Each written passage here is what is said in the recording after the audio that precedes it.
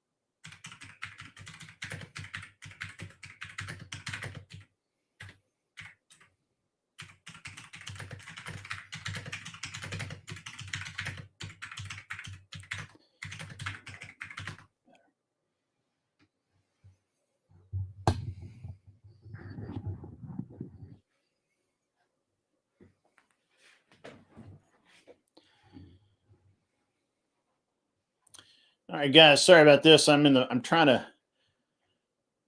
I know the intro is not playing. I know that you guys. I know that I'm live. I know that. I'm just. I got. Um. I'm having this deal with this dude who wants to debate me. It is some of the stupidest shit I've ever in my life heard. Um, I mean, this guy's dumb as fucking box of rocks. I wish I could share it with you. If you're in the whatever Discord, go to the general chat and check it out. This guy's like, it's like arguing, it's like debating a 3-year-old. It's fucking hilarious. I'm gonna actually.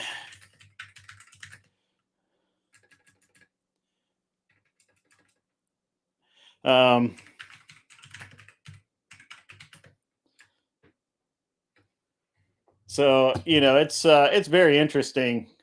Where's my no intro tonight, bros? We're just I'm waiting to be called into the debate.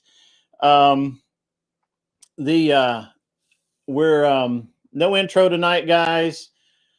We went raw. I'm running a little late. I'm waiting on the DM to let me know that it's time to go. They said 7:30. I don't know. In the meantime, I've been over on the whatever page, and there's a guy over there that's wanting to debate. Hey, Teriak, I got this one, bro. I got this one for you, my friend. So this guy in whatever wanted to debate me on whether or not I was a Christian if I don't attend church. And I said, well, and I'm like, is that your position? And he that I oh, hang on, I'll read it back to you. I said, I said, if I'm a practicing Christian, me personally, and he says, yes, since you claimed you were. And I said, then you've already lost the debate because you cannot know that. You can't know whether I'm a practicing Christian or not just because I don't regularly attend church. So it's like debating a 3-year-old, Teriak. It's like debating a 3-year-old. Like, what the fuck? I am most inspirational. So yeah, it's interesting.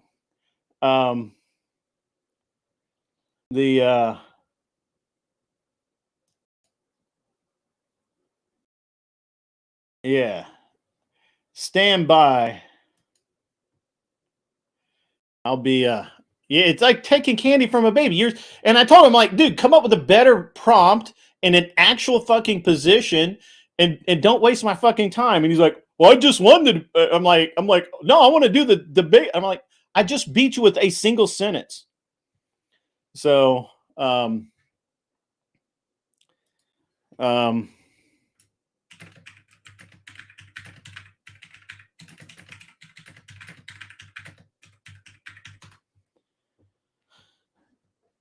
So,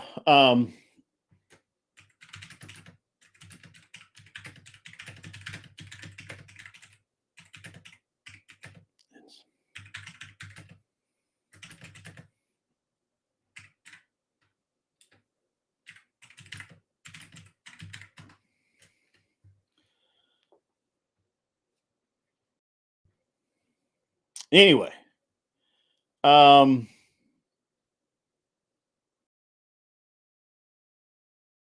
yeah. So anyway, are you supposed to go to church if the church? Oh, whoa, whoa, whoa. Hold on. I missed that. Yeah, let me see this.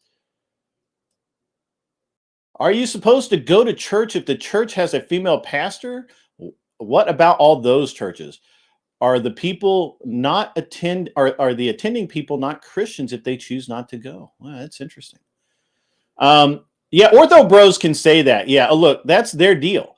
Look, and I don't. Hey, if that is their rules, they play by their rules.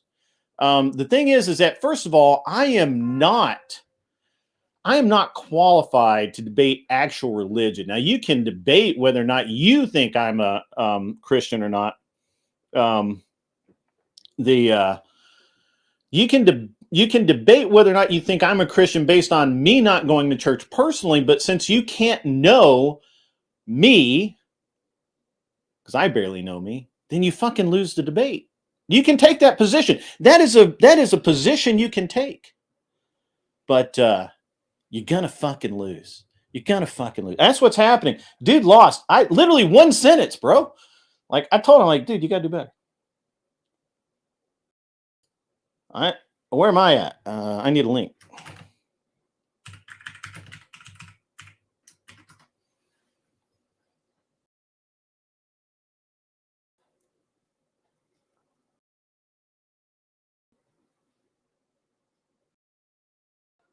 All right. I don't think we're kicking off. I think Gibbsy is behind or some shit. Jess, hey, oh shit, she's not in here. Jess, are you in the chat? Why aren't you in the chat?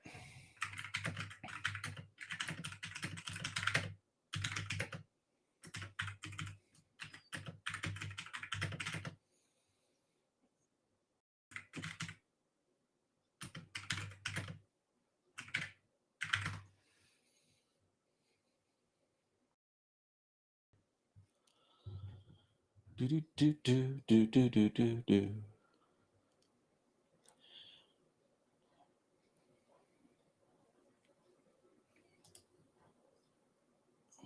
All right. We're getting ready to go. I think. What the fuck am I at?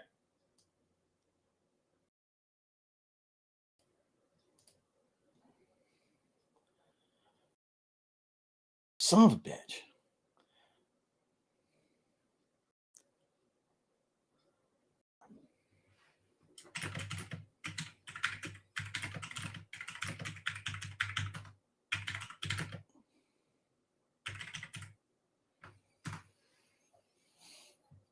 Do do do do do do do do do do. I had I don't have popcorn yet. My son hasn't brought me my popcorn, man.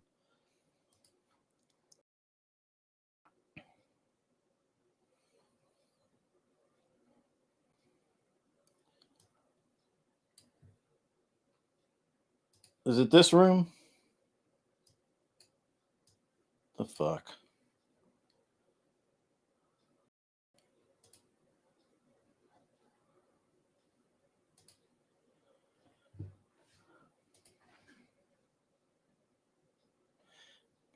All right, here. All right, never mind. I got it. I really hate this nonsense. It's nonsense, I tell you. It's nonsense. Any room. I'm going in any room. All right, there we go. I'm there. All right, they're gonna bring me in. What the fuck is going on? I was in the room. Where's the room? Come get me. Hello.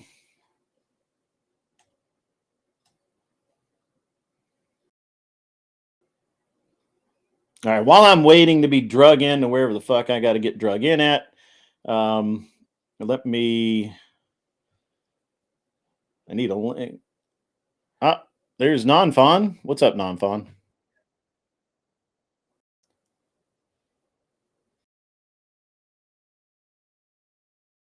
Hey, it's Katya person. What's up?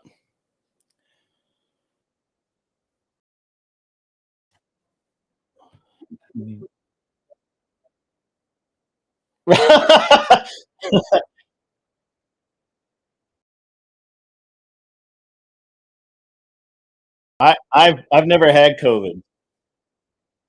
I've never had COVID.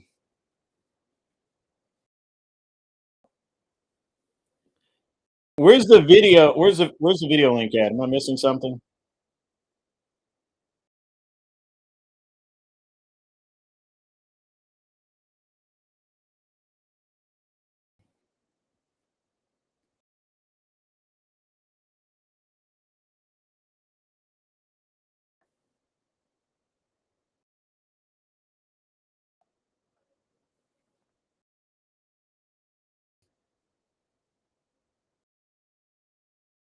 Got it.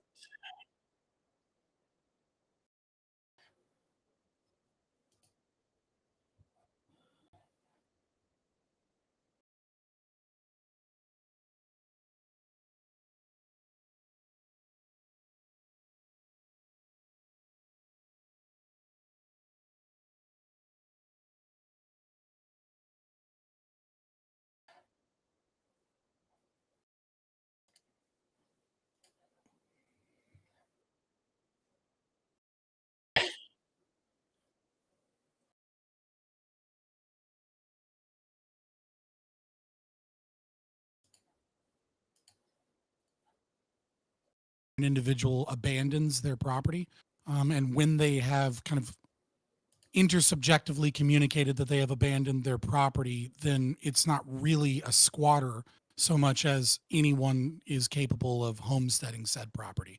So, like if you abandon a house in the woods for 30 years and the vines are coming up along the walls, like it's not really your property anymore because you clearly didn't check up on it and you communicated that it is abandoned. And so anyone should be able to then um,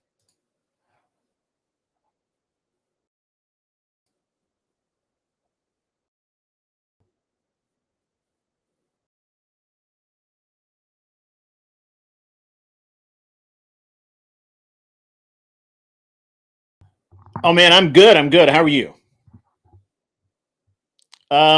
Yeah, so there are no such thing as squatter rights in the United States of America. There are adverse property laws, but those have nothing. There's specific legal requirements that you must fulfill, and yes, I don't know what position you could take on this other than that, but I'm interested to hear them, and we'll go from there. Let's rock and roll.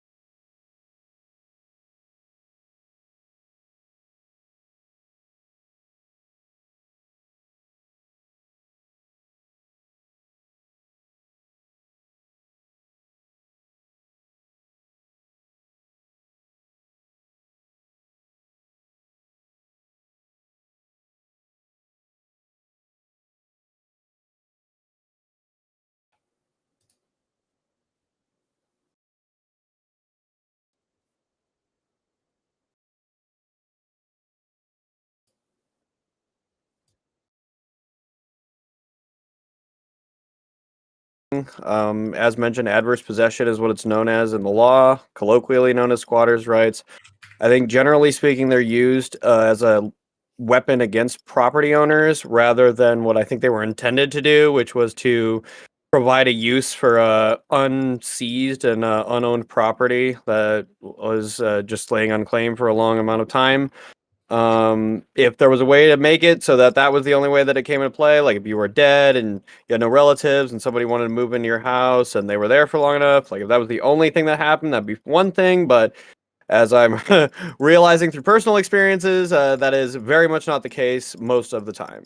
So I'm very strongly against Hold that. on, we all agree. So hold up. My name's Tyler. I think that property rights are immoral. We need to unite don't as do that. we all agree. This is boring. Yeah, I noticed that. So that's fine. That's fine. I have a backup topic. I figured that might have it. I'll Well, be the commie. there's- I'll do the commie. There's this weird phenomenon that happened after COVID where certain progressive states tended to change their land laws, and New York State being one of them. There was a recent case where a person's parents passed away. The house was vacant for 2 months, and when they went to go check out their house, there was people living in there. They tried to evict them, and New York State sided with the quote-unquote squatters. In most normal states, most red states, you have at least a 10-year period where 7 years a piece here. of property. So in Oklahoma and Mississippi, it's 10 years. And I live in Oklahoma, and I used to live in Mississippi. That's why I just picked those two states. Sure.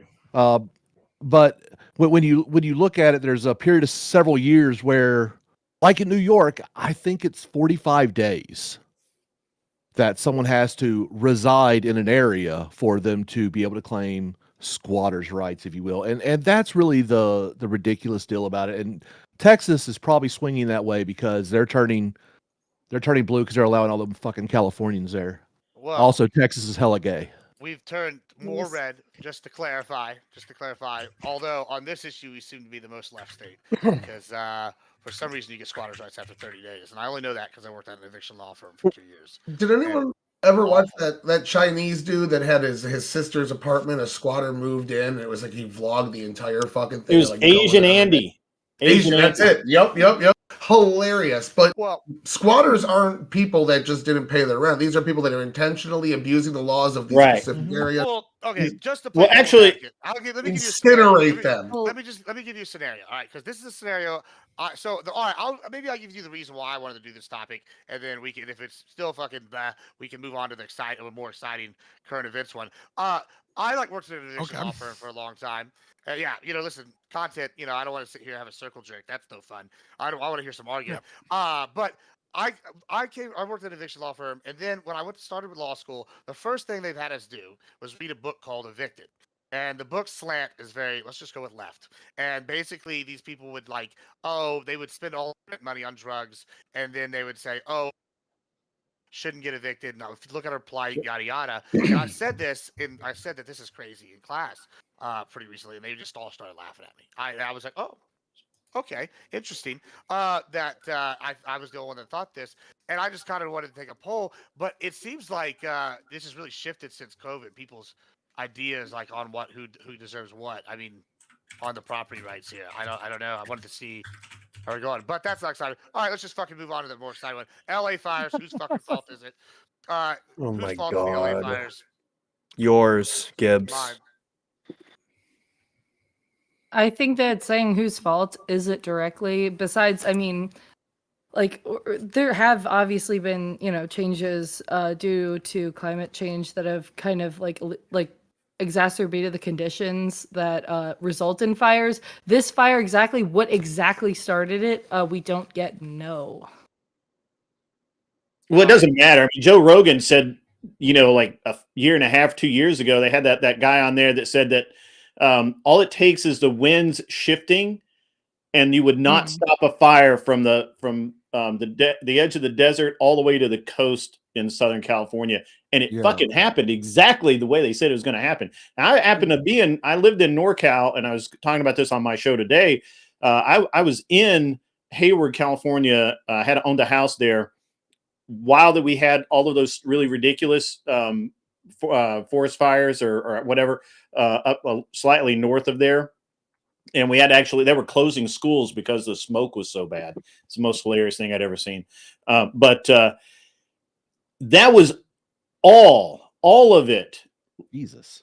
should have been laid directly at California state laws preventing the proper disposal and maintenance of the forest, of the dead wood in the forest.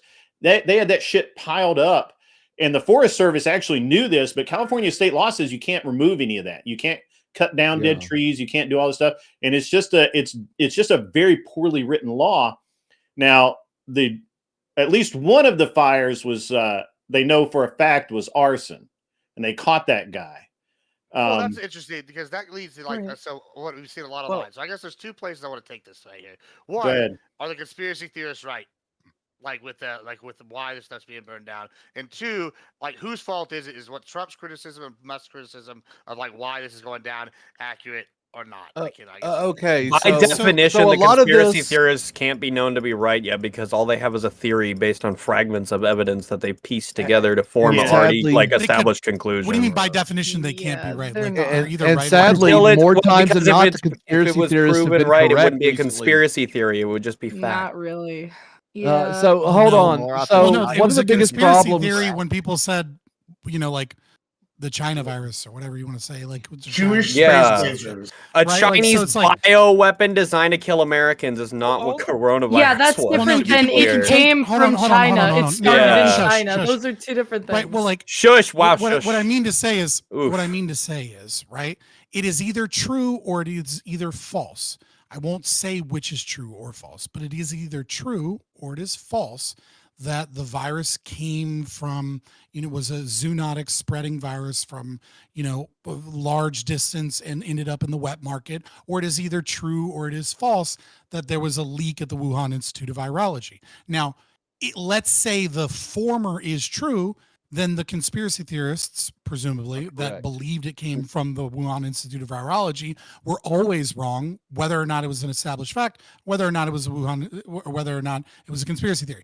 Vice versa, if it is descriptively true, not making it, or this is an if statement, right, that it came from the Wuhan Institute of Virology, those quote-unquote conspiracy theorists are still wrong. Right. No, they're not. They didn't just say it came from the lab. How you get to the conclusion matters. Them being vindicated on their insanity after the fact doesn't mean that they were right all along. Hold on, you can't call it insanity, sir. Fact is either you can't call it insanity if they were fucking right. Hold on. You just did. Did you see my lips form the words? Once they're correct, they're conspiracy conclusionists. That's it. Solved it. I like that. That's it. I'm going to write that down. Hang on, I got to write that right shit or down. they're wrong. Plenty of people can be right for the wrong reasons, right? People can guess or surmise, from one pattern or another and come to the right conclusion, while still their reasoning could be faulty or their evidence could be sparse, right? Yeah, but with conspiracy theorists, the reasoning is the process that I'm taking issue with. I'm taking issue with them piecing together fragments. Yeah, that's what I just said. Can you not fucking hear?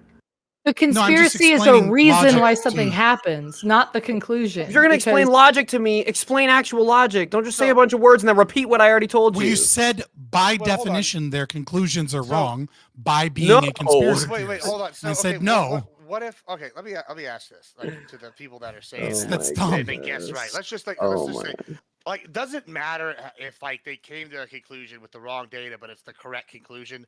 Say hypothetically, let's for this fire. The guy that committed arson. I don't know anything about this case. I didn't even know somebody did commit arson. But I've seen a lot of people on the on my little Twitter feed, my Facebook feed, saying, "Oh, this is exactly the area they should wipe out for new property development, right? And these people wouldn't build or whatever." And so, if there's truth later that it fucking comes out, Nero, right? Yeah, somebody. Yeah, No, exactly. no. Someone pulled a Nero, and later, and they were right. Okay. But it was this guy accidentally did. These other people took advantage. No, of you it. don't get to claim credit for that. Yeah, hold on. I can clear this. I can clear this up real quick. Here's exactly why the process matters. If we have two people that both know that eating uncooked pork is wrong, is dangerous, and one of them got there through the scientific method of like validating and like researching, looking at the bacteria that are present and like comparing them like different, and one of them got there because God told them so, one of those methods is far more repeatable and reliable than the other, and I would much rather encourage the I first. also remembered. I also was Oh, I taught the triggered scientific Fabian. method. I'm so in sorry, third grade. sweetheart. Well, But Like, so it's just Gibbs, being I gotta so- ask you. but I I'll gotta ask ask you Gibbs a a question. question. Right. Can I say what my Fabian, what did you problem- refute there? What was the point of anything you just said? What was the point of anything Fabian just said? Stop. Here's what we're gonna Probably do. not upset you, I don't know, what but- an idiot! He Hold on, says, hold on, doing hold on, nothing to the conversation. Hold on, stop. Shh. All right, Premier Katya. Gibbs, I got a question for you. Do you think? Well, hold on. Good. Let Premier Katya go, then you can go next. All right, go ahead. Okay. All right. So, like, my problem with a lot of the times, right, conspiracy theorists say, "Oh, we were right." They take a piece of something, you know, that they originally alleged. Like, let's say hypothetically, COVID did originate from a lab leak from the Wuhan, whatever the fuck institute. Okay, the conspiracy theorists are gonna go, "Oh, we were right." When what they were originally alleging is that it was a virus that was introduced from there on purpose, specifically engineered to kill Americans. A When it's like, bioweapon. when With- 99% of that is not true. Yep, If it was yeah, an you're act, right. like, It's right? almost Hold like on. this I've is actually been The called good thing is convenient for the conspiracy theorists. And I'll It's tell you convenient for the exactly what conspiracy the fuck theorists. They I just said. people like Hold on, Fabian to come in and hold sweep on. for them and make their Let me shit respond seem to more this. legitimate. Everybody stop. Let me actually respond to this, please. I'm gonna let you respond real quick. Let him and then I'm respond gonna to go it. Grid. please. And then we're gonna go to Grid after Yeah. that. So again, this is nitpicking, right? You're saying that all of the conspiracy theorists are a monolith based off of the craziest shit retards said on Twitter. That's not true. The overwhelming majority of people were like, "Hey man, there's a fucking virus that's like supposedly came 100 feet away from this place that's doing coronavirus research. Maybe it came from that place." Do you Doesn't that sincerely seem think that's kinda who we were logical? talking about? That's not You what sincerely people think have that's a who we were problem talking with. about when we All said of those conspiracy people were theorists? called That's who you, conspiracy you theorists. thought we were talking about everybody who thought the virus came from China. Just that's what you thought. That's what you got from Those when were, we said were those conspiracy people theorists. labeled by the were those people No, labeled by the no. media That has and by nothing the to do with the institutions question I just conspiracy- asked you. Yeah, That has no, nothing to do with the question I just asked hold on, you. hold on. Pandemic. Don't be a bitch. Were they You're were being a they bitch. You're not called- answering a question. You're a bitch and a weasel. Did you I'm think not- that's what we I'm said by not- conspiracy theorists? All right. I think All that you were, I think exactly as the argument that I laid out, which is that you were attempting to completely subvert your false statement that things can be false or true based upon the reasoning, not the actual conclusion. And then you move the goalposts over to this other concept. And while doing that, you engaged in nutpicking. So what I'm actually saying is, Can you define you engaged nutpicking? in, Nobody's heard of that here but nutpicking- you. It's when Yeah, you it's- pick I the understand that craziest cult- I people. understand it. reference. Oh, apparently I was wrong. Maybe I'm the only one who doesn't know what it is. We're gonna go to It's Grid. okay. Great. What was your question? Oh, my question. So, while we're on the subject of conspiracy theories and conspiracy deniers, got to have both sides. Do you think it's odd that last week or the week before they just reduced the firefighters' budget by $20 million in LA County? Was that really last week? Hold on. No, I don't think it's odd at all. I think that would We're be doing exactly isn't it why the weird? fire got as bad as it did. Well, my so God. so Oh my I would God. actually say, do you think So so? you say this directly. Everybody's brain broken. No, no. I'm just here's curious. the deal. Are you on a clock? Are you I a think it makes conspiracy denier? sense that if Or you are have less conspiracy firefighters to theorist? respond at the time a large fire breaks out, that fire would get way worse initially than it had thought to be, than it would have been otherwise with more Well, I mean, personnel. they- I think they that's literally logical. The just- $17.6 Hold on, million dude, that was dude, cut. dude, calm down. Calm down. Dude. They literally just signed it like 2 weeks ago or 3 weeks ago. It's been within the last month. There's no Okay. way that budget could have taken effect yet. So it's not like they had $20 million less of people and equipment on the street this Okay. week to fight the fire. That's dumb. I mean, that's ridiculous. That's absurd. Well, if they didn't sign the budget, and then what does it have to do with But conspiratorial? they've already causing signed the fire? budget, but the budgets don't Yeah, take go- effect immediately. I What are you understand business alleging is is Why don't going you on just and defeat your why? own but- Hold point, on. man? I'll just What let are you you talk. alleging? What's your What are you alleging allegation? is What are you wrong alleging is here? going I'm on? not And I why? asked Gibbs a question what he He's thinks of that. jacking off. Oh, He's what just do I- asking yeah, I questions. know. Yeah, it's just I asking mean, questions. I don't Don't you think it's Real. odd? Don't you think it's odd? Like, I'll say this. Jacking I off don't on know. Jacking camera off. so much you look like DSP. Damn, That's son. impressive. I'm gonna say this though. I don't. As for the answer to that question, I don't know. Think sometimes things are coincidental. Sometimes they're not.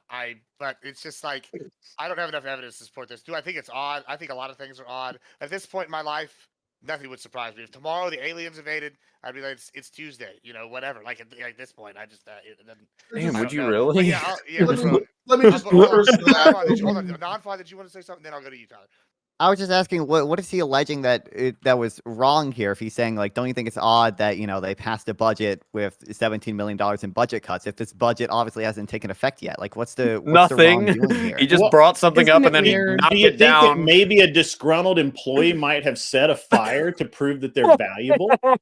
Yeah, we I don't don't know. have any. We I- don't have any evidence We to don't have any even evidence. So So then- that support- person needs to be Shot like Jack. I'm charged just with saying, we're murder talking right about now. conspiracy theories. I like conspiracy theories. Well, actually, the topic is I know about you who's do. at fault for I the know you fires. do. Yeah, so like let's That's move this. barely So, I conspiracy. would I like like to to put address gas on more the like fire. just a I'm just saying. postal That's theory. great. Perfect. We'll do that. Great.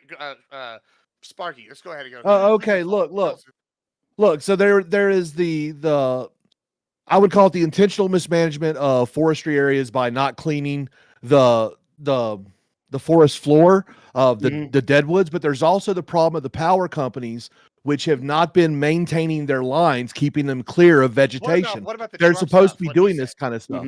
That's true. The truck stuff. What truck What did stuff? what Trump said? Trump Oh, actually, mentioned. excuse me. So Trump mentioned Did during Trump the say that? campaign that they were holding back water, which was actually contributing to the drought conditions in That's true, California. Will. He is correct. He is correct, but that is not the only issue that they have. The It center can't of be California replenished. used to be a fucking lake, for Christ's sakes. All they've been doing is raping the resources of that state and not allowing nature to actually do the right thing.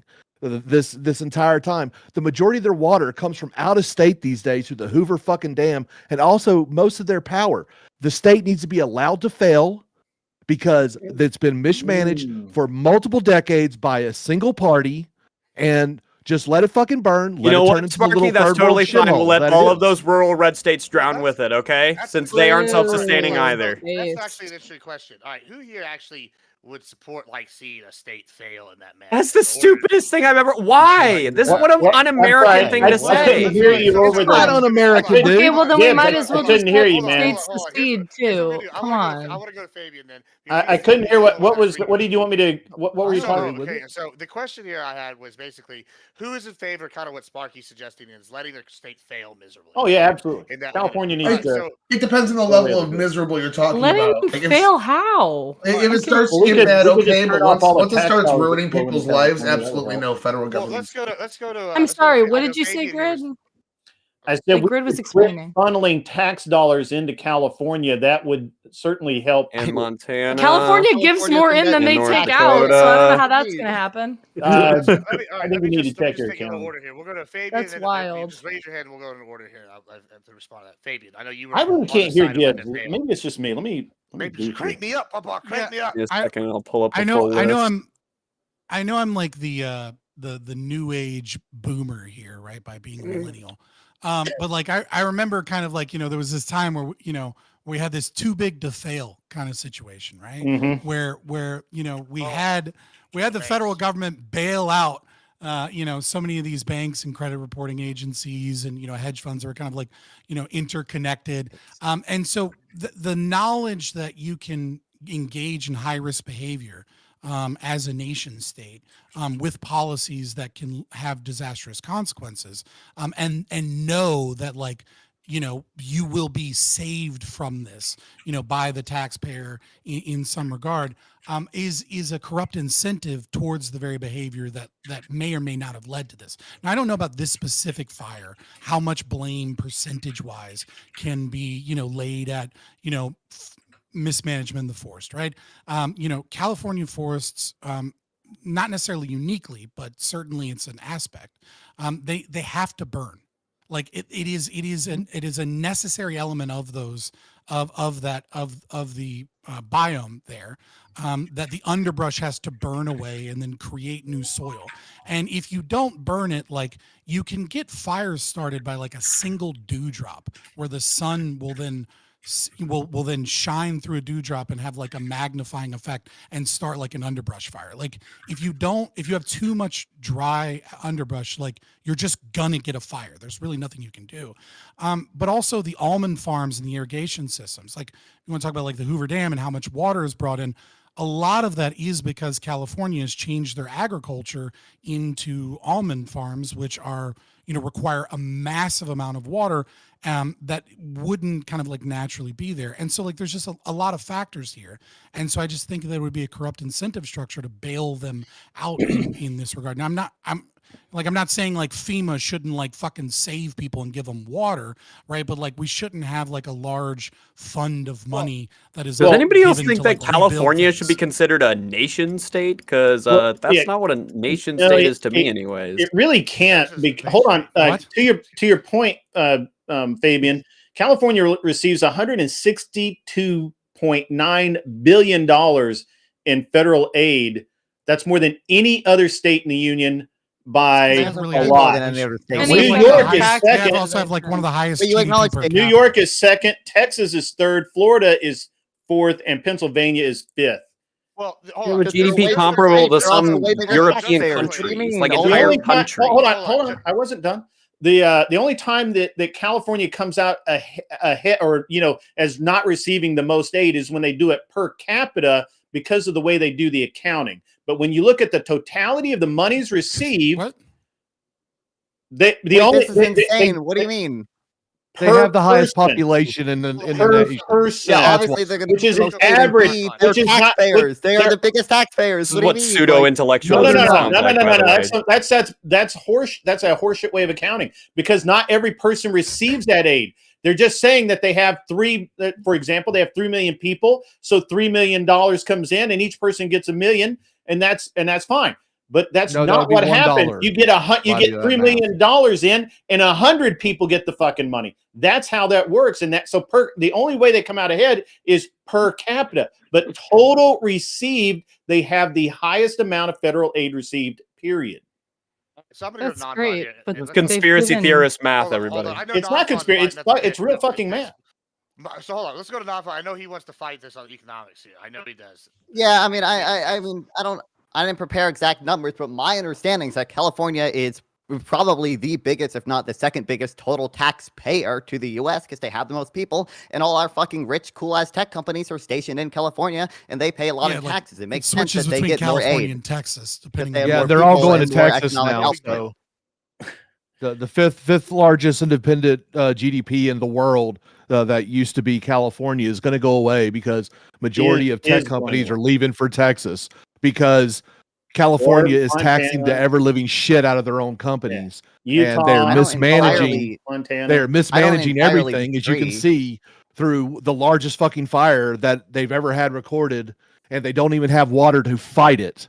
Okay, it is. Oh, California I is don't entirely disagree that terrible- California is mismanaging. For example, California has pays way the too most strict taxes zoning laws. in out of every state. California mismanages everything they do. That's why they cannot produce their own power. They cannot supply their own water. That's why a big portion of their state right now is burning, and they cannot fight anything. It is because I don't directly know. the policies of the progressive fucking dipshits has been running that goddamn state for the entire 2 decades. It is a single party It's super been longer than 2 majority. decades, And brother. that is an, I don't know. yeah, How is just it being evidence of generous, because- mismanagement that they can't make their own power? Why? I don't understand why the burden of Let's California get is to make its own power. Texas, which actually does. I make was its own gonna say. power grid. Yeah, they Well, fuck their hold shit on, up hold on. constantly with power.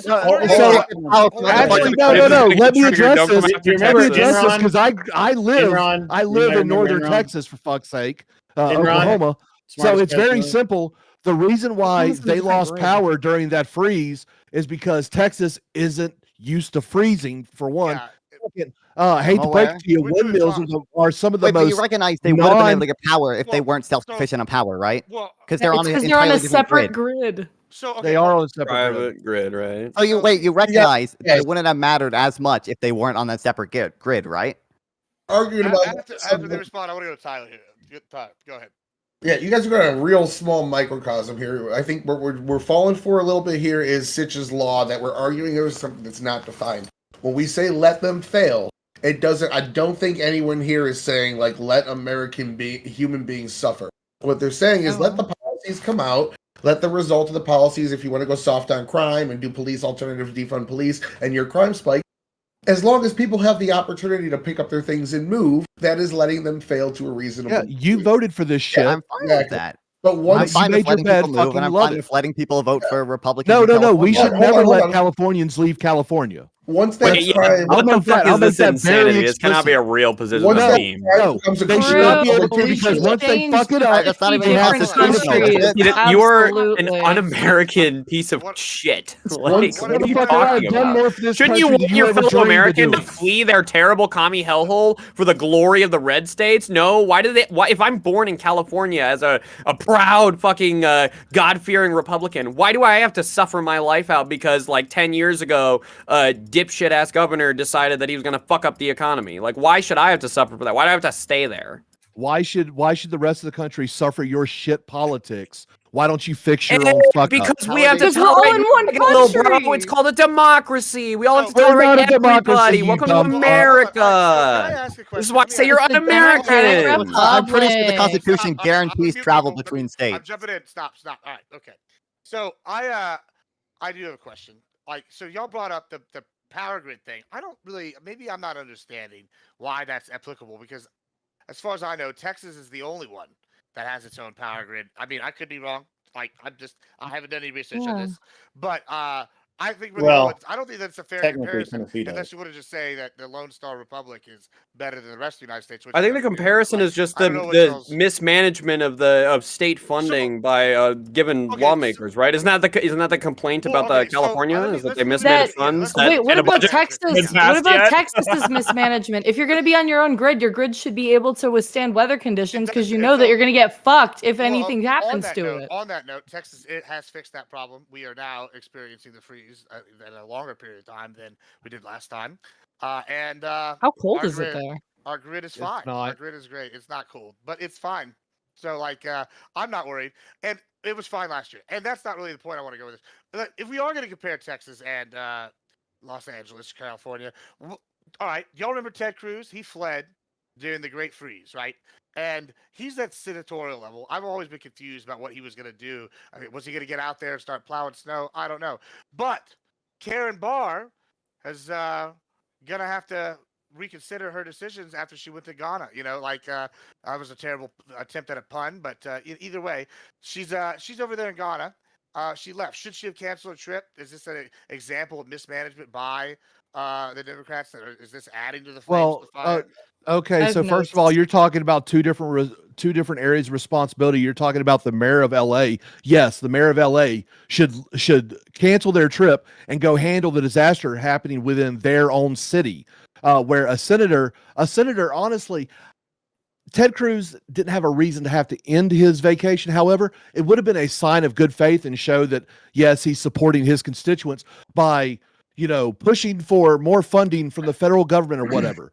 But overall, Ted Cruz's responsibility, there wasn't much he could do in that situation other than advocate for more money, which he could have done from a fucking cell phone down in Cancun. However, the mayor of LA needs to be in LA while the disasters are happening there. Katya. Okay, so after you mentioned this topic, I took notes on this. Basically, there are quite a few differences here. Ted Cruz went on vacation while Karen Bass was going to Africa as part of a presidential delegation as part of governmental responsibilities. Ted Cruz left during the emergency. Karen Beard left 3 days before the emergency really started. Obviously, there were risk factors before, but no fire broke out until Tuesday while she left it Saturday, which was 3 days prior. And Ted Cruz as well, allegedly, apparently diverted police to get him onto his vacation flight faster, while Karen Bass took a military plane to get back home faster, on which she was on the phone the entire time in communication with people on the ground in LA. It seems like she was in communication the entire time. obviously, like one could say, hey, there's like something that might happen, so maybe you don't go on like a delegation when there's a problem that might arise, but we can't say, right, that there was a fire raging and she 999 went comes and in from went on wrongful vacation. rage. Like these are completely different things, right? Yeah, and that We have isn't no something that squatters' I right even. here, I just a said she should 5-day cancel her eviction. Also, vacation to get or land, whatever it you is have she's to live on and during make the 3 years disaster. before Yeah, allowed she to left be in your before the name. disaster, Water rights are and more there's nothing important wrong here. with that. That's true. Once the disaster That's stops, very you true, stop Alfred. everything Thank and you you for the fucking go back 999. where you're supposed to be. Yeah, I It's just think about it's bad PR. responsibility. I don't Yeah, care at all. It's she bad PR, but like, did. what the fuck is a mayor of LA doing overseas, doing any sort of presidential delegations? Her Who cares? responsibility is to the people of the city Well, that all she's right, in. I'll push back She on was that. with Every a city I've ever lived in. presidential delegation. Yeah, and LA's that's a the huge So city. criticism you would I level at a What? Republican. responsibility for who when they come There up it and is. grift for me, like be my drummer, just want to whatever. mention that I've since got to it's in that focus on view. this And debacle I of a like debate. remember every It's city very I've ever lived in. interesting. They've all If gone I on could trade get delegations. someone Like like Houston's got a that twin feels sister like they city in can China or beat the something. grifting And then Yeah, drum we've for got one me, in that would be Japan. fucking awesome. and then maybe I it's would really Japan, love you for and it. then Corpus Christi's Long got one in time. France or something. Michelle Like is going to they try and all drop go in, but I it's think kind of she's like, and they she's got a lot sponsor going trade on. between the cities. And now, how successful is it? Who you fucking know, knows? she's It's a she's career move. a She's busy, getting her busy foot. lady. That there's any So if I They were could, there for the anybody in the chat inauguration. that They were thinks there that for they the could inauguration of a new help leader grip in the Ghana, crowd I for me, believe. that would be So it great. was And something, give some color That was a commentary on what's ceremony, a going on celebration she in was this doing. Like debate. again, like the Would be mayor great. of a And city. I'm too You know, busy they can go concentrating, campaign for their and I feel career. They like can try to somebody advance their should career be, and shit. But like, you got to reading be there when chats and things crises like that. happen. Sorry. So Like, even Ted she Cruz left is somewhat. Does before anybody even know crisis how easy it happened. is Do we to know It's time find? works? optics. Yeah, No. wait, and hold on. Tell Even me, if how even does if we're to time take the work? criticism, even if we're to take the criticism in good faith, which we shouldn't, that she should drop everything in return. Yes. You have any idea? Is it easy to find like a last minute flight from fucking Ghana to It LA? took a military plane to get back. Well, cool. Okay, and I would level the same thing at Ted Cruz. Like the only thing that really is bad, like functionally, she probably could have done anything different. Same with Ted Cruz. It's just bad optics. That's all I'm Yeah. saying is it's bad optics. But Ted like, Cruz like he's on a fucking ceremony. left That's it. during the emergency. Yeah, it's bad optics. So what? Like, yeah, but what practically part neither of his them would've done it. responsibility? What part of Ted Cruz's responsibility could he not do from Cancun? If What she should was he What have? part of alone, Karen what could he have Bass's done? responsibility could she have not done on the Yeah, airplane exactly. calling people? Well, hold on. Was To she be gonna honest, was she she gonna can't go out call there with many a people. hose? All right, She let's can't go to, call many people from a let's go to military Fabian. aircraft. What do you think? Someone who works on those communication Let's go to systems would Fabian. know that. What do you Well, think, Fabian? Yeah, I've been just kind of sitting back because, like, the only thing I think any politician, regardless of whether or not they have a D or R next to their name, should get is me spitting on the ground that they have to walk on so that they don't get to have clean shoes. Thanks. Like fuck all of these people. Like, I don't Yes. like this Oh, concept grow up. of You're not like, in high school anymore. correct. I am not in high school anymore. I've grown up. That doesn't mean that You what I don't say sound like isn't it. true. Me too. Regardless, yeah, like I think of all of the things we can talk about in this controversy, I think this is an extreme partisan, media and social media driven distraction. We should be talking about what California's policies are. We should be talking about the fact that California enacted laws that made it difficult to actually clear forests. We should be talking about the fact that many of these homes were uninsured because of California's policies on being able to purchase certain forms of insurance, right? Like, we should be talking about the state and its the many ways in which it has exacerbated this condition, and this situation with their policies, not about who was on a fucking trip randomly or like who, you know what I mean, like was on a phone. Like, I don't care. They're politicians. They all suck at their fucking jobs. The government fucking sucks at nearly everything that it does. And, we should be figuring out ways to fix it, not ways to like run scandalous like media tit for tat shit about who was on a plane or who wasn't there and what delegation they were on. Like, let's actually fix the problem, which is many of the retarded and or socialist regulation policies that help exacerbate these problems. Did you really just go on an entire rant about how we shouldn't just be out here bitching and complaining? We should actually talk about how to fix the problem and then not provide any suggestions on how to fix the problem? Well, so I Just literally making gave sure. multiple examples. Also, we're just I literally looking gave behind multiple us examples. instead of I'm looking sorry. at I'm what sorry people that you can were do. so focused on trying to find ways to dunk. Because, I don't have to focus. You make unlike- it so easy unlike- for me. No, I understand that. you're like you're stuck in a high school mentality. That's why you brought it up. No, all no, doing you is, like, can't tit use for that tat one. I already bullshit. used that. You got to come up with Um, something else. That's plagiarism, all right? My Well, I don't believe in my IP, ninth period English so- teacher said so. He really doesn't believe in IP. But look, That's a good it point. is an actual. There is actual truth First one behind he's the made all fact that night. California did just pass a law making it impossible for insurance companies to be able to raise premiums on their fire insurance. So many people have lost their insurance policies because of this issue right here. The private company did away with a service because California made it to where there was no way for them to be able to make a profit off of it. Everyone knows that these fires have been willing and ready to come. It was just a matter of when it was going to happen. Insurance actuaries, they take these risks, they do these calculations, and they go, hey, this year is probably going to be it. And they go to raise their premiums, and California state goes, no, you can't do that because it's unfair, or we don't like it, or whatever the hell they want to say.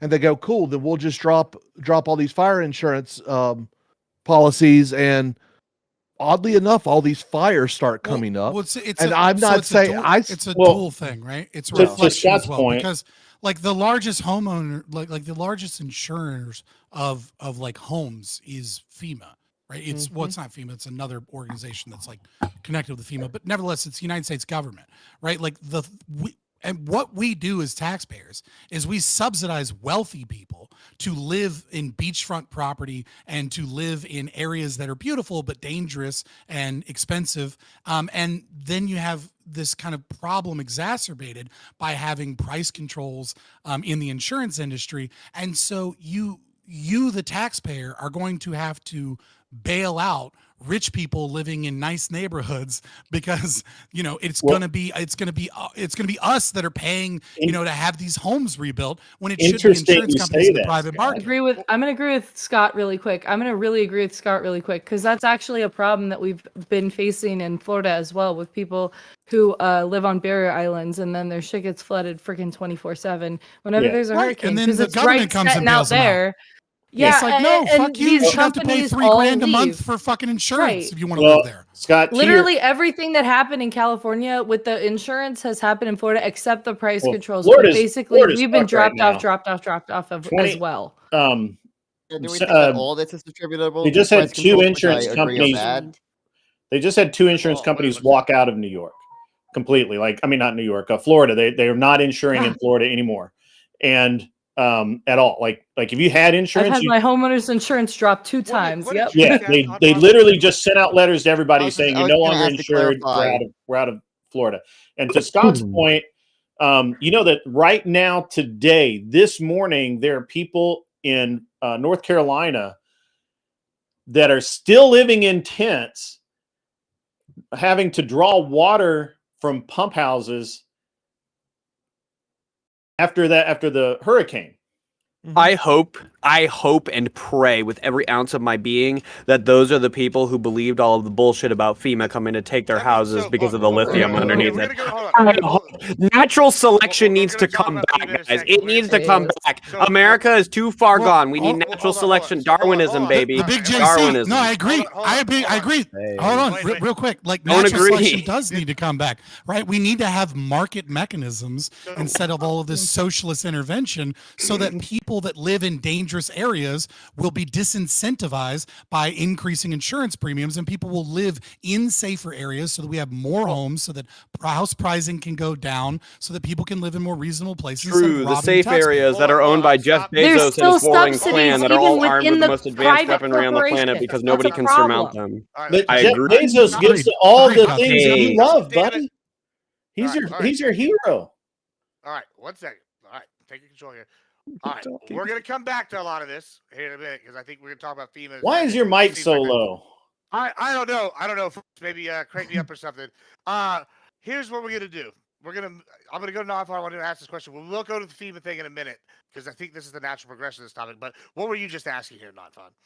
I just wanted them to clarify like what % they think is due to price controls on insurance, which I agree are bad, by the way. And like what % do we think is probably just due to the fact that the risk have generally increased in some partly at least due to climate change, right? Like Well, no. Yeah, So I it's think not. a It's lot. not about. There It's not is a no percentage moral- of. It's what right. So specifically in the California example, what we're talking about is the aftermath, right? So if people have lost home insurance because of the policies of California, well, how are like that's going to necessitate more taxpayer funds in order to cover the cost of the disaster. Right now, in terms of like what level of natural disasters are occurring, no one here is a meteorologist, and even those guys are like giving best guesses, right? Like, so Yeah. to then add the idea of like insurance premiums, like what percentage of like property damage is occurring because of an corrupt incentive structure for wealthy people to not have to pay insurance premiums. Like, I don't know, obviously, but it is obviously a problem that is having a down or an upward pressure on home prices. Yeah, I feel like meteorologists should stop using empirics. They should logically deduce the So weather hold on. from human right. I feel like action. the Yeah, big well- difference that people have to do is they need to compare a situation because logically I feel like deduce that there California and was Florida are price going through mechanism. similar I'd like to shit, challenge that but too. one Like, has more price controls than the other. I'm looking at Well, natural disasters per state. We're going to abandon the entire southern coast, the entire west coast, everywhere with volcanic eruptions, everywhere with tornadoes. We're down to like 330 million people packing into like 6 states. Well, I mean, look, that's not. I so grew no, up like in. insurance companies can get relative risk, right? They are rewarded for being able to accurately predict the risk of insuring your property and then gain a profit by charging you slightly more than the risk distributed against everyone else living in the area. So obviously natural disasters occur in a whole bunch of places. What I'm saying is that what you have in the corrupt incentive structure is that if you are replacing that mechanism with things like FEMA as opposed to allowing the market to do that, then what you're doing is you are artificially lowering the price of living in more dangerous areas. And so because of this is having the opposite effect where it's artificially raising prices in places that are safer. Okay, so people in Florida will understand this. People on any southern coastal area will understand this. There's really only one nationalized insurance that exists. It's national flood insurance. And Yeah, that's those what of I'm us who live in lower areas with lower above sea level, like if you look at New Orleans is 33 feet below sea level. It is a fucking soup bowl surrounded by a bunch of dikes holding back the water, keeping them Thanks, from. Careful. Well, Thustians. so but okay, let me ask you this. Thank you okay. for saving. All I right, love so dikes. just to play devil's advocate there, right? You're talking about like New Orleans, right? That's a good example, right? It's a great example. It's the best yeah. example. So here's the thing: New Orleans has existed for a while, right? They're one of Yeah. the older cities here in the United States. Like, what do you do in this situation that the environment changed around it somewhat naturally? Like as time has gone on, The environment has not changed there. No, it has not. I mean, so The what do you- Army I mean, Corps, No, the the Army Corps Mississippi of Delta Engineers, has changed. yeah, it like, has that's, changed, but not that much. If you look at the I mean, what do you mean? The navigation alluvial map, fan, like way bigger now and if shit. you Like, look at navigation maps of like the 1800s or the 17 or 1600s in that area, the same stuff still exists. The same waterways still exist. Nothing has really changed there, except like there's actually less land due to erosion through the okay, Mississippi. all right. So, and that's kind of the point right here, isn't it? Right. So it's kind of like Venice. Venice is like been existed for hundreds of years, right? And they're sinking. They're sinking. They've had Yeah. all sorts of problems. They built those little bay things out there. It's been controversial. Like, what do you do in a city like New Orleans? Like, it's a city that's established here in the U.S. Let it what is fucking the solution? drown. Just drown? Like, No, everybody has to seriously. move? Like, The worst thing they ever did was rebuild it after Katrina. Okay, really, Well, no, it is doesn't- it is the exact same cesspool it was prior to Katrina. It's gotten better since what it was in the 80s. But New Orleans is Chicago without the news. Okay, no one talks about all the shootings that happens in the Ninth Ward and things like that. That place is freaking garbage. The best thing that happened to New Orleans was freaking Katrina because it sent a lot of their shit down to Houston. You're welcome, Gibbs. And so that's why that's why a lot of their crime shot through the fucking roof. But the Ninth Ward just attracted new rats in that are just as bad as the previous. The place is fucking disgusting. I love New Orleans too. I love going to Jackson Square. I love, the history, the architecture, and things like that. But it's time for the United States taxpayer to stop funding this city that has failed because it was built in a fucking swamp, and basically they drained it. They drained the swamp. They put up a bunch of levees to hold back water and things like that. And they didn't consider, oh my God, hurricanes come through here. Where I grew up in southern Mississippi, the house that I lived in was 3 feet above sea level. My mother, during Katrina, I happened to be living in Japan the year that it hit. She actually rode the storm out on her dining room table, and she had to take a hatchet to her frickin' ceiling to get into the attic in the middle of the storm. Okay, living in these areas do incur some inherent risk, and the way that the National Flood Insurance has actually decided that they are going to compensate for it is they tripled their rates, where people can almost not afford to live there anymore. So price controls is actually, if you want to say, certain areas are strategic and required to be populated. In Pascagoula, Mississippi, in my hometown, you have two major things. You have the Chevron refinery and you have the Huntington Ingalls Naval Shipyard. Okay. If either of those go down, that is an actual risk to the security and of America. These are strategic locations. You can actually say the same thing about New Orleans, because the port of New Orleans is one of the largest ports on the Gulf of Mexico. I think it's dwarfed by Gulfport, Mississippi, and Houston, Texas, if I remember right. I could be wrong though, but it's a big port city. You've got to have people in certain areas, so you have to mitigate that by making it livable. And unfortunately, because of the way insurance actuaries set things up and their calculations and whatnot, and when big events happen, such as Katrina to South Mississippi and Louisiana, the price of living has tripled since that time. And we're talking. Yeah, but okay, just for funsies here, like, Oh, how do you get funsies. rid of people in established cities? I don't know, like, if you could tell a city that's been there 200 years, everybody got to move now. Like, I'd be pretty pissed. Like, Hey man, all people are just cogs. It's that whole middle brain thing where, like, you just tell them, hey, just pick up your shit, get rid of your whole family's tradition. Hey Japan, there's too much water around you. It's a little dangerous there, so just completely get rid of Japan. Start over in the middle of Asia somewhere where it's a little safer. Nationality doesn't matter. Didn't have the Tradition right doesn't matter. controls. It's really, it's You almost act like you're owed a lifestyle. hold on, it's hold on. almost We're like gonna go- anti, like America. It's too hard, so let's just give up. We're gonna go to. I mean, We're gonna premiere Continent, then you non-fun. Sure. Like, obviously in New Orleans there's a situation where like a big amount of the actual city is in danger, but in a lot of these situations where you get places that get flooded a lot, you or at high risk of hurricanes, you have places that are way higher risk than others. And because if we really if we really priced insurance to the risk without lower flood areas subsidizing higher flood areas, the higher flood areas would be absolutely freaking ridiculous. At this point, my policy position, this is partially informed by, like the areas in which I've seen people live in and that I think are really stupid. I think if a place keeps getting destroyed by hurricane, like after the home is like not livable, there should be a point where you just get those properties eminent domain, and then state park, no more building. It's gonna happen again. Like, it happens every time. Like in Florida, in like my neck of the woods, what that would mean is like a lot of stuff. Yeah, a lot of situations where there's a lot of hurricanes that happen in the areas that get flooded always. So a lot of those areas you want are currently people to state go parks. camp where it's known to flood ridiculously.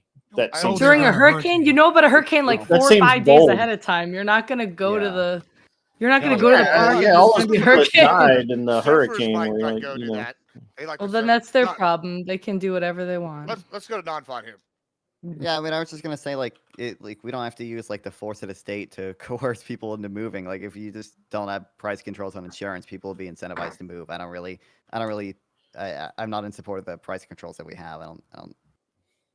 I You're, think you're, First hold of on, all, hold on. we You're, have you're on not insurance in, or on like it's so housing crazy. insurance. It's so crazy that like non-fun and I are going to agree. I was just wanting to clarify his position because I thought I heard it wrong. I was like, wait, you're not in favor of price control. That's the thing. Like when you're engaged in using these federal funds, you are necessarily moving, currency from its most valued ends, to another end.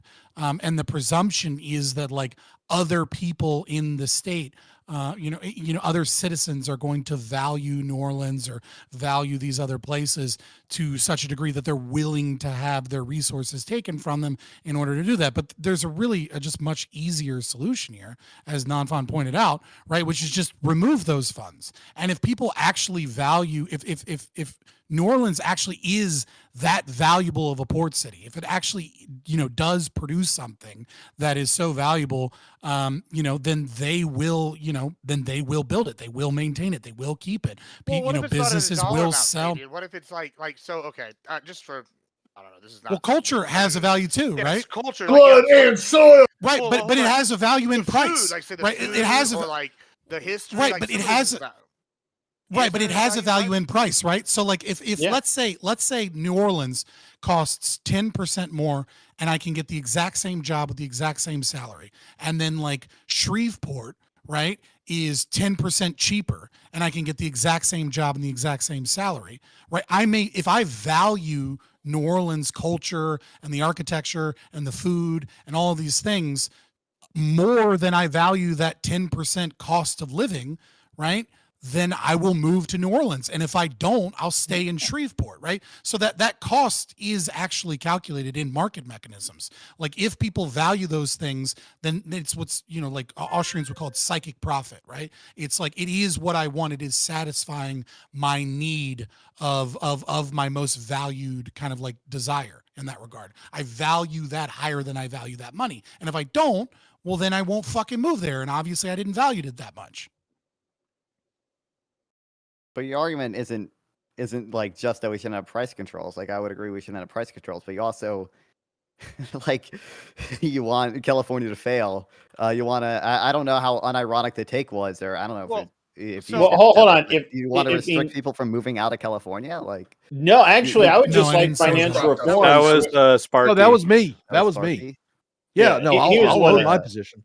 Yeah. That's an unironic take. I just suggested why is that an unironic take? If you fuck something up, why should you be allowed to go somewhere else? Because you're essentially providing the justification for the descendants of slaves to punish white people that benefited from the products of slave. It's the same stupid justification, just with different people. All right, can you make the connection? You cannot blame an entire group of people for the actions of a few that came before them. You're trying to blame the entire state of California for the actions of politicians you disagree with. That's why I gave the example of a conservative Republican kid.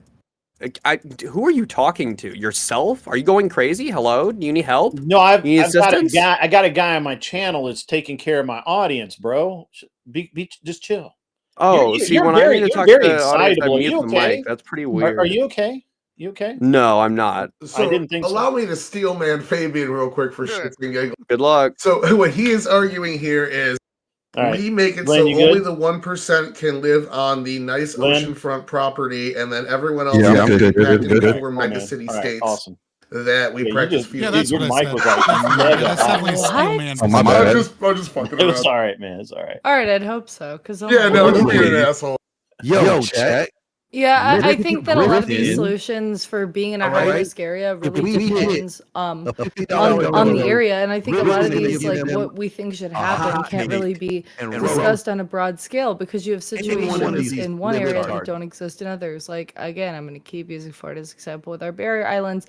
A lot of those, if people could not live full-time on the barrier islands, would still economically contribute a lot because you got places like Clearwater Beach where hotels and stuff would absolutely make enough money to be able to pay those premium insurance rates, and people would still be able to go to the beach because the beach is there no matter what. It's a beach. Where are the left-wingers at here? Where are my left-wing brothers and sisters? I know, right? Where we say, you know what? I don't even have to say anything. Like you guys are making all my arguments. It's the government's responsibility. This is the whitest I've heard Fabian Liberty on any panel ever. We got the I just lefties fucking Fabian Liberty agreeing a that like left price winger? controls are bad and Yeah. that like, you know, Let me You're get not a gonna, start. you're gonna Let me rev some find much engines in here, here guys. about price controls being We- good. Like Let me it's rev not some a- left-wing engines here, No, guys. I love We Mark. believe I'm that very the confused state about what's should happening. step I'm not in. gonna lie. Like, look at the idea Alright. Probably behind. defend price Hold on. Look at the idea behind Medicare for all. Look at the idea behind Medicare for all. We're saying that no matter what your ailment is, no matter what your pre-existing condition is, everybody pays the same price. That's how we want insurance to function as left-wingers as well. We don't want you to have to pay more insurance just because you bought a house and it happened to get hit by a hurricane. And we have that insurance. Let me just segue this. Well, here, I and then I don't think think that's the healthcare is Medicare different for because all everybody argument. has a physical body, but you don't have to live on the beach. Yeah, Also, we did there's that. just more market failures in healthcare. There's like administrative cost New issues. Jersey. There's Hold like on, okay, so information hold on. Hit by a issues. hurricane. There's Let me adverse just selection move this. Maybe issues. just move this a little bit because we've already done the healthcare thing recently. So, like, okay, I like kind of get the sentiment that Sparky's come from. I think a lot of conservatives, at least like, that I can relate to, get the sentiment people need to live with their own mess, right? And then we come to something like FEMA, right?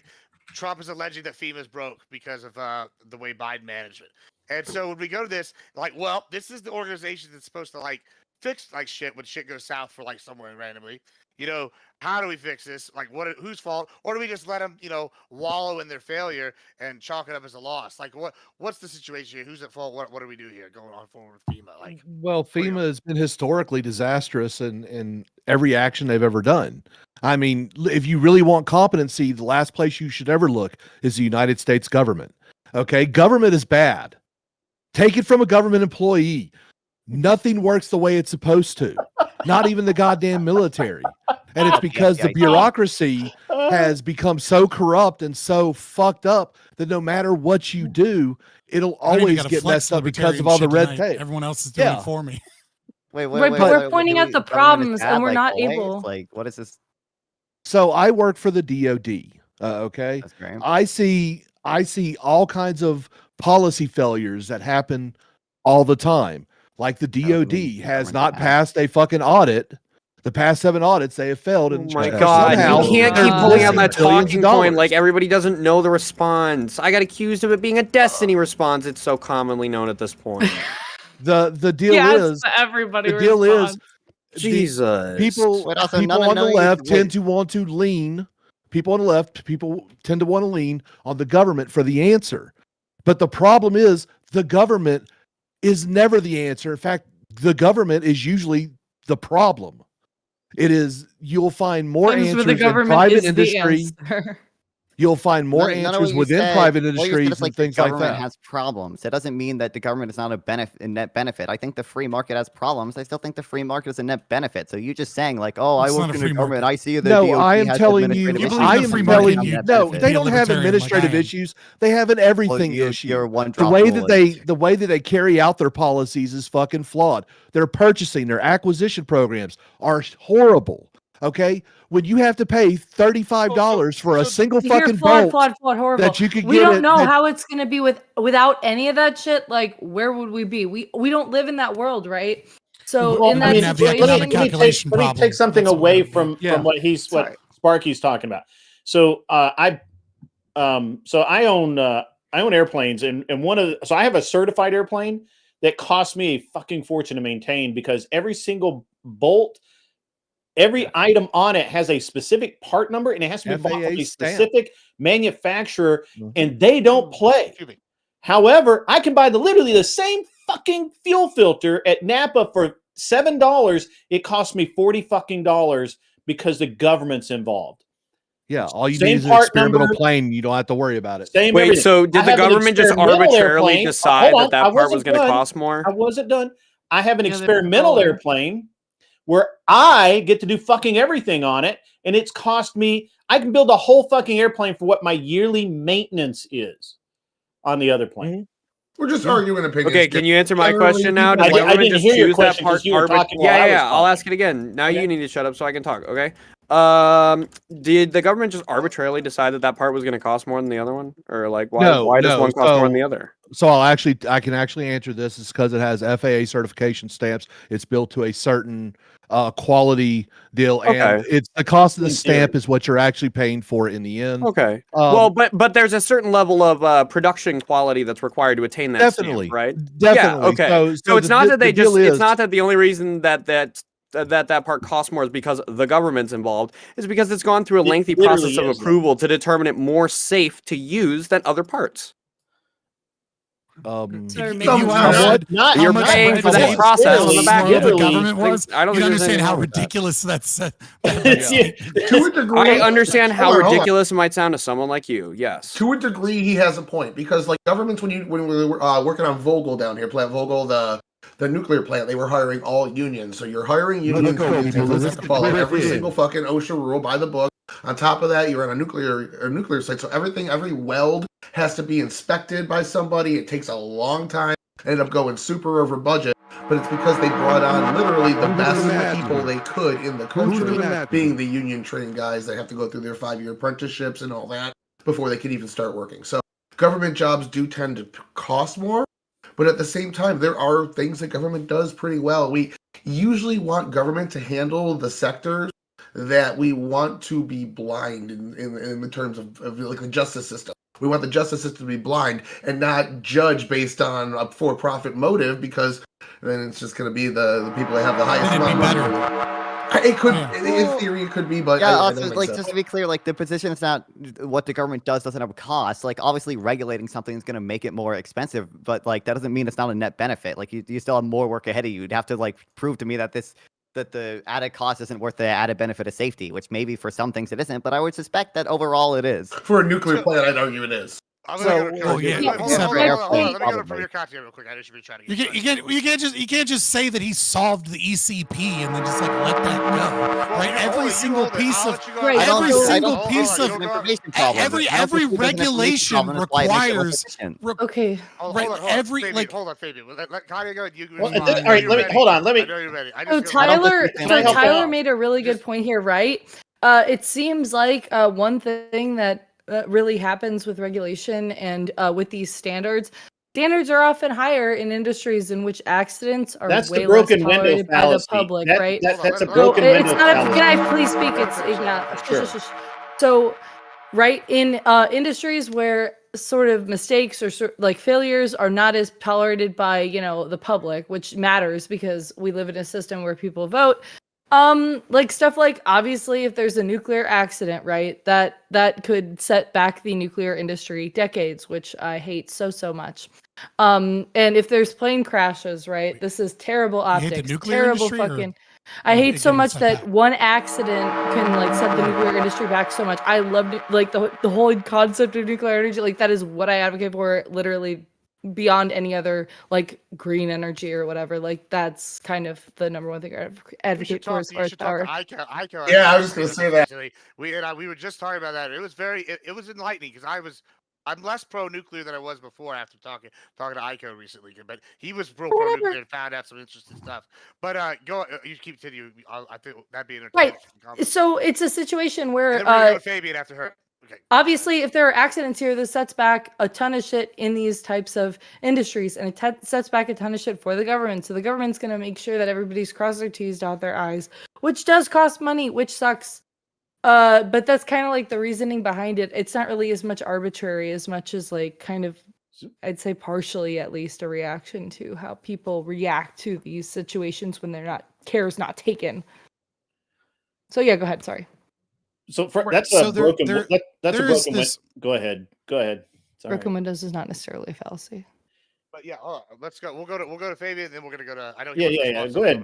Fabian. I've talked a lot, so. Yeah, no, I completely just dismiss that you can say that like that these regulations have this net benefit. I don't. Where are you getting that from? Where is this data or this idea that you're getting from that you've solved or at the very least, we'll just leave it at Hayek, right? The local knowledge problem.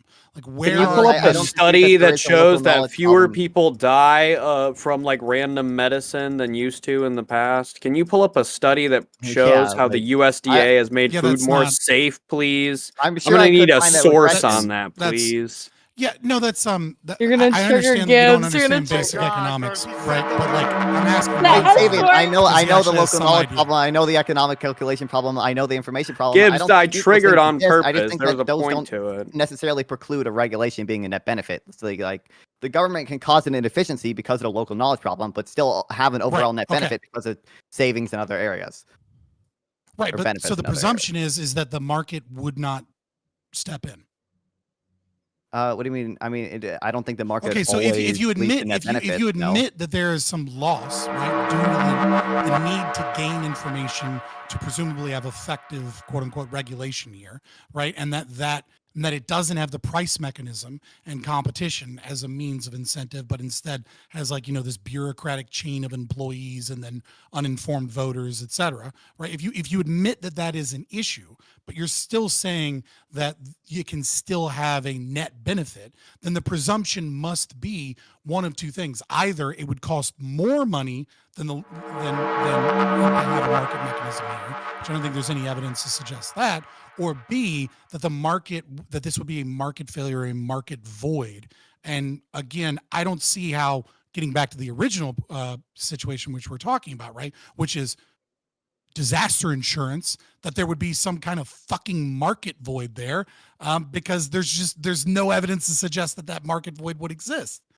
I don't know if there is a market failure in home insurance or disaster insurance. Well, but I'm not speaking in terms of dollars. I'm speaking in terms of utility. So I agree. If you regulate if you standardize how aircraft parts are going to be made, then you're probably going to increase the cost of the parts of the aircraft, and you're probably going to cause some inefficiencies in that market, but also you're increasing the safety of airplanes, and that could be a net benefit that's overall. impossible. Let's The go number to- of small airplanes that fall out of the sky every day Yeah, we're disputes your gonna go to claim. Sparky. Oh my god. Hold on. Yeah, so Sparky. I know Sparky's waiting to get in because he loves airplanes. It's kind of The market would make safer airplanes. Yeah, it's kind of my job. Look, there are some regulations that are actually good and actually warranted. Okay, aviation, nuclear Social. power, these things are built on the blood of people who did the wrong thing. Okay, we got a lot of lessons learned. One of the things that you study going into aviation is the Challenger incident and how people just kind of went along with everything because they didn't want to scrub a mission because, we saw something wrong. They actually knew there was something wrong with the Challenger before it took off. And I remember watching it blowing up live on TV in my first grade class. Okay. When problems happen in nuclear power or aviation, the world pays attention, especially since we have more airplanes flying in the air right now than we probably have cars in your local city fucking driving the streets. It's insane the amount of air traffic that we have going on at any one time in any day of the year. So there are some regulations that are good. The problems when people talk about we need to lower regulations is we have a shit ton of regulatory control set in every industry, and it actually drives the price up on a lot of other things. Just like everyone says, Congress doesn't pass enough laws. Well, that's cool. Do you know all the laws that exist on the book today? Okay.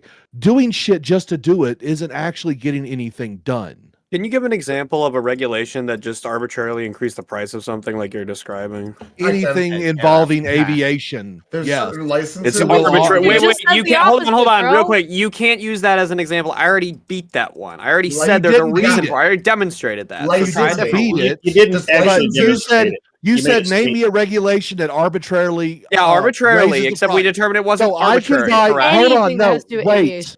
I can actually Also, yeah, buy. any aviation. Wait, hold on. Again. I don't want to I be that can guy. buy I'm about to trigger any myself. screw. I'm about I to can trigger buy.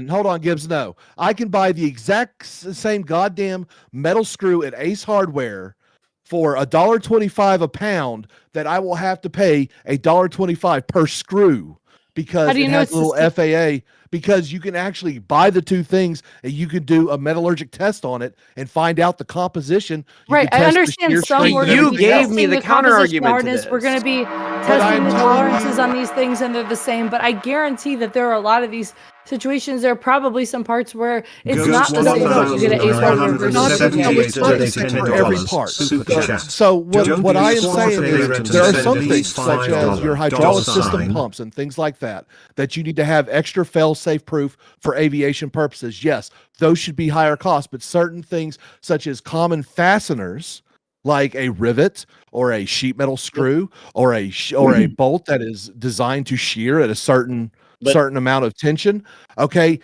those shouldn't have that much of a disparity in cost, and that's where the actual differences are.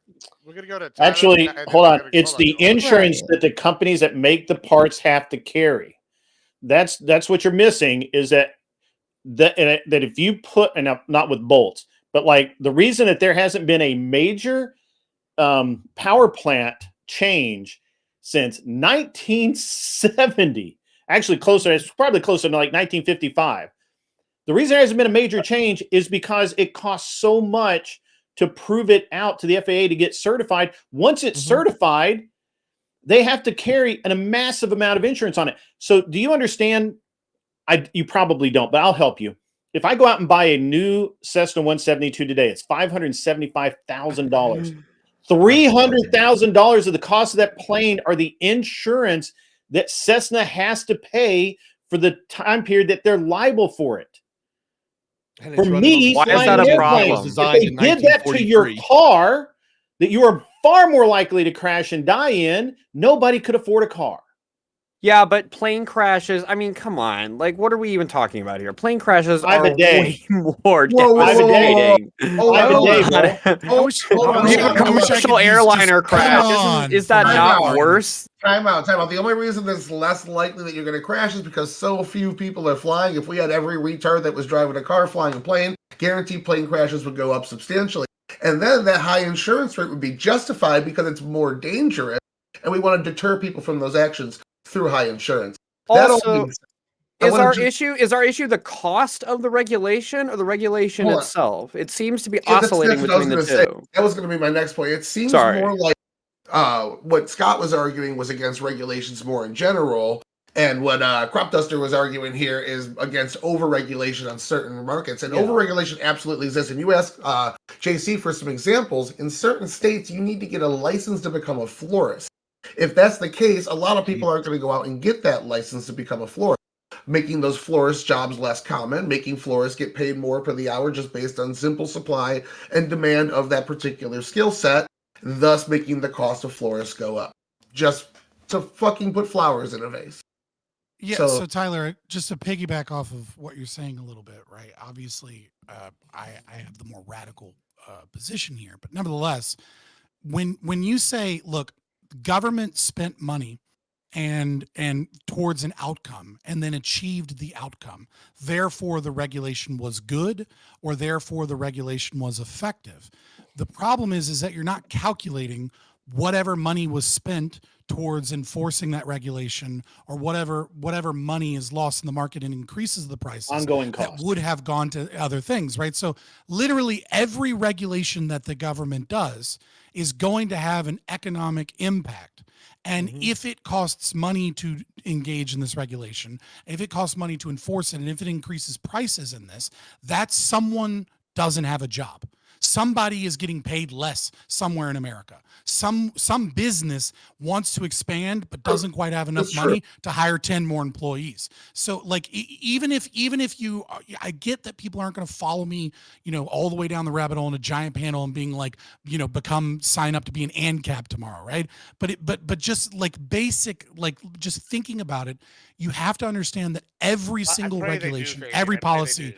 I do too, right? And I'm planting my seeds. But every policy that you have is a trade-off. I don't know. You are taking, like, just because you spend money on a program for a desired outcome, you can't just say, well, it is successful because the program did what we wanted to do, because you have to compare it against what would that money have done in the market without that. We're saying that is the juice worth the squeeze, essentially, is basically where we're disagreeing right now.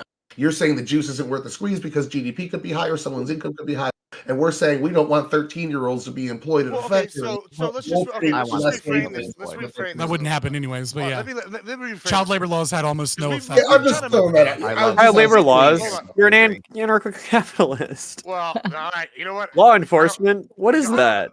Listen. So first, let's reframe this a little Not bit. a violence Because and we've- non-aggressive The principles. Mick We've police. kind of gone down to like the little bit of the rabbit hole right here, right? So let's go back to exactly with FEMA. What do we do with FEMA right now? Like, are we like, is this a let it fail? Is this a replace it? Like what is like? Do we want this? I know outside of Fabian, who doesn't want any government, and you know, like me, which I'm biased on what I want. It's like what like y'all what? How do we replace this? What do y'all think? Like, I think do y'all- programs are like y'all in favor of FEMA. scrapping it? No, I think programs like FEMA need to be reformed, and they need to actually have like a third parties do the inspections on them and do the follow up on them, and not another government agency. We need to hire a private contractor to look at the efficiency of what and things that they do, because if you look at their disaster response, for the most part, their initial disaster responses are great, like hands down. They'll have water, they'll have Red Cross ready and all this other stuff.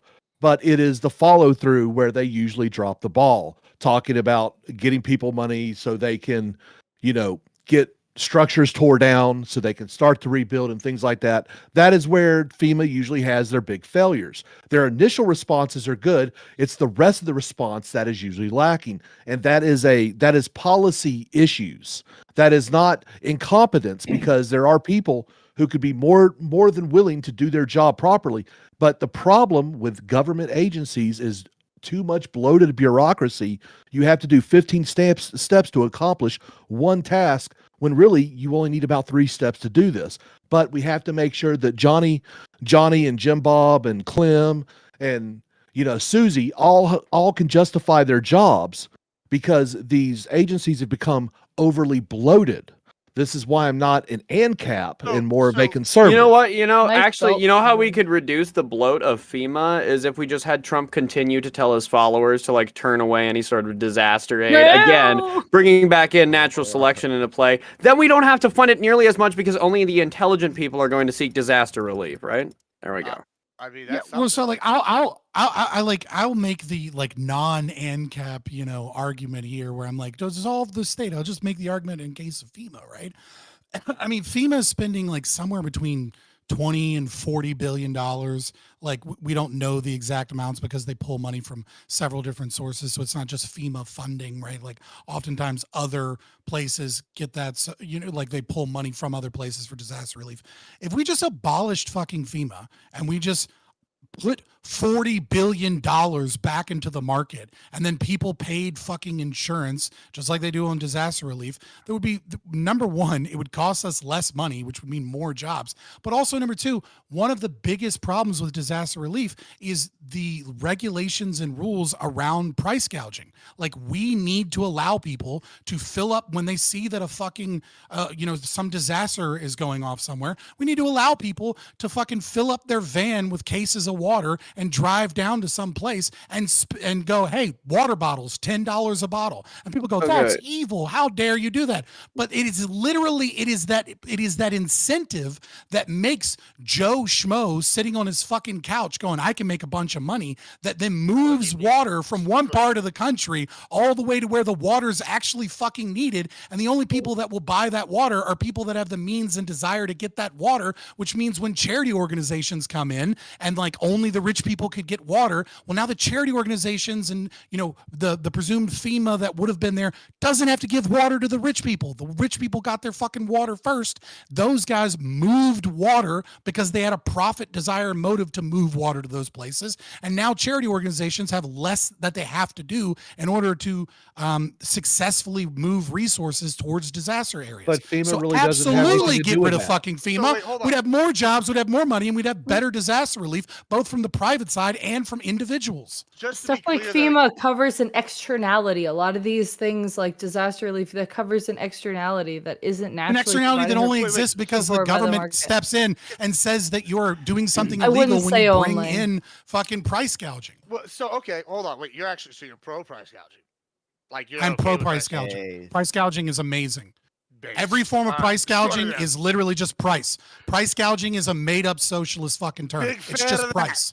Big fan of that personally. I Big think time. it He's privileged depends enough to say if that it's within been- the bounds of our like regulated market economy. I'd see how he feels about that when a charity organization has $10,000 of funds at their disposal and water is $10,000 a bottle. I'm not sure how they're going to be able to dispense that to the people that need it. But again, I don't think Fabian either cares about any of this or these are real positions.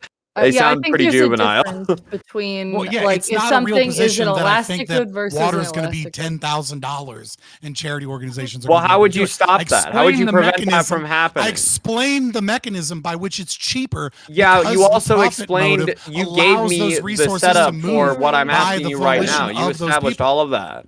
Hey, as a water guy, a $10,000 bottle of water is probably fucking. It better be the best damn Fiji water I'd ever. pay like But no, $9 for seriously, bottle of water water. like, in 2.5 days. It's the best damn water you've ever had. this is my problem with like ANCAP types. Is like, what is to prevent this? If rich people can afford it at $10,000 a bottle, why wouldn't they price it there? If they're selling it to people who had just survived a natural disaster, there's probably like, I don't know, a few thousand, 10,000 people that need it. If only 2,000 That's can the afford, and they've real only got 200 value. bottles. If some rich dude has the ability to spend $10,000 on a fucking bottle of water and some other dude makes $9,900 in profit per bottle of water, then that's the fucking price. The poor So people aren't gonna be able to get that water. we're talking Absolutely. about But guess condemning a what's gonna large happen portion of our is labor every- force no, to starvation what's- and no, thirst. what's gonna happen like, is there's a I- dude selling there's a way dude you are. selling bottles of water for Oh, no, 10 he's grand yelling. and some other dude is like, holy shit, I can me know sell when he's bottles of done. water for 8 grand. And then they move in. And then someone else is like, holy shit, I can sell bottles of water for 6 grand.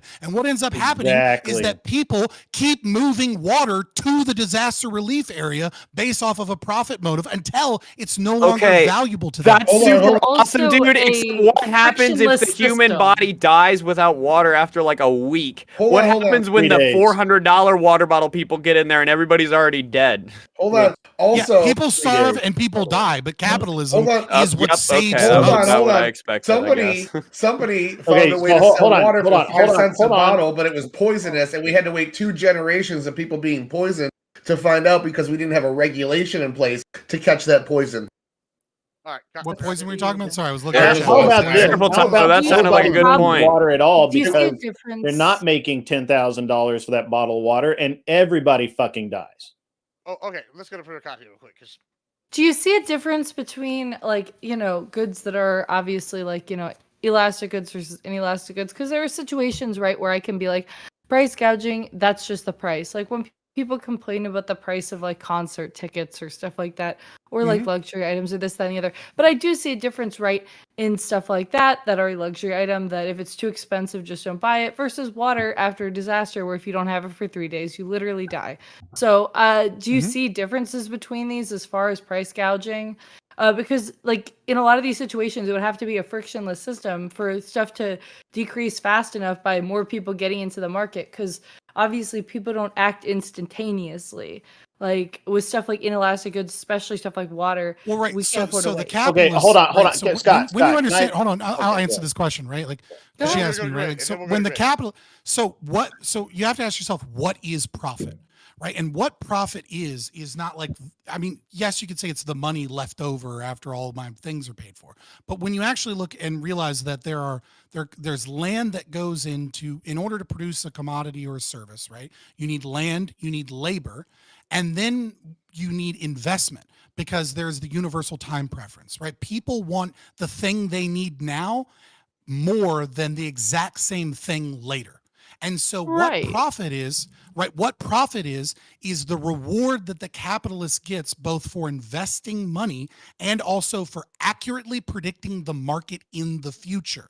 So the profit motive is based upon moving those resources there in the future. So you're right that like it would take a day or two for Joe Schmo on his couch to realize, holy fuck, there's a disaster, I should like fill my van up with water, right? That's the kind of the entry piece, right? But there are other companies that are going to go, I can predict where disasters are likely to occur. I see a hurricane coming and I think it's going to be a bad one. So they load up the truck, even though the hurricane hasn't hit and they don't actually know how much damage the hurricane's going to do, but they're predicting that it's going to be bad. So they're already there when the hurricane occurs. Right. That's what we do with Yeah, if it gas. doesn't I do mean, bad, a lot of that's that happens with gas.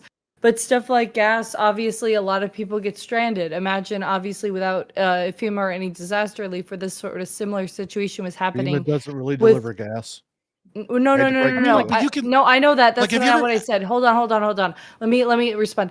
I didn't say that. I said, like, imagine, because, like, in the world where FEMA doesn't exist, the delivery of gas and the delivery of water would work similarly. There's still a lot of people who are left without gas, right? So without FEMA to bring in water, we'd have a similar situation with water. Like, being left without gas sucks, you can't evacuate as far. Being left without water sucks, you die. Like, there's a difference here. All right. So can I make Yeah, a so if you couple of play the comments game here? out very Yeah, quick, hold- because it's very quick. All right, Elite go to Grid Dangerous, after right? that, There's a right? really cool game, Elite Dangerous. You can get stranded in Elite Dangerous, right? If you run out of gas and like you're doing exploration in the game. And because of this existence, an entire market of people that are like that are pirates that go save people were literally created in the game, where they create guilds just to go rescue people so that they can get a small amount of profit by saying, like, look, we show up, we give you gas, and then you're going to give us 20% more than what the gas costs. Like, this already exists in situations where you can see the market mechanism that, like, for-profit incentive actually fixes these problems. All I right, get- Grid. Grid's going. and then Yeah. So you know who moved more people out of dangerous areas in North Carolina to start with? It was private citizens with using their helicopters, some of whom were threatened with arrest for helping people by FEMA. Okay, so by saying that the government's going to come help you, the government's going to come save you, and they're going to be the ones to bring the water or whatever is irrelevant. It's just the dumbest thing. It's absurd. I can't even get over how. So I didn't really say that what? there's no place How for really- private people. I It's never said absurd that. to believe I that the said that government is FEMA coming to going save you. bye-bye It would is be a net absolutely negative. absurd to continuously believe that is what's going to happen. Let private citizens get involved and things get done. What Scott's saying is absolutely accurate. The first guy that can call up and say, "Hey," the first guy that can get You're on his phone and call shadowboxing. up I and never say, made "Hey, that argument, come bro. get me They out brought of up a this random fucking point and mess." started to beat I someone. promise you, that's what happened. What does it Promise. even Here's what we're gonna do. mean? Hold on. Here's what You're we're gonna do. shadowboxing. I never made this argument, though. know Like, I nobody wants never to said. respond I'm to not that. shouting at Nobody you. wants- I'm just being loud because everyone I know. talks over I everybody. know a lot of people have objections to what he just said there. Here's what we're gonna do. I'm gonna let Tyler go first. He's using my tactic. because he was wanting to go already, and I had him in line. But then I guess we're gonna go non-Vaughn, JC, Katya, and they all can respond to him and that because it looked like y'all had objections to what he. Yeah, had it's said fine. there. Mine But was why the don't I- S word, so you can skip me. I don't believe him. Okay, so Sure. I read the interview with that one gentleman that flew up and flew down the daughter and the mother, and then the police told him, He was just "We one need of you." many. Yeah, well, we need you out of this air zone. And the reason they gave was because they have their own helicopters in that air zone. They don't have air traffic control. They needed him out of their air zone so that they could do their job. They didn't have any helicopters. And Fabian or Scott doesn't like it, but by the way, in the that's current word. system, that's in the bullshit. current system, we Every airplane on surrender. the fucking planet right now that flies in U.S. airspace has to have what's called ADS-B. It tells you where every other plane around you is. That is If you an take off, emergency you have to have it. situation. They wanted him out of the airspace. That's I know what the they wanted guy him out of said their in the airspace because in they the were afraid interview. he was going to get hurt.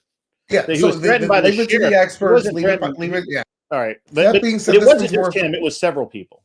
This is the more for Yeah, Scott. wait, you said that the private helicopters evacuated more people than FEMA did. Do you have any evidence Initially. for that? Can you No, link it something? wasn't true.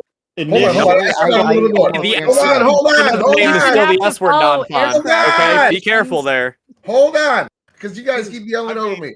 This is more for Scott. I don't want to know. Sure, somebody find one. Scott, so you were talking about the market rewarding people that successfully invest in the future, and it punishes those by losing their money that don't guess how the future, which is absolutely fine. And innovation is the reason why our economy is the way it is, and the reason capitalism worked the best and won and beat the communist threat, all that stuff. But I don't know wouldn't that you that's say that it true, DR Finley, disincentivizes until investment later. to not Originally, have a it was safety net that on the they bottom closed down for the when people airspace do because lose in the market, it doesn't they didn't want completely destroy anybody their going up lives there and their because it family was stars. dangerous A and people safety might net get would hurt ensure and all that, of that kind of stuff. like a Absolutely. government. And so you should, well, you don't need a government safety net because it would be less efficient than a private market and safety net. That's why insurance companies exist. Private Like if you market just safety Private net. if safety you net. just fucking if you just fly helicopters and you refuse to fucking have any means by other people knowing where you are, and you run into other planes, right? Well, now you're liable for the cost of the aircraft and the deaths you cause. Okay, so people are going to be like, "Hey, I'm not selling you this fucking helicopter Ron because I Parade don't want to donated $19.99. or Super if you want to chat. get insurance, Go. these are going to be your rates, etc. Right? Like you can actually analyze the risk, and individuals have the profit motive to be accurate in their risk, because the best way to make money in something like insurance is to increase your rate of profit, which means to get more customers. And the way you get more customers and higher rate of profit is by reducing prices. So the profit motive there is to reduce prices against your competitor. The government has no incentive structure beyond like a politician getting mad about a hyper specific thing most Americans don't know about, and like there are like 7 different like people in between them and this other policy. Like the incentive is basically non-existent for the state to engage in reducing prices of what it is, what forms of regulation or insurance that they engage in, whereas the private market absolutely does. It's their competitor. So safety nets are absolutely important, right? That's why you have things like insurance. That's why you have, items or things that can lower the cost of insurance. Like if you have a really quality aircraft and have some other company inspect it that says that this is like tip top, this never falls out of the sky, and then other insurance companies, well, they're not just going to take their fucking word for it. It's not about filling out fucking a piece of paperwork at a government office somewhere. They actually put their money where their mouth is and go, do I trust this inspector because I'm investing money and I'm investing risk in this scenario, right? So I agree that those safety nets ought exist. What I'm saying is that the private market does a better job of creating those safety nets than does the state. So, all right, moving back to I know I'm about to turn it over to non-fawn, and then it's going to go here's the order. It's going to go non-fawn, Katya, and then we're going to have whoever go after that. But I do have a question before I turn it over to non. So, all right, I'm not a libertarian. I do have very, very much sympathy for many of their economic views, because big fan. However, so Grid, I got to ask you. Yeah, man. Okay, say you're like just for playing devil's advocate here. Say like there's a disaster area, or I don't know, a military area where we declare a no-fly zone, like I don't know, the northern Iraq. Yeah, we have those. Yeah, sure. We might have those in that. Say there's like a disaster in the area though, and FEMA says we don't want any helicopters coming in because we're trying to bring our shit in, whatever. Wouldn't that be a reason enough? But FEMA hadn't done that. FEMA hadn't done that. Is that what the allegation is? They hadn't done that? No, they had not done that. What happened was he flew in confused. and he was flying home. He saw the stranded people. He rescued, I think, 1 or 2 of them, however many he could fit in the helicopter. I think he left his son there. Flew back. The minute he landed, everything was cool. And all of a sudden, an official comes over and says, "Hey, you not only shouldn't you have done that, but you can't go back." And he said, "Well, I have to go back because I got to get my kid." And he was going to pick up his kid and the husband or whoever he left behind, and he thought better of it and didn't. And then he flew back. Now, that was just one incident that made the press. According to CNN, which is not the best news source, there was the Clinton News Network. Right. They're saying 100 volunteer airports flew more than 400 relief flights during that time period. Those are privately owned helicopters or company-owned helicopters flown by private pilots, not from anywhere else. Now, that's CNN. I know people who are part of it. I know guys that own small helicopters, and they were flying in and out of there all the time as much as they could afford to. Fuel is expensive, and helicopters use a shit ton of it. And so even small ones, even like R-22s, R-44s, things like that. The amount of Executive. maintenance for every hour is insane. Yeah, yeah. I mean, helicopters cost a shit ton to even run. I mean, I got a buddy of mine. That's all he does down in Florida. He was helping out. I'm just telling you firsthand knowledge. There was when they started this, there was no fly zone. Period. Zero. You could fly right over the entire area, no problem. And then they can't really do that without a lot of effort. The FAA can't just randomly say you can't fly here. Right. Yeah, Well, I no, mean, no, obviously, it wouldn't be random in that case because a hurricane just hit them. But all right, here's how we're gonna do this, and this is how I want everybody to listen. This is how we're gonna do this. It's gonna be real simple because I want this all to go before we have like move to the last like kind of thing here for the last 15 minutes. We're gonna go to non-fun, and he's gonna finish, and then we're gonna Connie, and she's gonna finish. The reason why we're doing that, and you can follow my logic, is because I know all the righties are gonna want to object to everything they have to say.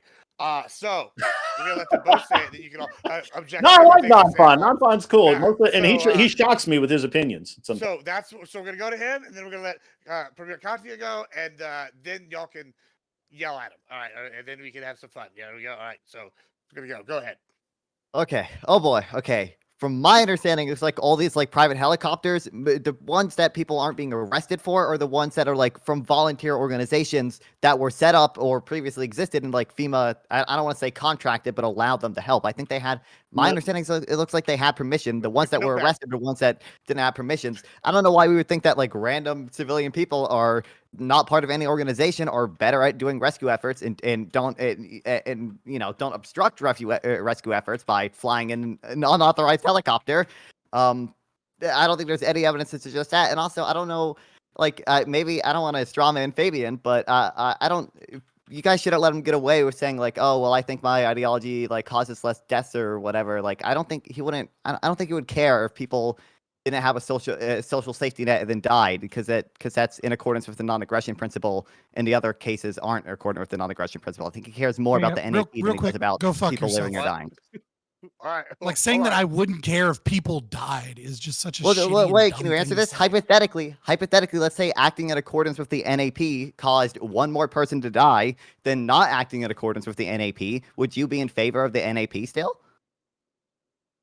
Cause more people to die if the I'd be I hypothetically. I don't Okay, think so that's I what was would right. occur. Then what do you mean go fuck yourself? That's I not. like That's you, not. That's not saying non-fun. you're right. You're a cool saying, dude. You're saying that if Don't let okay, it wait. To be clear, Ouch. Fabian, no. everything Fabian says is You're like the arbitrary metric, which is hilarious coming from a fucking utilitarian, right? Is only death here in this regard. I still care that people die. I would still try and find ways to solve human death and suffering, right? But if you could enslave 10% of the population to keep 5% of the population from dying, you'd probably fucking do it too. But I wouldn't.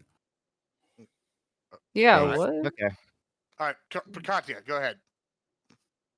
Okay. Basically, yeah, my opinion on all of this, I feel like a lot of people like to say that, government agencies are super bad because they have flaws. I think that means a lot of the times, unless it's your, your explicit worldview that you think that none of them should exist, which that's another discussion we can have. If we're not in that world, I think that reform is the way to go, because saying stuff like FEMA and stuff should go is absolutely crazy because as well, like when you can talk about like here's where they did wrong, here's what they made a mistake, here's where there was a policy problem, here's where there's bloat, this, that, and the other, we can do that all day, right? But without that it, would be a where would we problem. be? We'd be missing a lot of stuff, right? There's a lot of people that would die. There's a lot of people that wouldn't get like their immediate assistance money or directly after a disaster. I mean, in my area, right? I'm in an area where right after Hurricane Milton and Hurricane, oh my God, what was the first one? Helene. I'd be driving down the road. There's tons of people with all their furniture, all their shit lined up outside, ready to get picked up by the garbage truck because their house got flooded out. Literally, like line after line, like 5 minutes away from where I live. And these people, a lot of them got their assistance checks to be able to replace the food in their refrigerator and to be able to get goods that they need to immediately get a hotel room and survive from FEMA. Without it, they might not have these things because things would cost more due to market forces right afterwards, and they would not be getting any financial assistance. So yeah, that's kind of my piece. Okay, All right. can I ask you something? This is an honest question. I just and this to the all of the leftists, but mostly you, Katya, because you were I'm the not a last one. leftist. You're Yeah, not I'm just a left. left winger. Oh, I'm a liberal. Whatever. Don't do this. Don't do this. No Don't more don't lump arguments me on into what a leftist socialist. is. I'm not. gonna I ain't no kill myself commie, anyway. son. I'm All a right, real cool. liberal. Oh Right. my Agree. All right. with me. Yeah, just serious Oh, question. God, I'm never gonna escape this. What have you ever taken or had government assistance? Have I Yes. ever Yes. personally done so? Yeah. Yes. Just curious. In the ways that everybody has, yes. But No, like I've taken in the ways disaster relief. Yeah. Oh, well, yeah. disaster Disaster relief, emergency Yeah. funds. Yeah, I had to take disaster relief. My Oh, apartment Brett. burned down. I lost I everything. actually haven't. I got lucky this Okay. time. If the hurricane went like just like 20 miles north, my house probably would have gotten 2 feet of water, and then I would have been out there. So with what was the everybody point you were else trying to got get at with nothing. this? Were you trying to Well, invalidate us? Because like, you guys I'm have trying never to listen accessed to these her, systems. and you're running your mouth again. So if you could please be quiet and let the young lady finish. Are you done? I'm sorry. Time I got lucky, right? Okay. But if I didn't get lucky and the hurricane did go 20, 30, 40 miles north and my shit did get fucked, because if it did, the estimate that was that in my literal evacuation zone, I would have had 3 feet of water, 2 feet of water in my house, which would have been a situation where I would have probably needed assistance, and I would have taken it then. My street flooded. It was shitty anyways, but it wasn't that bad. So yeah, Right. anyways. Okay, cool. That's awesome. So I understand that I'm probably not the oldest person on the panel, but I know that I'm from a different age, and so I have a different viewpoint. Scott makes fun of me about this, and that's okay. He's able to. I remember, so my parents' house burned down. They didn't get a check from the government. Oh, The family and everyone helped them out. It was no big deal. We ended up, selling the property because it couldn't be rebuilt. There's no money to do so, and we just moved on. That's beside the point. I mean, it's kind of the point, but not really, not the main point. Also, we, back in the olden times, we regularly have power loss, floods. We don't much in Tennessee anymore because we have a great dam system that we use for hydroelectric power. We don't really have floods much anymore, but we used to, and we used to have roads washed out and all that kind of stuff. We never needed a government agency to fix any of that. Well, in hold my on, Grid. community. I got a What question. for you. anecdote? been in Hold on, everyone's let me- situation. All That's right, the Hold on. problem. It is anecdotal, but I'm just saying. I mean, why, but you keep saying that without government assistance, everybody would be in I want you to trouble. clarify Did I something. say Who everybody? said that? Can we Hold go on, back hold on, and hold see on. where I said everybody? Hold on. I want Grid to clarify something first. Yeah, go ahead. Because so, all right, there's a difference between need and want and all these kind of things. Mhm. I'll agree with that. Sure. Let me give you a hypothetical. Sure. Say, you have some land. Uh-oh. do. I feel like I know where this is going. You have some Hold on, land. I can't hear him. His Just, you mic's have low. some land. Hypothetically, doesn't matter where it's at. I do. And somehow, by no means of your own, it was damaged, and the Mhm. area was declared a disaster.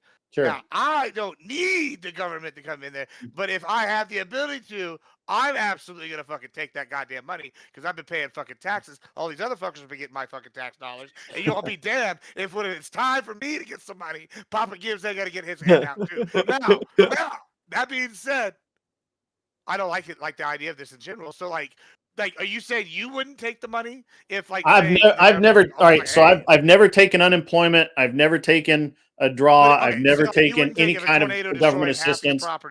I've never taken anything from the government that they didn't owe me.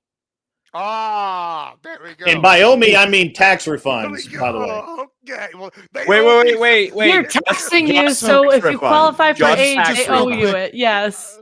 Real quick, and I know it kind of like Never is take anything they circling. didn't owe me either. Then in that case, I know it's kind of circling, right? But I just want to address real quick what Katya said, that my position was crazy because people were going to die if we got rid of FEMA. I think I kind of already highlighted and showed why the market would be better at responding than FEMA and means by which it could. So as one of those, so I just kind of reject that unless she has evidence for that, because I gave ways in which the market could respond to that. But I also kind of want to point out that there have been several studies that show that like for every 1% unemployment, somewhere between one 1982 study showed like 37,000. Other studies showed upwards of 50,000 people die, right? People die from heart attacks, people die from suicide, people die from drug overdoses. Like, so when you take money out of the market that has a downward pressure on economic growth, you're necessitating some level of death. Now, at the same time, those are individual deaths. Other studies have shown that economic downturns actually reduce excess mortality because people can't afford to eat and they lose weight and have less obesity. People can't afford to smoke cigarettes, so they have lower rates of cardiovascular disease and heart attacks and things of that nature. So again, No one engages. when you say like people are going to die because, and I say, well, there's market mechanisms for this, right? You have to understand that the economy is really fucking complicated. And, when we're talking about where money goes and where it is, and, ROI and all of this other shit, you have to know without a doubt, it is just true that every dollar that the government takes from you is a dollar that is going to a less valued means, which means it is less responsive to the individual values and desires of the economy and causes economic downturn, which causes deaths. So Which you're is okay. why with No, people no, dying. That's why I no don't one really engages- agree no, with no, you, let but non-Fawn get it. listen, what No one, I feel no like one is engages this because there's nothing that you could ever show Fabian to have him believe that FEMA is better at disaster relief than the private market, because he has logically deduced from human action that the private market is always better no matter what, and it's a gobbledygook sentence if you even utter the word FEMA is better at disaster relief than the private market. There's nothing you could ever show him about it. He rejects all empiricism completely. Well, make your argument. So just for housekeeping, Don't just bitch about it. Don't just Hold on. bitch that I Before you know two that go I'm at right it, and I before stand you go by at it. it, Like before you actually two go make at an it, argument. Gibbs, the reason I say I don't take anything they didn't know me is because if they didn't steal my fucking money through taxes, they wouldn't fucking owe me a dime. I'm just And I saying wouldn't take a that- fucking dime from them.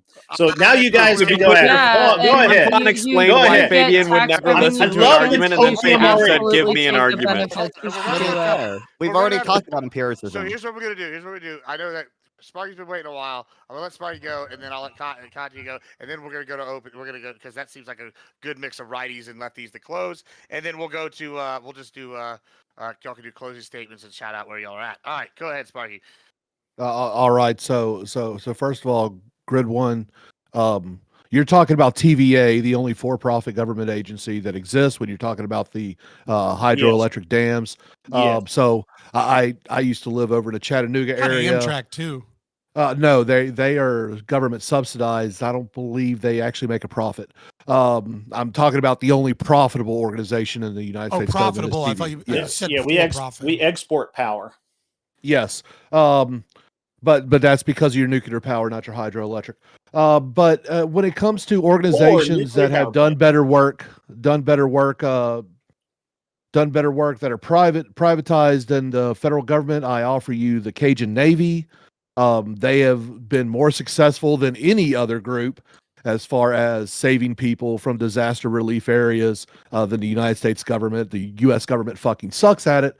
But I will tell you that FEMA does some good. I have received some aid, like during Hurricane Elena in 85, 86, when it hit my hometown. They actually delivered food and water to us where no one else could get to us, because a lot of the interstate passages were shut down, because when you build shit on water and water comes through and washes it all out, sometimes you need the logistical power of the federal government in order to get things to you. Grateful for them, but I will tell you, in the long run, in the follow through, they failed a lot getting money to people. It takes a lot of time. Where Katya will sit there and talk about people that were saved through FEMA by getting the money. Well, the reason why people bring up things like North Carolina is because they went over budget, saving your area, and ran out of money for North Carolina. So it was poor policy. It was poor planning, piss poor planning, giving them piss poor performance in North Carolina. So these are issues that happen, and it is ridiculous to think that your government agencies that work on a no profit model, that work on a complete no one's held accountable for anything because of the way government works, that can't be a great model. And yet again, I'll say it again, the DoD has not passed an audit, the past 7 audits, and there are billions of dollars missing. It's Where's the accountability? Who's getting fired? No one. That's the actual deal. There is no accountability in government. Hate to break it to you. Got you. And then we're gonna go to So- closings after that. Right. What I'm going to say about this is, so when I was talking about people getting money due to FEMA and stuff like that, I was mainly talking, right, like obviously the long-term assistance that is more dependent on your personal situation does take a lot longer to get to you, and that does suck when there's so many people who are trying to take advantage of the system, like what we've gotten with these unprecedented hurricanes, right? Like we did not think that Helene would go so far up and flood places so far north. Like that was crazy. It's not like that we went over budget because all the money was spent on Florida. A lot of the situation with Florida was like happening at pretty much the exact same time as we're talking on like, governmental assistance scale as everywhere else, considering, we were hit, then they were hit like within a day or two. But what I was talking about more was the, I believe it's $750 immediate assistance that people can get with only a few questions asked for stuff like replacing the food in their fridge, for stuff like putting their gas in their car, for stuff like, if they need to stay in a hotel room for a night or two to be able to get out of a place that is uninhabitable. Stuff like that, people have gotten access to in a way that they would not have access to without this government assistance. I understand that there are flaws, and I understand people don't get what they need fast enough. The fact that people are still, without clean water, without their homes, it's awful, and I totally get that. But obviously, it's also just in general a difficult thing to deal with when you talk about an unprecedented situation, and we talk about so many people who are experiencing mass tragedies on these scales. And I feel like, if climate change is to be believed, which, yeah, it is, these things are potentially going to obviously get worse over time. So we need to be prepared for those things, and getting rid of these government agencies is not the way to do it. Yep, there we go. Anybody else want to talk? Go ahead. Yeah, so before we do that, I'm going to turn it over to closings here in 1 second. I'm going to do a shameless show for all of us that are streaming, because this is a fun conversation. I know that all of us here, we all like to talk politics, and politics, I don't know if you know this, but thanks to certain individuals, they've made politics not very ad-worthy, which is really hurting our bottom line. So if you like this kind of stuff, donate to your streamers. That helps them do more of this. Other than that, I got nothing. Moving on. Let's go to Tyler. We'll let you close off with closings. Tell you who you are, where you're at, and do what you do. You want closing thoughts? Tyler, average debate enjoyer. Currently, I'm at the streets of Tarkov. Oh, and a scav run getting shot at. That all being I'm glad that we're your focus. I'm glad that we're your focus.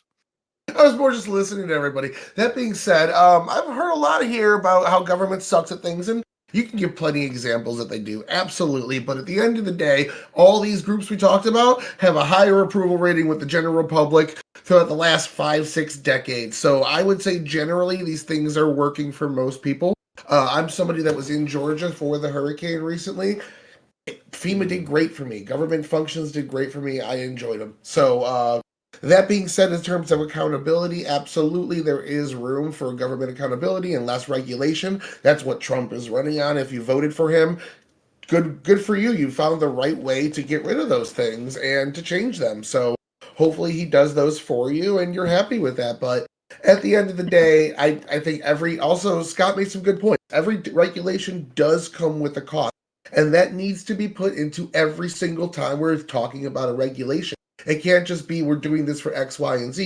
But X, Y, and Z is also important. And there's a lot of good regulation out there that we want in place to catch before things actually make their way to the market. So that all being said, I like everyone here. Hopefully nobody got offended by me. And you're all great people. I love you. Oh, you're so sweet. All right. And Mr. Aircraft Sparky. Government sucks. Political streaming sucks. I do enjoy it, but I'm leaving it because it fucking sucks. I'll be doing music whenever all that's set up. I'll announce it, and yeah, we'll go from there. Look, when it comes down to it, I don't want to abolish government by any means. I want to limit government. The problem is our government is overbloated. That's why it's corrupt. That's why there are so many waste in it and everything else, because there is absolutely no way for any any small work group to be able to keep track of what's going on. Everything is way too big. I work in one of the largest segments of federal government. I work in defense. I work for the United States Air Force. I train people how to do heavy maintenance on aircraft. It's a great job. It is something that I love to do. I also mod private aircraft on the side. So when Grid One talks about the cost of maintenance for standard privatized aircraft, first thing that runs into my head is, hey, that 60-hour compression check, man. Every time you have to do one on your 175, I know how much that costs you just to have the maintenance done, not to even have the QA guy come behind you and give him his stamp. So I understand the woes of private ownership of aircraft. And it is because of the overregulation of aviation why we have these issues. Personally, I would love to see standard bolts and things able to be more affordable for the private owner, but keep things like the engine, the thing that actually keeps the thing in the air, you can still keep the same regulations on it. It's just the minuscule details, the nitnoid and nitpick. More regulation is bad. Less regulation tends to allow for better improvements in things. The market will find answers to these things. I'm Aircraft Sparky. Thank you all, and it was fun, y'all. Thank you so much. I appreciate it. Also, before we move on to the next person that's give an outro, you'll see this person tomorrow debating. Our first guy, though, Tyler, terrible fucking promo guy. He didn't tell anybody about his show tomorrow, and I know Fabian would have, but I wanted to call Tyler out because that went by, and I let it slide. I did on Twitter. Yeah, 7:30 tomorrow. We're going to be having our first semifinal matchup of our debate championship series tournament, and it's going to be Fabian Liberty versus Average Debate Enjoyer. So it should be very analytical and whatnot. I'm excited. It should be a good, even matchup. So on that note, Fabian, go ahead. Yeah, $9.99 comes in from Wrongful Rage. Scott looks like he wants to slap half the panel. I'm on a bunch Verbal of other shit, but I'm slaps, never Nat really there, so wouldn't that's where you allow should full all watch me slaps. stream and stuff. And yes, I will be here. I will be back on Gibbs's channel tomorrow to debate Average Debate Enjoyer at 7:30 Central, which is a silly time. All right, it's Great Eastern, time. 8:30 Eastern. All right, Yeah. where the nation's capital is, where See, more population is, I looked at where my the New York Stock Exchange is, like all the important shit in our country, other than the GDP that's over there All in the California. shit that you don't want to exist is there. Listen, You're absolutely right, motherfucker. Well, I don't mind the New York Stock Listen, Exchange. I consider all my conservative friends very intelligent individuals. I know some here on the left will dispute that, but it's amazing. I looked at my analytics the other day, and I have a 45% viewership rate, the highest of any group. Even in the United States, all from the UK. And if them dumbasses in the UK can figure out what time Central Time is with that time zone difference, there's no excuse for all y'all. 6 hour difference. It's a 6 hour difference. Yeah. East Coast is the most American time, by the way. Something like that. I don't know about all that. So just in closing, obviously squatters' rights are are not a fucking thing. You can homestead property, if it's abandoned, and it needs to be, I'll say it again since Gibbs loved it so much, intersubjectively communicated that you have abandoned the property. And in terms of this government spending and FEMA and stuff like that, I'm not mad at the lefties here. I'm more mad at the righties here. This is what always gets me so mad, because the right will say, like, the left thinks government's great and government can step in and do these things, but it's just a couple of problems. But it's the righties here that go, look at how every single time government does regulation, it makes things more expensive, and the market will find a way. And then the next thing they say is, but we need some regulation, right? Even though I just said that the market would absolutely make it cheaper and would find a way. I don't fucking get it, man.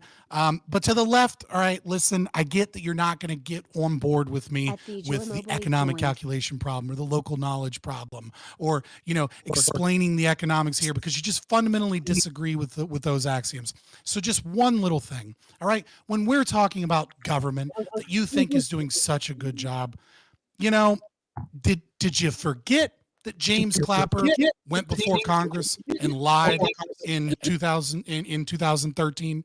Did you forget that he lied to the American public and Edward Snowden proved that he lied through his fucking teeth?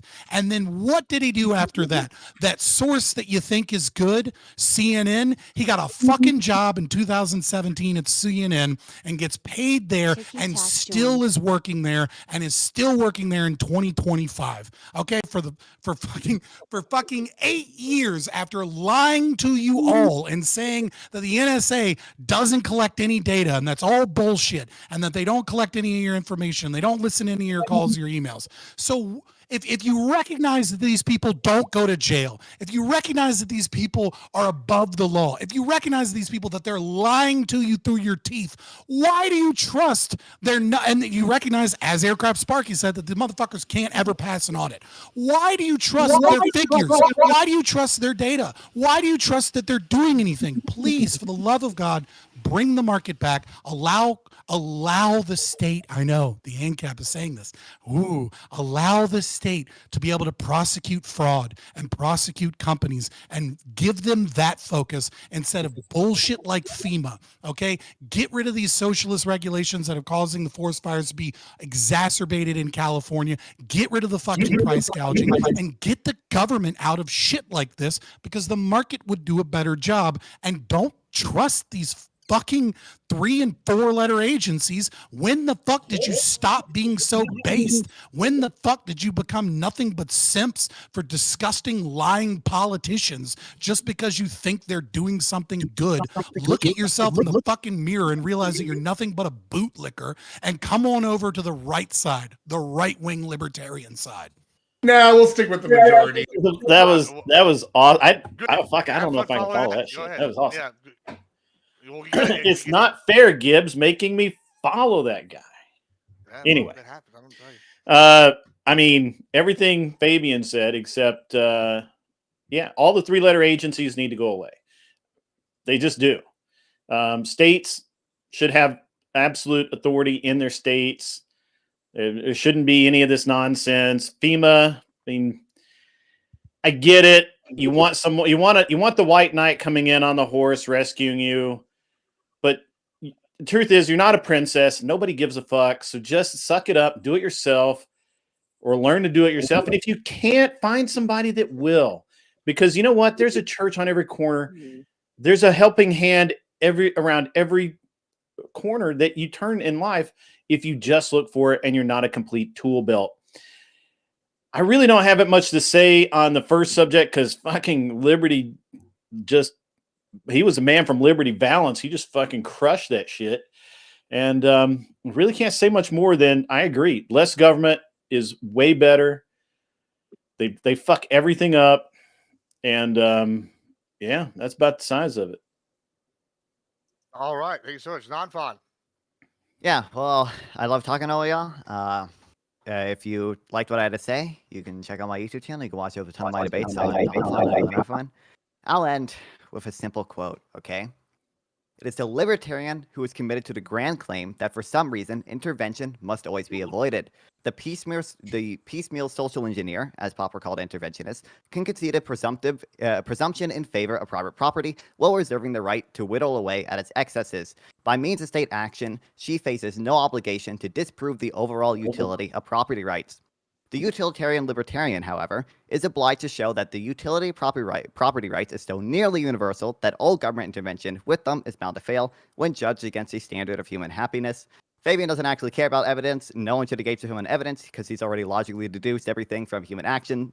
The rest of the conservatives presumably care a little bit about evidence, but apparently they've never opened Greg Mankiw and looked at the cases of market failure that do exist and do require either regulation or state intervention. Again, I stream at NonFun420 on Twitch, NonFun on YouTube. Go check me out. All right. Thank you so much. Let's go with JC. So I know that we're all, we've had some of us on the panel are fairly anti-government regulation, but to To Fabian and Motorsports, I would like to say that the U.S. regulated pharmaceutical companies here in the States have produced some fine antipsychotic medication. And given the fact that both of you at separate times tonight were arguing against like complete invisible strangers with arguments that you seem to conjure out of thin air, I would highly recommend that you seek out and make use of these at the most immediate possible time for you. All in all, I'm kind of disappointed I didn't get to scream at lefties about squatting rights because I am going through some shit in my personal life dealing with that, so I'm feeling a bit frustrated, but hey, it was fun. I'm the Big JC. I am a professional League of Legends streamer. I'm not, but I stream on YouTube and I yell at people there too. Fantastic. Thanks so much. And Premier Katya, I know you've been recovering from the vid, so I appreciate you coming and joining us tonight. Yeah, I'm recovering from the vid, and then I got a sinus infection, so that I lost my voice for like a week, It's but those I am back. It's those lefty And still genetics.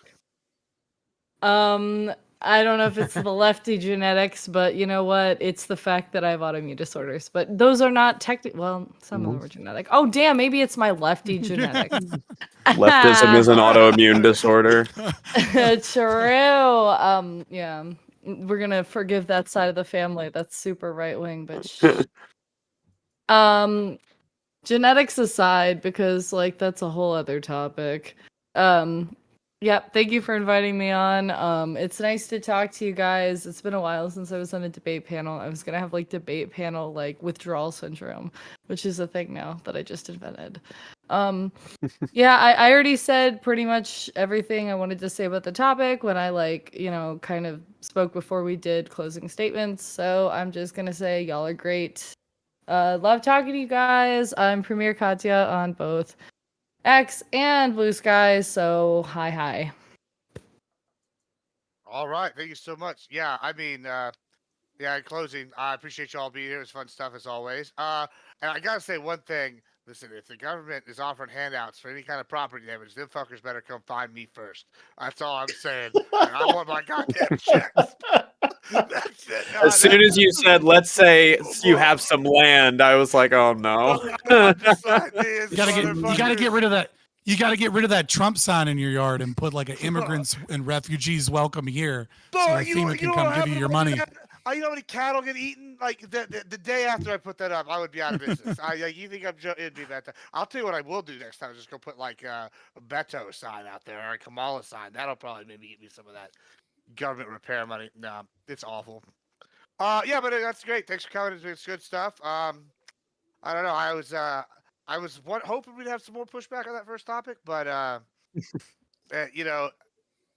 y'all didn't bite. And but luckily, the fires gave us enough memes today to have a good panel. I'm pretty excited about that going.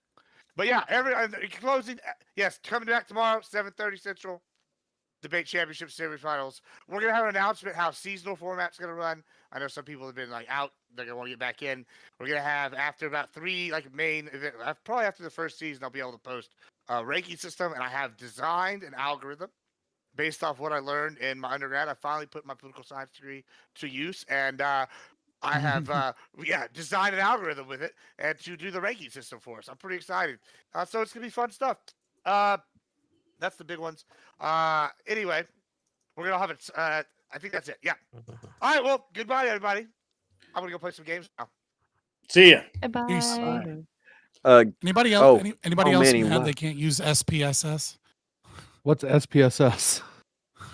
It's like something every fucking undergrad in like psychology and sociology uses to like. I was a do your, like, communication major, statistics. so I should know that. But This is like to do your like like do your I don't think they ANOVAs did for you, that so you don't have to 30 do your years ago ANOVAs when I by was in hand and shit. college. yeah, I graduated 7 years ago because I'm a failure in life. But no, Grid One, where are you? Where can you be found? I'm in man? Tennessee. No. Oh, I'm on YouTube, man. I'm an unreasonable man on YouTube. It's grid. It's at grid1-motorsports. An unreasonable man. An unreasonable. You're searchable at this point with an unreasonable man. By the way. Yeah. Like, I don't think you actually have to tell people you're at this point. Like you can just tell people an unreasonable man, they'll find you. But I still, dude, I've only been doing this for a year, so I still feel like I'm like this big. So fuck you. That's all I have to say to that. You're bigger than you know, me. Scott, I got to Jesus, be honest, subscriber man. I count. got to be honest. I agreed with you like a lot tonight. Like a lot. Like normally I kind of agree with you, but there's some you get into that libertarian role, and I'm like, damn it, Scott, don't go there. Don't please pull it back. Pull it back, Scott. Dropping seeds. I'm okay. I'm okay with the libertarian shit. It's the ANCAP cringe that really, really gets me. Yeah, I could just turn it. I literally, that's like, I got a white noise filter. They're one and the same, brother. They're That, one and the same. And let and- those fucking fake ass libertarians that aren't anarchists they can fuck right off. Yeah, look, I got to have you back most on of my their show again, libertarians. Scott. You're a great guest, man. You really are. So I got to have you Yeah, back. DM me. I usually Now that schedule, you're like, streaming one next week regularly or two again. on Saturdays. Yeah. But Yeah, I gotta get out of here. I gotta do the debate tomorrow and stuff. all right, man. Well, Go fuck in your go debate. away. Leave me You don't alone. need it. Why are you still here? Yeah, no, man. It's actually pretty cool. I like that you're a pilot, man. So I do maintenance and I do modifications on the side and shit like that. Like, Yeah, I've got a 1946 Taylorcraft BC-12D, which is a hand. That's a hand prop. There's no starter, no electrical system, nothing. yeah. I thought it was really fucking weird. That you would think that they'd have the area as a no-fly zone. I'm like, that doesn't fucking happen. No, not in America. Like, no, the only time that shit happens is when the military literally gets involved and they're going to shoot something down. yeah. If Other than they're that. doing weapons testings and stuff like that, they'll set up no-fly zones, or It was they'll fucking have restricted crazy. airspaces.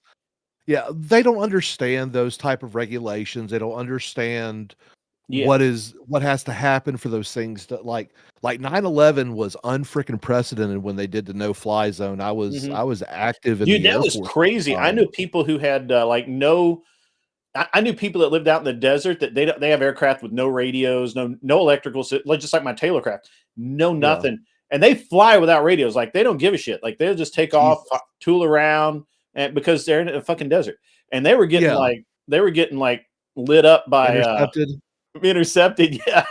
Yeah. They're like, what the fuck? So, I was working AWACS. I actually worked on the AWACS platform during that time. By the way, I'm still alive, so all my you're fine. people You're are saying, fine. yeah, all right. You're fine. right. Yeah, I know how to monitor what I say and how to say it properly. Oh, you don't have to worry about it on my channel. I don't give a shit. No. TOS, man. It's no. So I talk about stuff that is, I skirt around classified stuff because of what I do. Yeah. But like on 9/11, I just returned back from Saudi Arabia on the 9th. And when the 11th kicked off, I was on what they called command time off. I called into my unit. I lived on base at the time after the second plane hit the tower. And I'm like, where do you need me? And they go, oh, pack your bags. You're going. Fuck. Okay, where am I going? What do you want? When you get there? Jungle, Arctic, desert. What do you want? And they said, yes, all of them. We don't know yet. I mean, but I'm friends. I was in an airport while it happened. I'm friends with one of the mission commanders that flew on 9/11, and he was telling me that he was vectoring fighters to basically intercept pilots who didn't fly with radios and things like that, and was like, yes, they were given very explicit instructions to if they don't comply, they get shot down. That day was. I don't think anybody did. I don't think anybody actually got shot down because I think Flight 93 was shot down. No. I meant private planes. Yeah. I don't think anyone. No privates were shot down that I know of. But there is no proof. But I believe Flight 93 was shot down just because of the wreckage. It doesn't match any other aircraft. Right. Yeah. There've been a lot I've ever seen in life, and and the fact that they didn't find many bodies tells me that they were incinerated. That's an explosion thing. That's not an I crashed thing. Well, it's an interesting thing because I was in the San Jose airport about to fly back to Nashville. And I got stuck in San Jose for 5 days because that was Tuesday morning that it happened. and I couldn't fly out until Saturday. Man, Yeah. that's crazy. Yeah, I had to, every morning I would get up, pack all my shit, go to the airport, because every day they would take my reservation to get back on the plane, and then they would I'd go down, I'd pack all my shit up, check out of the hotel, get in the shuttle, go down to the airport, not flying the day, get back in the fucking shuttle, go back to the hotel, check back in, same damn room, go right back, unpack all my shit. Is that what motivated you to get your license? Yeah, no, actually, a couple of years ago, I was at a. I mean, I took lessons when I was in college, Yeah. and I was pretty good at it. But I was a poor kid, so the way that I was able to do the way I was able to do the lessons was I would what. Also, I have to go back to back then. There were like lifelong flight instructors, right? Like Yeah. every airport always had these guys that hung around the airport. They owned a plane or they had access to a plane or whatever. And they just loved to instruct, that they were like professional fucking instructors. And so I worked on the airport doing aircraft upholstery for airplane broker. Okay. Yeah, you did interior work. That's fucking Yeah, great. yeah. I did interior work because and because I was in college, I needed money. Yeah. I had done upholstery work before, and so I was I had pretty good. I had it was a good job for me, right? And so when I had time, spare time, because I'm always on the airport, you never know what, if you're going to have to do something or whatever. So if I was on the airport, I had to be there all day anyway. So I would just go over and, hey guys, can I get a lesson? And they would be like, yeah, sure. And what ended up happening was I was able to barter for the lessons. Cause these guys love to fly. They love to instruct.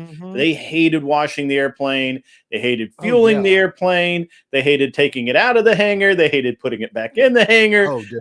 Cause they're old guys, right? They hate all that shit. Just the amount of money you can save by doing just simple pre-flight work for them and post-flight work. It's like they would much rather be inside having coffee, bullshitting with their buddies than out there. I've gotten a lot airplane. of free shit. So like I did a lot of GPS mods, just installing Garmin's and shit on Cessnas, going around local strips. I live real close to Wiley Post in Oklahoma City. Okay. So if you're ever flying through, man, hit me up. We'll go get some. Yeah, I don't go that way much, but if I do, I'll hit you up. But it's so I started, I got about 20 hours in. I was pre-solo, ran out of money. I had to go get a real job. I graduated college, all the shit happened basically in the same, like my entire life changed in an arc of about 45 days. Right? I got out of school. I really realized I had no fucking money whatsoever. And I had, and I was like, fuck, I got to go get a real job. I got to fucking be an adult. Right. And I don't like that shit. Sucks, right?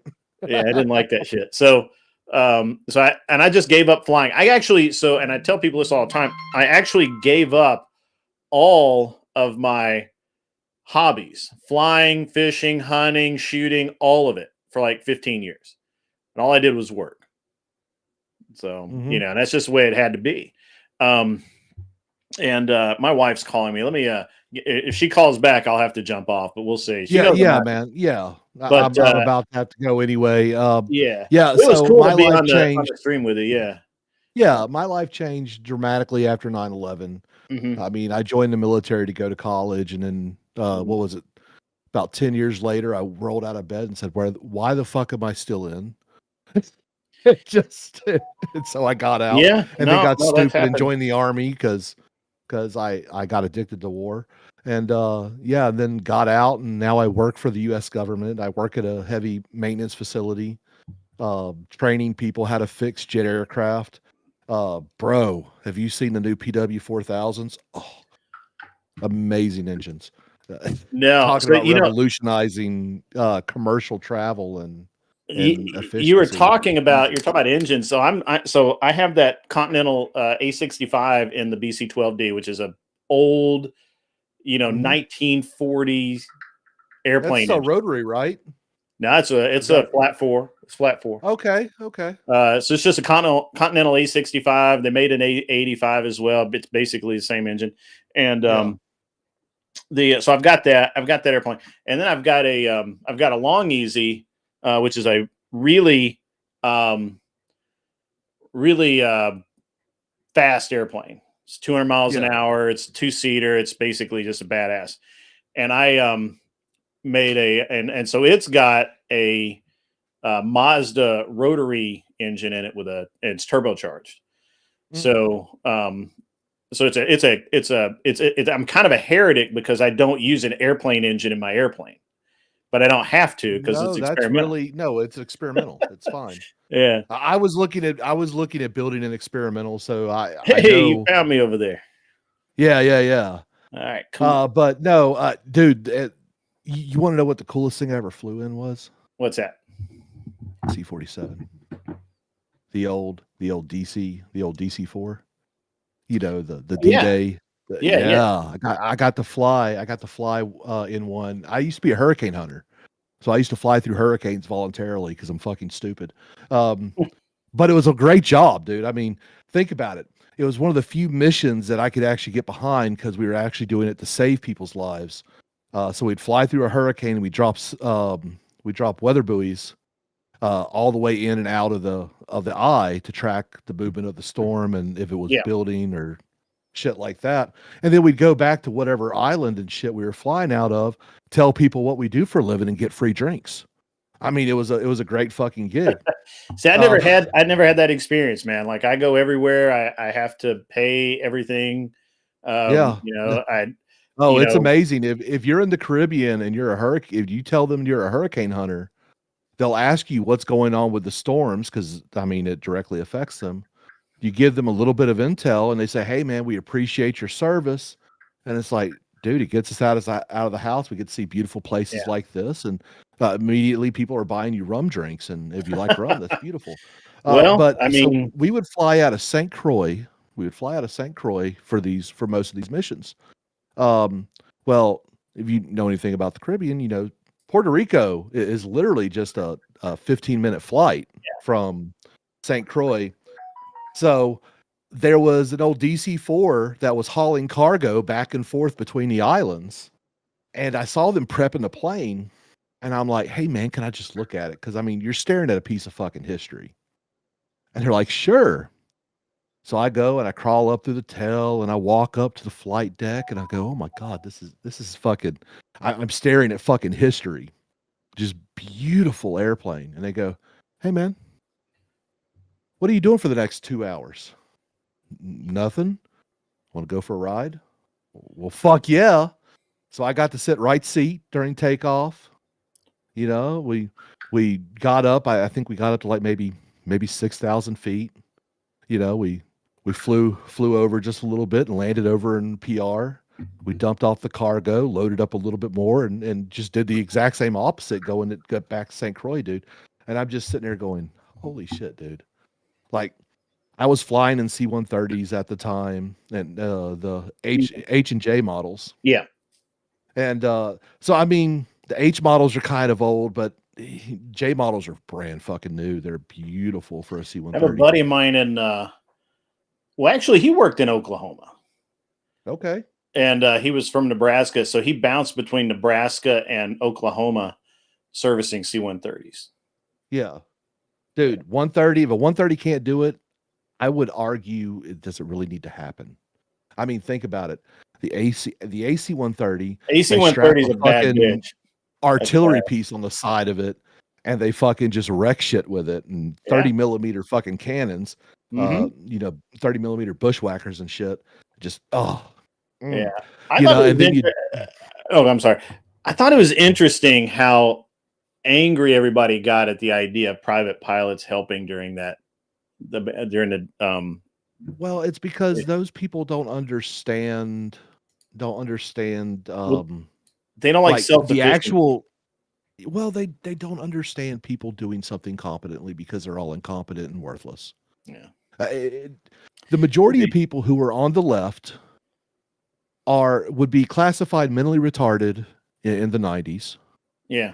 I mean, they've had everything handed to them. I grew up in South Mississippi. I grew up around a bunch of Cajuns. My grandmother refuses to speak English in her own house, you know. Mm, And you just gotta go, okay, Mama, you know, she speaks it, she understands it, but she's like, I don't want to speak it. I have to speak it, you know, when she was working, she's like, I have to speak it when I'm at work. You know, this is yeah.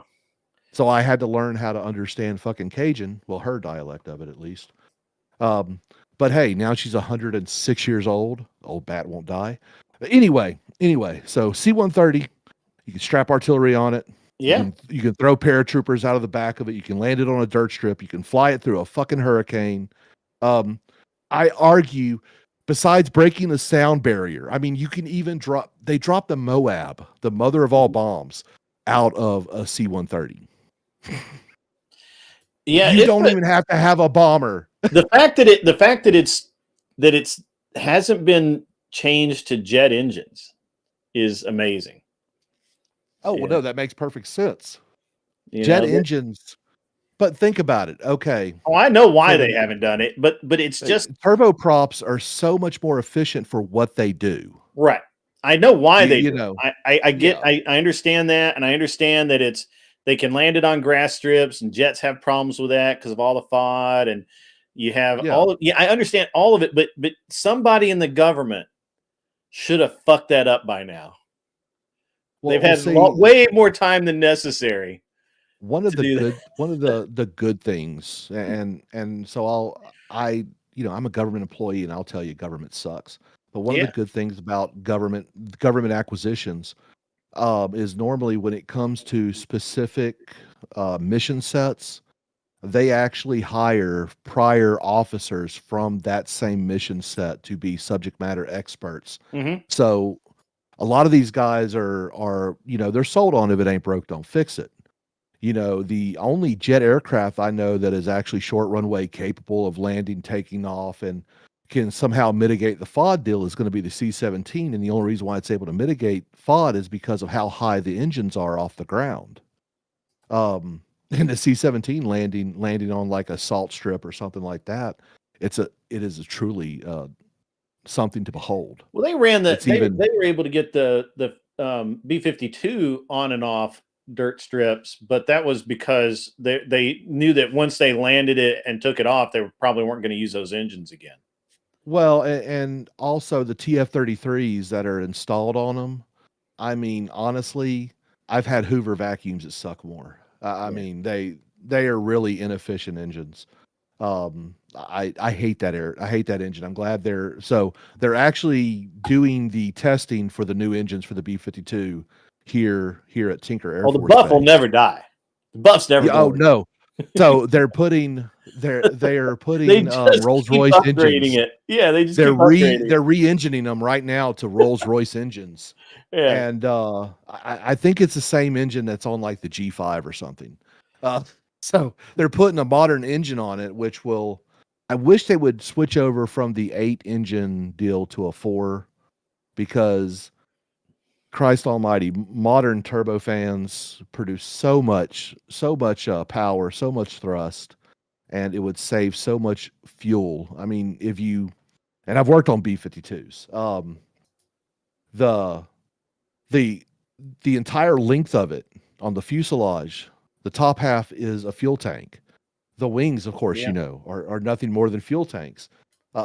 These things carry like, what is it? 125,000 pounds of fuel, plus 75,000 pounds of bombs. Or whatever else you want it to carry. Yeah.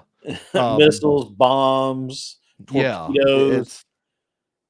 it is an amazing aircraft, and for what it does, and now they're going to modify it and turn it into a hypersonic missile truck. That's the latest thing. Yeah. And so it's going to be able to carry something like, I think they're projecting like 48 fucking hypersonic missiles. Dude, the amount of sheer wreckage it's going to be able to deliver is insane. There's some cool things going on in the bomber world. And also with the B-21 coming on, I'm looking forward to that, because my depot facility. We have won the contract amongst all the contractors and everything else, because we actually have to compete. We have to compete with the private industry for our heavy maintenance. It's not just a guarantee. So where I work, they work on the KC-46, the KC-135, the B-1, the B-52, the AWACS, the Navy, what is it, E-4, the Nighthawk, the Doomsday plane. And we do heavy maintenance for all these aircraft. And it's actually a really cool, it's a really cool gig, man. It's a cool place to work with a bunch of completely incompetent people who somehow make it work. And we even get to fly. We even get to work on the Guppy. You know, if you like unique I've seen the aircraft. Guppy. Yeah, I've seen the Guppy at Oshkosh. Yeah. Well, Yeah, so, I'm boring my chat to death with the airplane talk. They're about to No. mutiny. I promise. Oh man. Well, look. I'll move on. Yeah. No, I wanted to find you because some of the things you were talking about I thought was interesting, and the fact that you're a pilot, so you're in the aviation. You ever want to nerd out? Let me know. Yeah, man. I can talk aviation all day. Yeah. But that's my bread and butter. I mean, I named myself Aircraft Sparky online because literally, I'm an aircraft avionics tech. I mean, yeah. who's also NDT qualified, and engine run and high speed taxi and bullshit like that. So cool. Yeah, I've yeah, actually. I mean, my airplane's like really. I'm putting the Long Easy back together now, and it is Nice. so ridiculous. The technology that's going into it compared to everybody else's, because everybody else is using like just, you know, they'll have a Dynon in it, or they'll have a G5, or you know, they'll have you know, some other EFIS. But my so since I'm using an automotive engine, I'm also using an aftermarket ECU. It's CAN bus enabled, so all of the data from the ECU can be displayed on my dash, like all of it. Right on. Did you convert it? Did you convert it to run Jet A, or what are you? No, it runs on unleaded. Actually, I'm going to run it on. If I have to take the strakes off and rebuild the tanks, I'm going to line the tank so I can run E85. Oh, okay. Aren't you worried about icing? Fuel injected. Okay, but still, you're not worried about icing? Alcohol doesn't ice. Oh, okay. Yeah. E85. Well, I'm not worried about the ethanol. I'm not worried about the ethanol side. I'm worried about the water that's stuck in your gas. Oh, no, the E85 takes a long time to suck up. Does it absorb enough water? Yeah. Actually, I've been doing so I've done this for years. I ran the Pikes Peak International Hill Climb with a turbo rotary, where we start the race at 8,000 feet and finish at 14,000 feet. And I basically use the same engine setup that I'm using in my airplane and ran it on E85. And we have 490 horsepower to the wheels. Nice. So my airplane. Any supplementary oxygen or anything like that? Yeah, you do. Because they should. Not all drivers do, but they should. I mean, because anything over 12 gets pretty. It's pretty. Yeah, it's dicey, right? In my airplane, I have oxygen. Okay. So do you running LOX, or you running OBIGs? So I'm running just the welding oxygen, to be honest with you. I have a tank. Okay. Yeah, I have a tank that and a filter set up which it doesn't really technically need to be filtered. So but let's see, I specialized in oxygen. The oxygen system. Yeah, but you're talking about oxygen at like 30,000 feet. I'm talking about oxygen at like 10. Well, so when I flied, when I was in the Army, I flew with helicopters, and we would wear oxygen generators on our face, because that's the new thing a lot of guys are using are the oxygen concentrators, like the things at the what are those whatever it is. Well, we would wear concentrators, like when the nighttime 47s, the CPAP, the nighttime. CPAP. Yeah, those guys there are guys putting those in their airplanes now instead of running oxygen bottles. Huh? because they're running. I mean, if you're not they- if you're not flying over 15K, I'm sure you could get away with it. You know, because just because it's 10,000, man, forcing that much air. the airplane's high performance enough because so my airplane should cruise at 190 195 knots, Okay. and I can That's about 85 miles per hour for those of you who don't know how to do the math right off the bat. 190 Is it- knots is Is 230 No, miles. it ain't that high, is it? Huh? No, I'm thinking it ain't that high, is it? Yeah, it's 190 No, knots. I Wait, thought- hang on, I'll do the conversion right now. Hang on. Yeah, 190 knots. because you're fucking flying, dude. If I you're going know. 200 plus. I know. That's- That's the point. I told you it's a I'm just fast trying airplane. I'm just trying to do it in my head, and I'm just like, no, that's like 85. But maybe I'm doing it wrong. You're doing it to meters a second, and it's 97 meters. That's what a it second. is. That's what it is. Okay. 218 miles an hour Okay. is cruise. That's Is the nice. cruise That's speed. nice. And I'm getting like 7 gallons per hour at that. That ain't bad at all, dude. Yeah, I got I should have, I haven't measured the tanks on this airplane yet, but I should have 52 gallons on board. Okay. So Right on. once I get up to altitude, I mean, I can go for fucking ever, right? Like I can, like flying cross country is just like that, right? 200 Yeah. miles an hour, you get places quick. It climbs. Yeah, you do. So the airplane.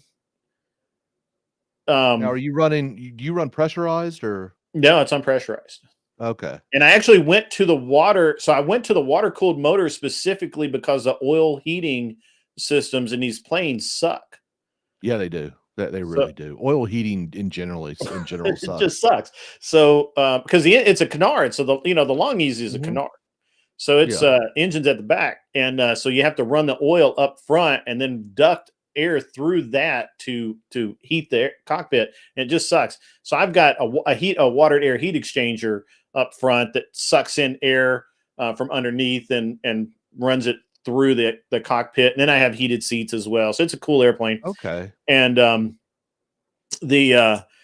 but the interesting thing about, I mean, it's probably only interesting to people like you and I, but Yeah.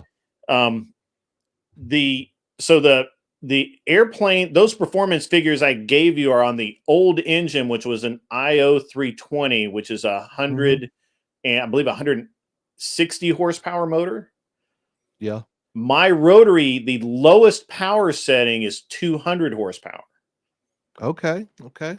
And I can maintain 200 horsepower from takeoff to 10,000 feet.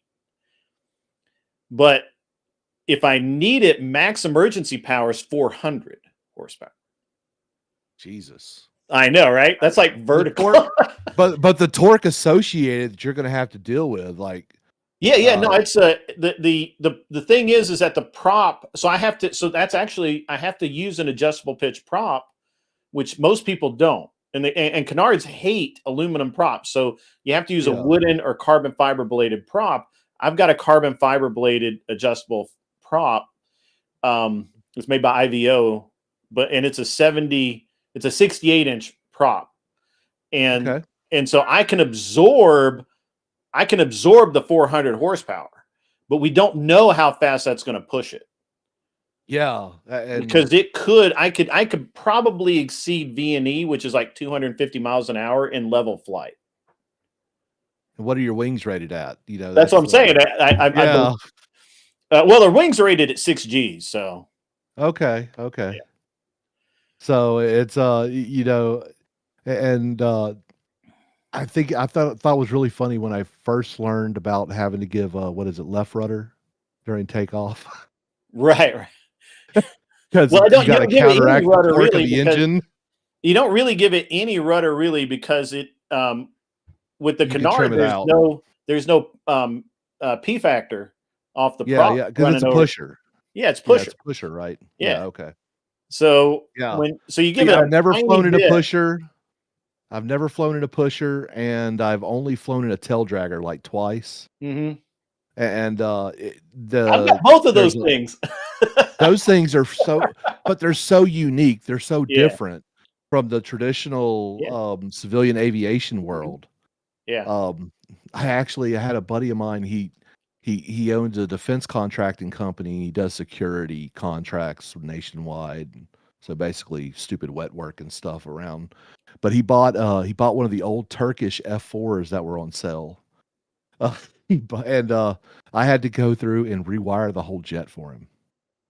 That sounds like a good. And it was a passion job for me just because I love the lead sled. Right.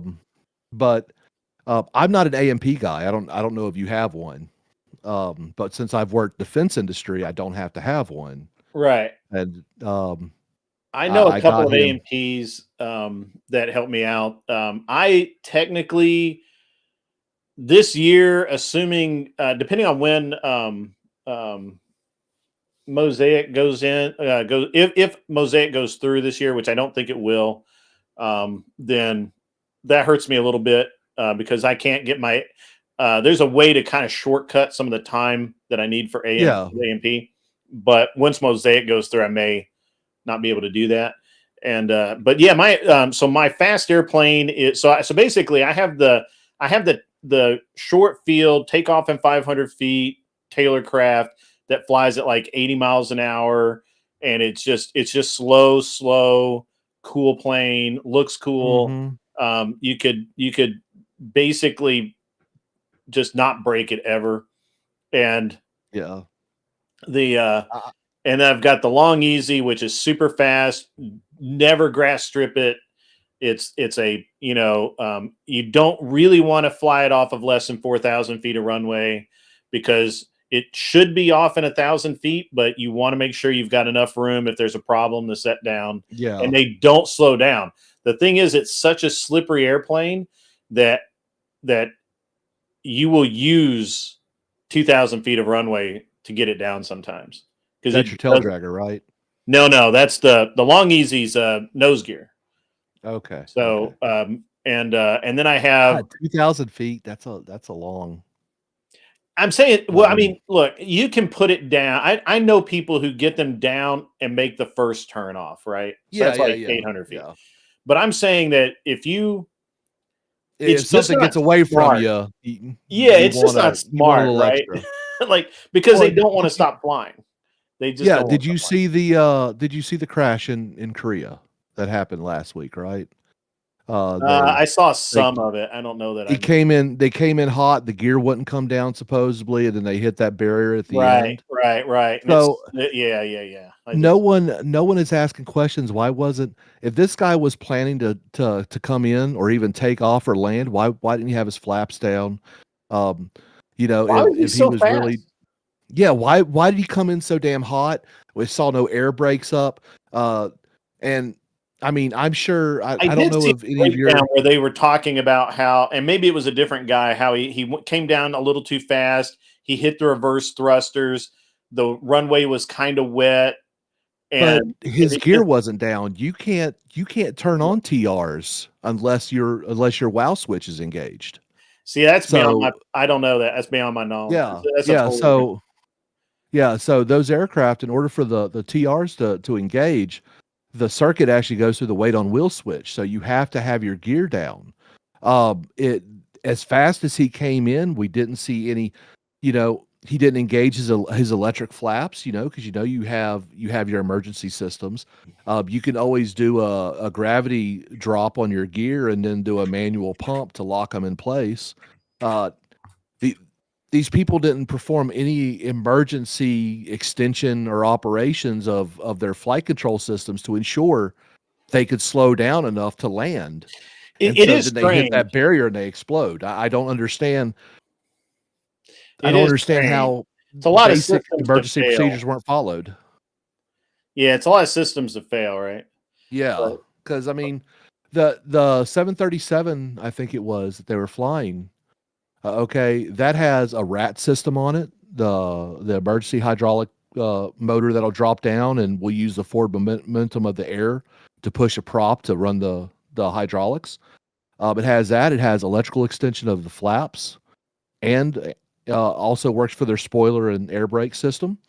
And they have a manual drop for their gears, so they let gravity let them drop, and then you can hand pump them into place to lock them Yeah. in the down position. All this could have been done before they landed. 170 Yeah, what, it's 175 people died on that, and it's just like, there's a didn't have lot to of happen. weird airline accidents. Fortunately, not in the U.S. Right now. Yeah. They did have the two collide on the runway, but that was just poor control. That was That's the- ATC. That's ground control and tower. Just it not was talking to each other. everybody fucked up on that one. The pilots fucked up, the first officers fucked up, the ATC fucked up, ground fucked up, everybody fucked up. Just, and it doesn't matter if they fucked up this much or all of it. It's just they fucked up. But yeah. So I've got I actually have two long easies. One I don't think I'm Okay. going to finish. The one I'm just repowering now, and then I've got a very easy, which is kind of the same thing but even smaller and technically faster. And it has an O235 in it. I just looked up your plane. Jesus. Yeah, and then I have a Sonorai, which is a two-place Formula V type race plane. Actually, finishing engine up on that right now, and it's a cool ass plane to fly. And mine's a low wing, so it's pretty stable. You can kind of be hands off, but it's literally barnstormer type. I mean, it has is the nose gear retractable? Yeah. Okay. I mean, this plane looks unstable as fuck. Just the long easy? No, dude, they're super stable. And let me tell you, it's telegraphic. Like, you want to go somewhere, you just put a little pressure on this. Like, there's no big movements. Okay. It's a side stick, right? So you just think, I want to go here, and it just goes. It's such a cool airplane, man. It looks like it would be a blast. Is yours a two-seater or you? It is. They're all two-seaters. Yeah.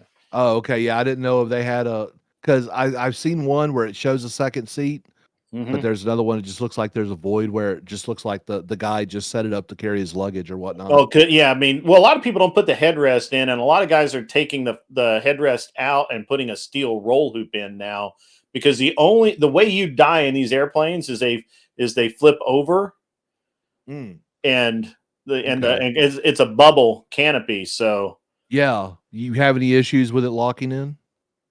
The canopy, no. Yeah, because usually canopies like that, the latches usually in the very back are going to start mess up from overuse. The latch system's great. The problem is that, and I've got actually a guy in Georgia, I think Georgia or Texas, just recently lost his life, and he was an older fellow, and the working theory is he probably had a heart attack because there was no reason for him to crash, right? Like, there was everything's fine, and all of a sudden he's on approach, he's stable descent, and he just, the plane just doesn't fucking land. And it once they go off the runway, they tend to flip over. The nose wheel collapses, and it goes over. Well, the way the nose wheel retracts, it makes sense that it would just buckle as soon as you hit unimproved. Right. And once that happens, you go over, and if you don't have that rollover hoop, roll over. Yeah. If you don't have that rollover hoop, crush you.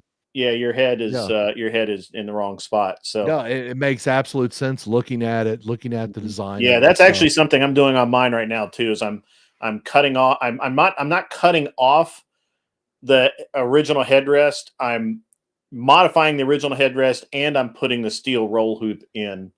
You got to put a steel in? Yeah, it's a steel roll hoop, and it bolts onto the upper longerons. Okay. So, yeah, I mean, I don't know. You could probably get some roll titanium. I mean, it's going to cost you a little bit more, but it's going to save you probably about 5 pounds. Yeah. The problem comes in, well, I don't know that it may save me that much. The problem is that when you weld titanium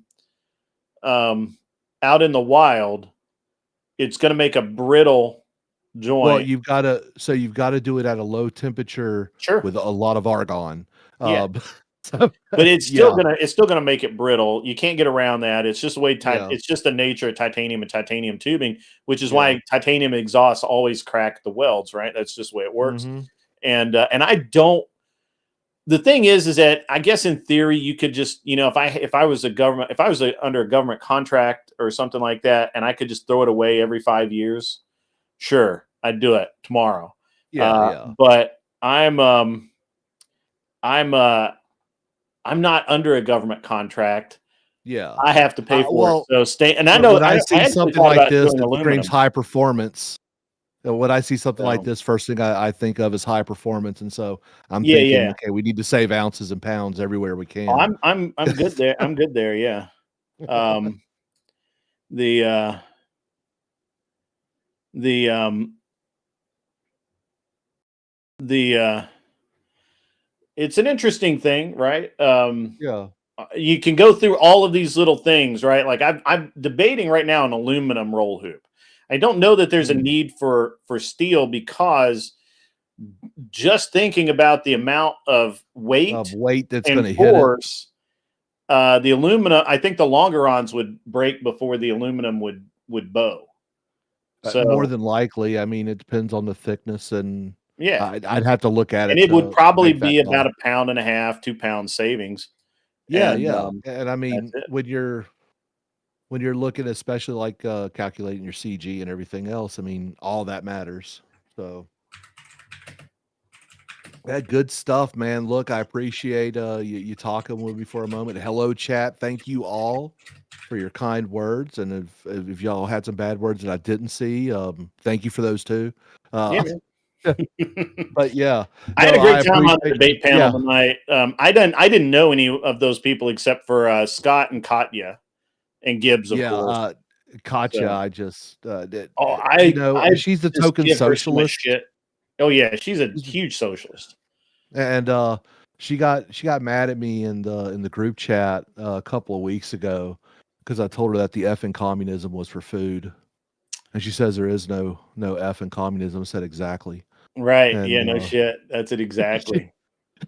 and she's So, just like, I fucking hate you, and I'm like, that's okay. Look, you it's okay. just sit on a shitty commune, and I'll continue to stack cash and bang chicks. It'll be okay.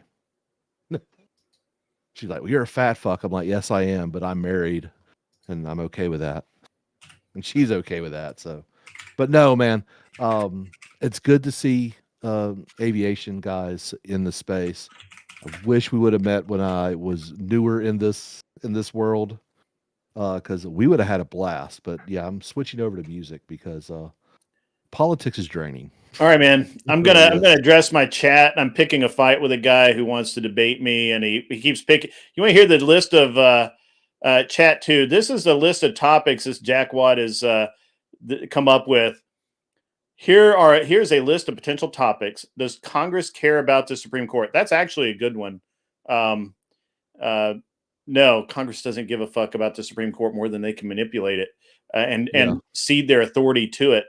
Is being overweight a sign of lack of masculinity? That he thinks I'm fat, so Well, I mean, which look, is fine. going by the socialist standards, you probably are. Look, I am definitely fatter than you, and I guarantee you, guy who I don't see, who I don't know what you look like in chat, I assure you, I'm meaner, rougher, tougher, and Oh, he's everything not in else the in the chat.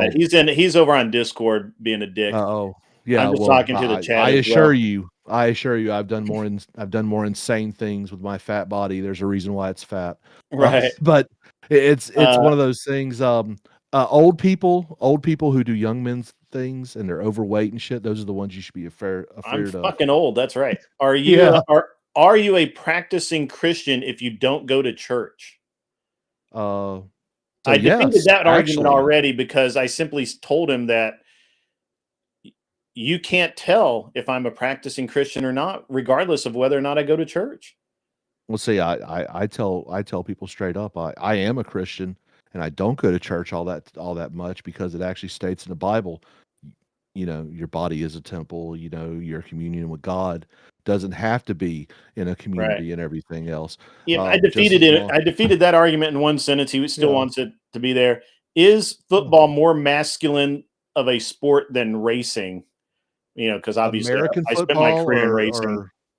American American football or football. soccer? It depends. I can't speak for aero racing, but I can say Well, I did actual water motorsport. racing and motorsports. You got to be in decent shape to be able to control those things because they're not power assisted in the controls at all. Well, I actually did.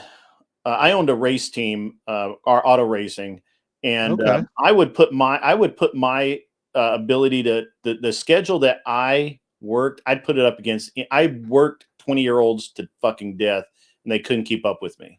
I outworked them, outdid everything about them. So Yeah. they can't do. They can't hang. I thought the dumbass would come into the chat, but he might be scared because my chat is mean and they're angry people, and they will tear him limb from limb. Love an They're really angry nice chat. people, but anyway, that's really, really fucking funny that he. Well, look, enjoy your debate. I hope he comes Yep. on. A lot of people talk shit. Well, Last night I had what he calls himself a conservatarian. He's a yeah, libertarian who leans conservative. He right. got mad at me because he asked me my opinion on abortion, which I'm an abolitionist. Hmm. And I just said, well, I'm an abolitionist, so no, there are no exceptions that I think is good. And then I called him pro-choice, and he got really upset. And I'm like, dude, you asked me my opinion. Yeah. So he came on my show. We talked for about 50 minutes, and then I exposed him in the fact that he didn't understand that Grey's Anatomy was not only a show, but it was also a book. And he That's true. That's true, Silvar Ogre. I agree with you. But yeah, so man, have a great night. Enjoy your Yeah, man. music, man. You look like you need some rest, Yeah. so you should get some. And have a great no such rest thing of as your night. rest. Yeah, have a Yeah, but great take rest of care, your night. man. Good talking to you. Yeah, great Later. talking to you, man. Great. All right, guys, I'm going to shut down the Discord link, and it'll just be me and only me up here. Spandex. Race car drivers don't wear spandex booty pants and slap each other's butts. That's right. Wrongful rage. Solo scriptura, not my jam. Now, I remember you from the Jim Bob debate. Flo held it down after you left, though. I wasn't in the Jim Bob debate with Flo. Are you thinking about somebody else? I was not there in that. Or maybe there was the other guy. Maybe it was the other guy. Aircraft Sparky.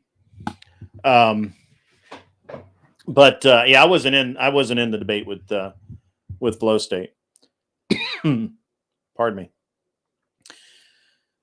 Was it? Yeah, gotcha. It was Aircraft Sparky. Yeah. Yeah, Jim Bob's a great dude, man. I like Jim Bob. And look, I understand to an orthodox Christian, you can only miss so many days of church before you're in, kind of in trouble with the church. I'm Southern Baptist, so what can I tell you, brother? You do you, boo boo.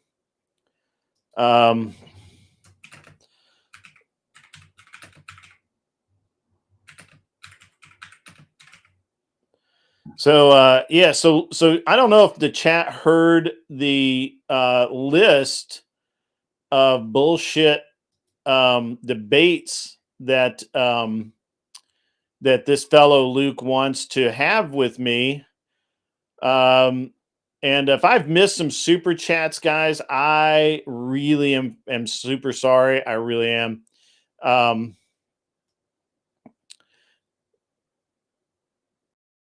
Yeah, not your jam, wrongful rage. That's totally cool, man. I get it. I admire a lot of the orthodox viewpoints. I just happen to be Southern Baptist. So yeah, it was good. Let's see what else. Yeah, it's not Imperious. It's this guy Luke who started off the night tonight. I'm not really sure. I think he started thinking that I would back down or some bullshit. The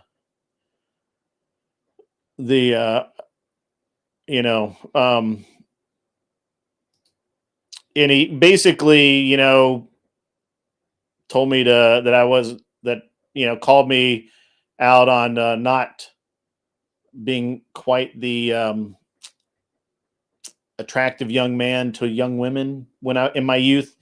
And then he made the mistake of calling my wife mid, and then I challenged him to show his woman, and he diverted, and he did not do that. He decided not to man up and do that.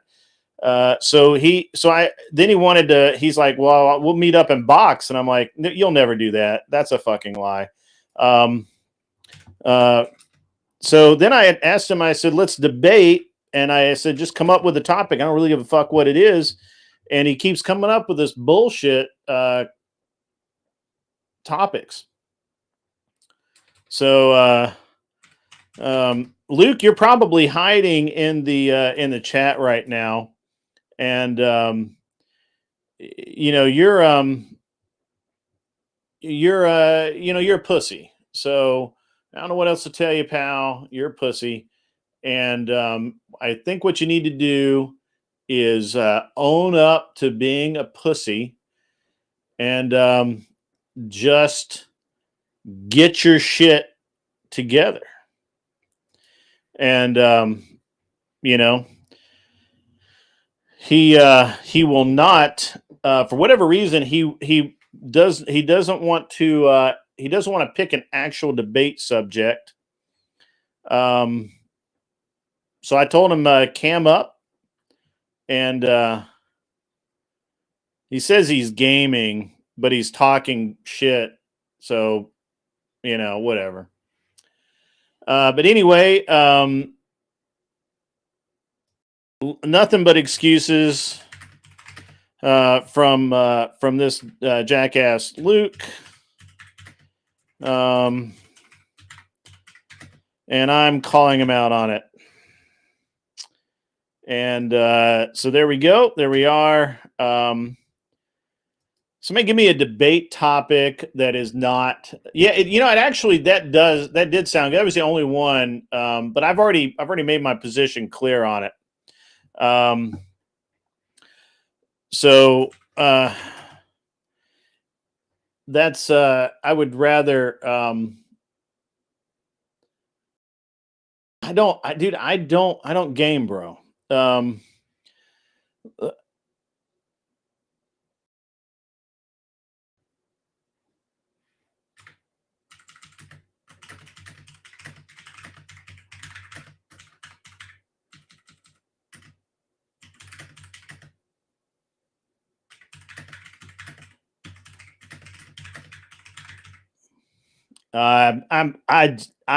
I was about to be really fucking mean.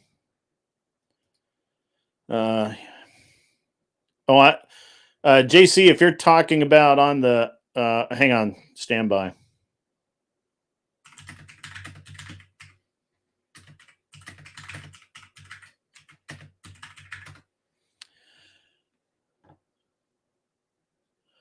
What do you think about Pete Hegseth's proposal to have U.S. Special Forces directly combat Mexican cartels? Well, first of all, I like Hegseth a lot, and I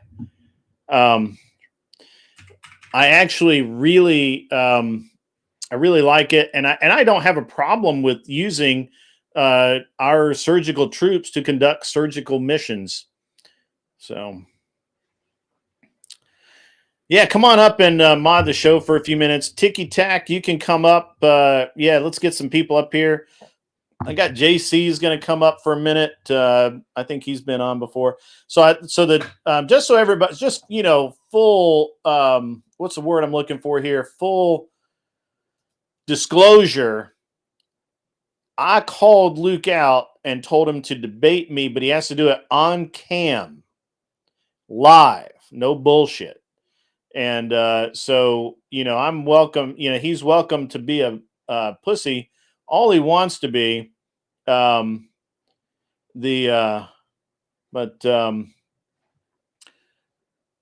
he's not gonna. He'll never debate me. He'll keep kicking her. He'll keep pulling based oracle type bullshit.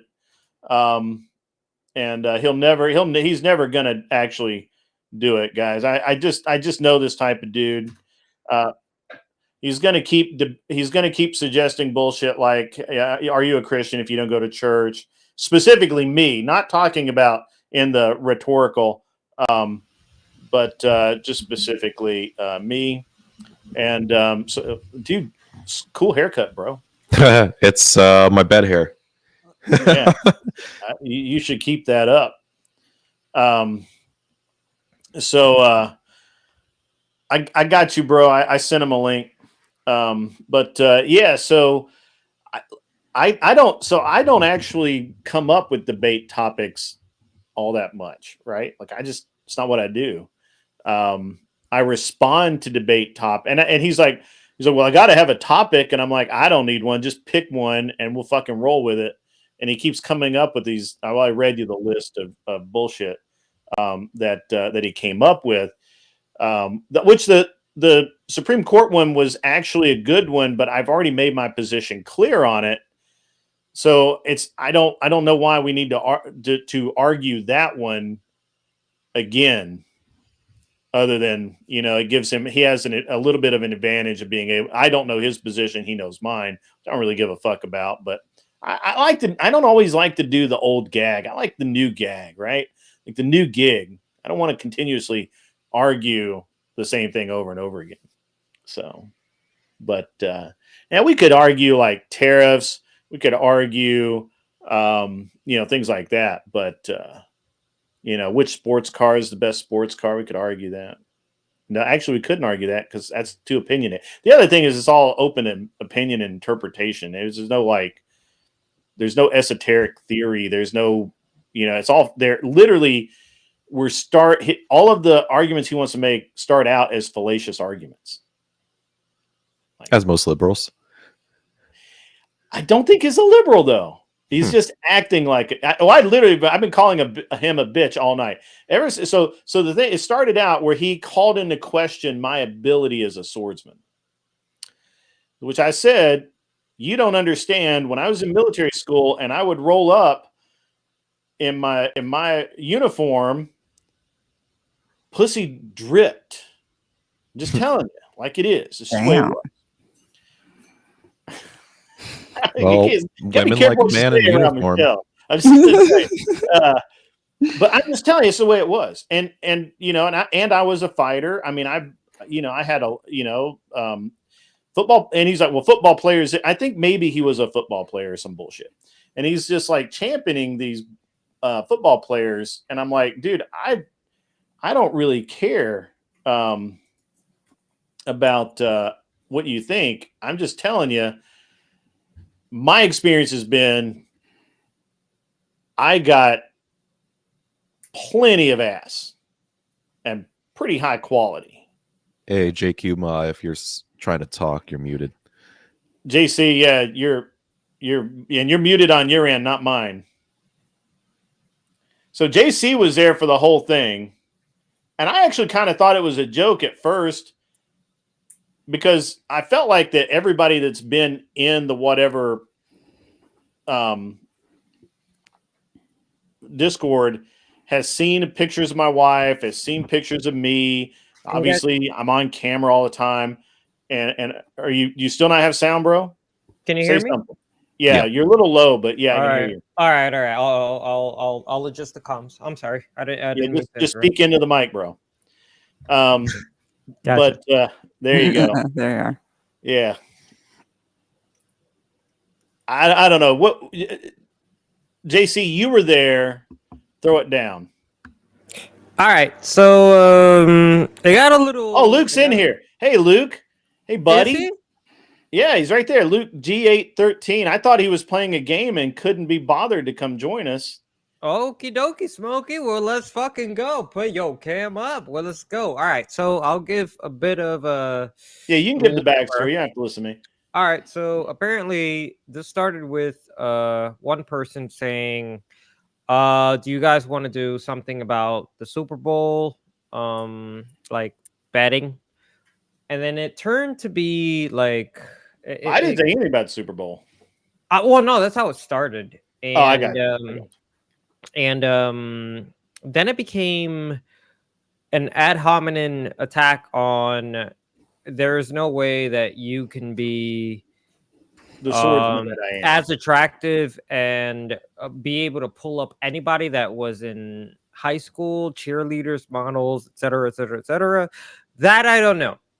I don't know that. I did not have an opinion on that, but it was very, very evident that he Luke, did there keep is attacking nothing your stopping character. you from getting the link from the moderator and bringing your dumb ass up here.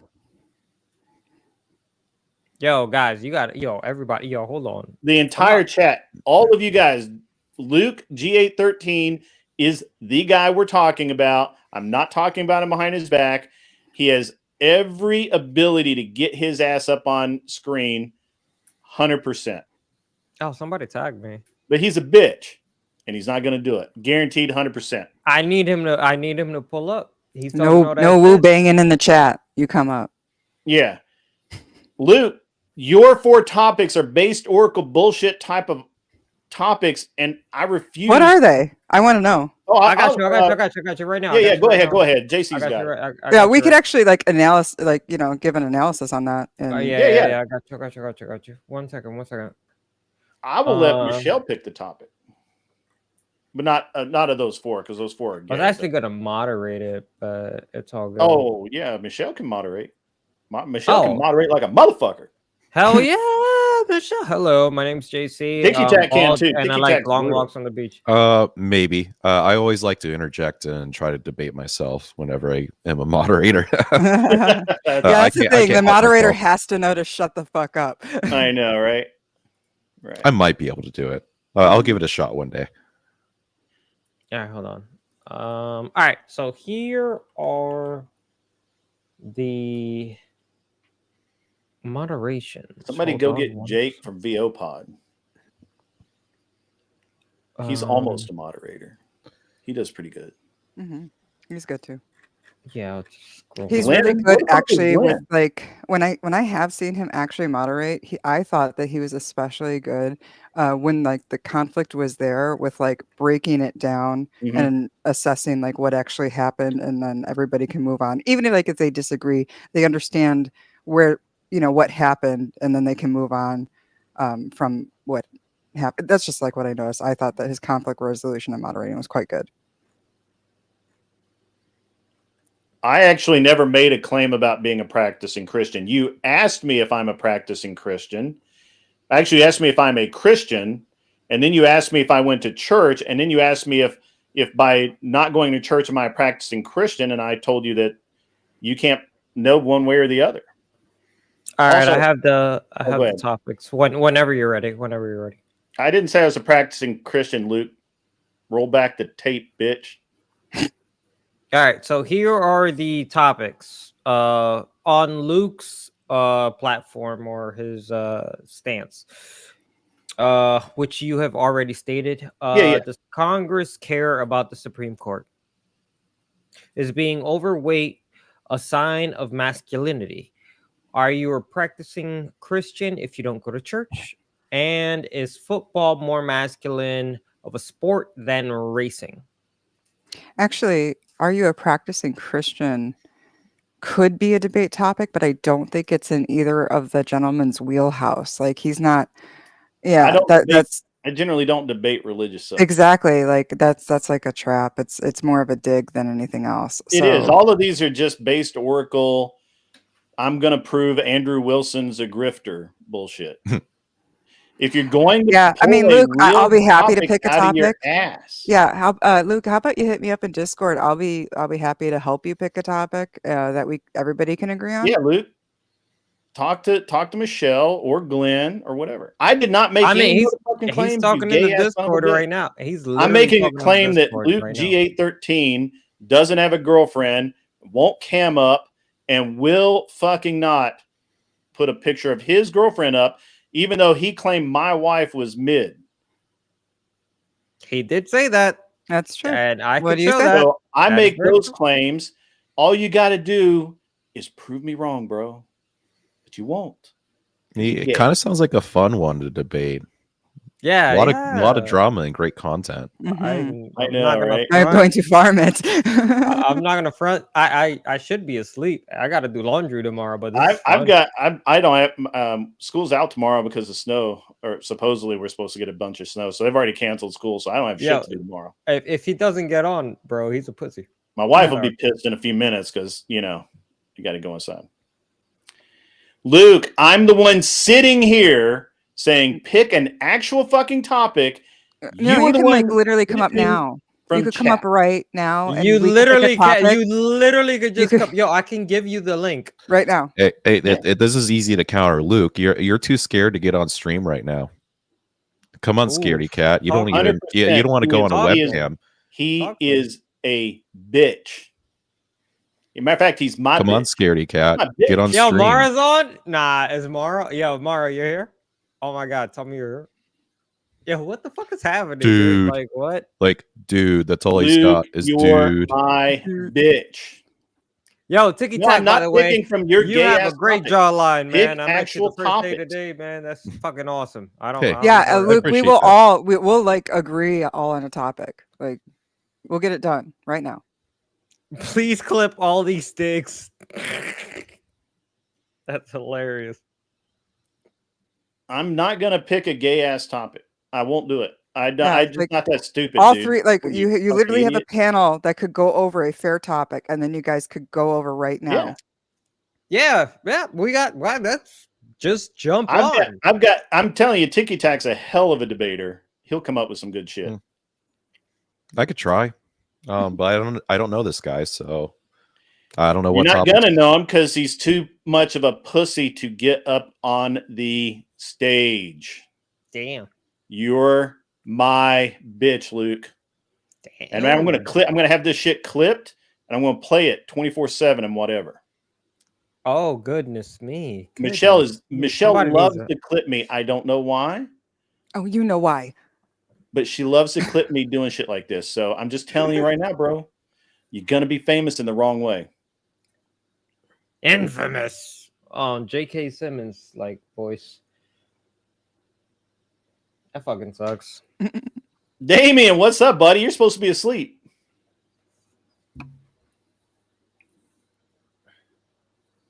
Yeah, What I did he think say about me? yeah. I would Louis- never claim somebody else as a practicing Christian. I don't get to decide that, which is why I actually said it's not in his wheelhouse. I don't think you Yeah. understand. You can't know whether I am or not just because I don't attend church. Yeah, I don't think Well, that means what you think it means. What does that even mean exactly? Yeah, I don't like. Practicing Christian. Right. It means that you need to be in church every single I Sunday. defeated that argument with one sentence in that you cannot know. Therefore, your entire debate is bullshit. Well, so that one's is- off the table right out of the gate. That's a is very is good he idea. is he trying to debate that it's a requirement for salvation or something? I think he is. It's a requirement to, as part of being a Christian, it's a requirement for you to go to church.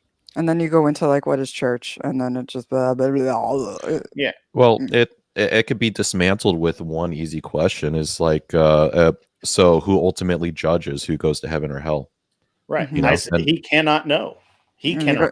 I didn't know your name was God. Get the hell out of here. Mhm. So therefore, I literally disarmed that. And what, Luke, where you at, bro? I know. Yeah, like, Did come you on, run dude. away? No, you're nowhere to be found. Again, this is not Like, the it first does time not this take that happened. long. Either. Luke, I'm not your father, and no one else wants to be either. Get your bitch ass up here. You are my Oof. bitch. His battery God. went dead on his phone. Right. Yeah, his battery went Mhm. dead on his phone. No, no. He's got to be in this video game tournament or they'll kick him out. You know. Oh, the queue just started. I gotta go. Yeah, right. I don't know what that means, but I agree. You're right. The gamers. Gamer know. prattle. Don't play video games. Some gamer prattle. Yeah. So comments on your debate. I guess I only have like a short one. Is Yeah, man. Yeah, I'm interested. So I the did- argument they were making that the government needs to. Before you, because I don't want you to color my. I'm gonna give you my impression of how I did. Sure. I think I did pretty well. I could have been a little I could have gone a little harder at some of them, but I didn't want to get bogged down because non-farm will bog you down in bullshit detail.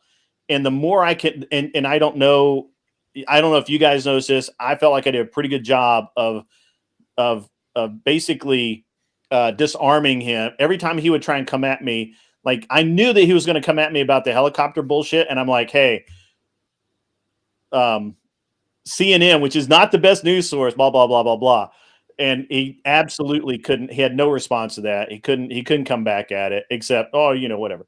And the one guy just kept spurging out, so I didn't really pay that much attention to anything he said. I just didn't care. I don't think that if we were having an actual debate, I don't think that he would have been able to count. I don't think he countered anything I said effectively. Scott shocked me tonight. I was 100% team Scott, and I was very much a lot of times team Nonfon too, because Nonfon made a lot of really solid points. But that overall, I felt like I could have gone a little harder in a couple of places. But I think I did pretty well. I feel like you weren't given enough time, and I think you need to be on smaller panels to really flesh out debates. Sure. It seems like all the debates that you get into, they're only 2 hours long, which most of the standard debates for 1v1 goes up to 3 hours. Sure. So you're really not getting a lot of time at all. Yeah. Give me one sec. Mr. Kennedy, there's not going to be a debate because Luke is a scared little bitch. And he will not, since he can't get his way, he has run away. That's what bitches do. He gone. What? He gone. He gone. He here no gone. more. I invited him to come up out of multiple times. here. Yeah, the thing is that you're right, but the thing is I always feel like I'm taking too long to answer, and I feel like I literally feel like that, and which is I hate saying, how much I hate saying I feel, but it's what I'm just gonna say. It seems to me like I say a lot of things, but then I look at Scott, and Scott will go on for 10 minutes. Oh, we're back to the boxing thing, Luke. Fuck you. You'll never show up. I think Then you're just like one of those internet tough guys. Oh, hey, I'll box him. Wait, I'd love to get into a fight. He's in YouTube chat, but not in the stream. Right. Yeah. He's right there. He just popped up. He won't come up here. Yeah. Oh god. But then he's like, "Oh yeah, you won't fight me, Luke. you won't even come on panel. Come up on the panel right now, sir." Yeah, I'm watching it. I'm watching it right now. Hey, I'll virtual box him. Yeah, that's pretty good, actually. Your camera that's actually kind of crazy. Bro can't defend his position or his stance on his position. That's you got to set your stuff up. What? Yeah, he's calling you a bitch because you could come up and you guys could fight it out. And instead of coming up, you were like, "Oh, I'm point setting me my in the stuff street." up. Why? For you to dodge him there? Fuck off, dude. No, Luke, you gave me 4 bullshit topics. I don't debate bullshit topics very often. I'm certainly not going to do it with you, you gay little bastard. Well, we already have the topics handled. We said that we were all going to agree on the topic. Yeah. You know, it. Tiki Tac, Michelle, Glenn. Where's Glenn? Can pick a topic. Glenn will pick a great topic. I got one for you, Luke. No, I'm not going to do that to him. That's mean. Why are you gay? I will say this. Grid called me gay earlier today because I know the choreography to Bye Bye. Now Michelle didn't say that. So what is Luke? Is Luke retarded? I gotta ask seriously. Is he JC? You've known him. No, I don't know that well. No. Luke, Michelle did not say that being a practicing Christian is a good topic. She said it's a topic you can't measure. She said it wasn't a good topic. Tiki Tac said it could be a good topic, but, and I forget what your but was. I said it wasn't in your wheelhouse. Actually, I said it wasn't in our wheelhouse. It could be a good debate topic for a Christian apologist, but that's not in your wheelhouse. So it's dumb. You're right. I thought Tiki Tack said that. No, my that was mistake. me. Yeah. No, I'm just saying like the argument could be dismantled with just one point, you know. Yeah, and it's right. That's true. it falls apart. That's true. That No, is we true. are Both of not. those things are true. You are correct. I kind of switched your rhetoric. Sorry. So Anyway, before continue on. I'm interested in the critique of the debate more than I am Luke. Luke, you're never going to come up. You're just not. We all know it. You're a pussy. You're a bitch. You lie. You try and set things up so that you look like a hero, but you're a zero. We all know that. If you aren't, I double dog dare you to get your ball sack up and come on up stage. Invite you, JC, Lincoln. Yeah, I already have. He's already given you the link, Luke. You click the link. I have 100%. Also, you I'll do it better be again. cammed up, buddy. I will do it again. I'll do it again. All right, hold All right. on. So anyway, Check your- I'm sorry. I keep Yeah. interrupting you. Go ahead. I'm sorry. You're so trying to tell me something. whenever whenever people try to bring up the argument that the government needs to provide more support or more aid for like a certain region or stuff, they completely just undermined like what the community can do alone. And all you have to do is point to organizations like Habitat for Humanity and Salvation Army, which are Christian-led organizations that aid a lot of help during disaster relief. You know, Habitat for Humanity rebuilds homes and towns, and Salvation Army comes in with food and clothes.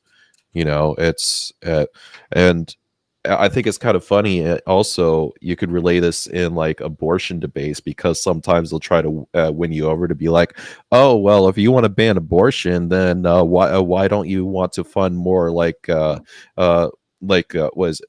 for more childcare or people to adopt babies?" And it's like, Christians do that too. You know, it's they're the ones who run the orphanages and food banks and stuff. I did say that towards the end, and all I got were the massive eye rolls. Because there's no argument for it. Right. But Yeah. I was like, there's a church in every neighborhood. There's a handout around every corner, and I could just feel the eye roll. Man. It's like, oh, guys, one second. Grid, if you can you? I'm gonna throw you post the link again. Where you? Where's my Discord at? Yeah. Throw it in the There you Discord. are. Throw it in Gotcha. the Discord. I got you, Because bro. he's calling me retarded because I didn't link it correctly or whatever. But So all you got to do is just copy just go in that the video chat. that top line there. Well, I got it. if you want to throw a wild argument at them, you want to know the second growing organizations that are most charitable in rebuilding cities? Methodist, probably. No. Fascist organizations. Interesting. Yeah, so I'm going to leave a lot of these organizations unnamed just because of TOS, but there are growing fascist organizations that are stepping into these towns that are impoverished and need humanitarian help and providing them aid because of they are advertising that the government doesn't care about you and we care about you and we believe in traditional values. It's true. So they're stepping in and they're propagandizing these small communities when never let emergency go to waste, for sure. And this is how they've been growing over the past like 6 years. Well, I think we got a Luke. Oh, he's making fun of my weight. What a little bitch. Hey, buddy. Yeah. How you doing, little guy? All right. Is that Luke? Pick a topic. Or you Hey, welcome, Luke. Got the floor. Go ahead, Luke. No, it just seems like you're scared. What? Just yeah, seems we're like you're scared. scared. You won't actually debate me. You want to pick a topic that's only advantageous to you. I don't really give a shit. It's just got to be an actual Sounds topic. like it. Those are actual topics. These are claims that you made. Should These are claims. paternity testing mandatory? I think you gotta check your smoke detector, by the way. I think you're right. But these are claims that you made yesterday. So why are they not good debate topics? You made these claims. Well, he's saying that no, go ahead. You can argue for yourself, Grit. He can't argue. He knows he's No, wrong. he can argue He's for a himself. bitch. He's good. I'm sorry. Are you ready to go now or what? Which part's confusing you?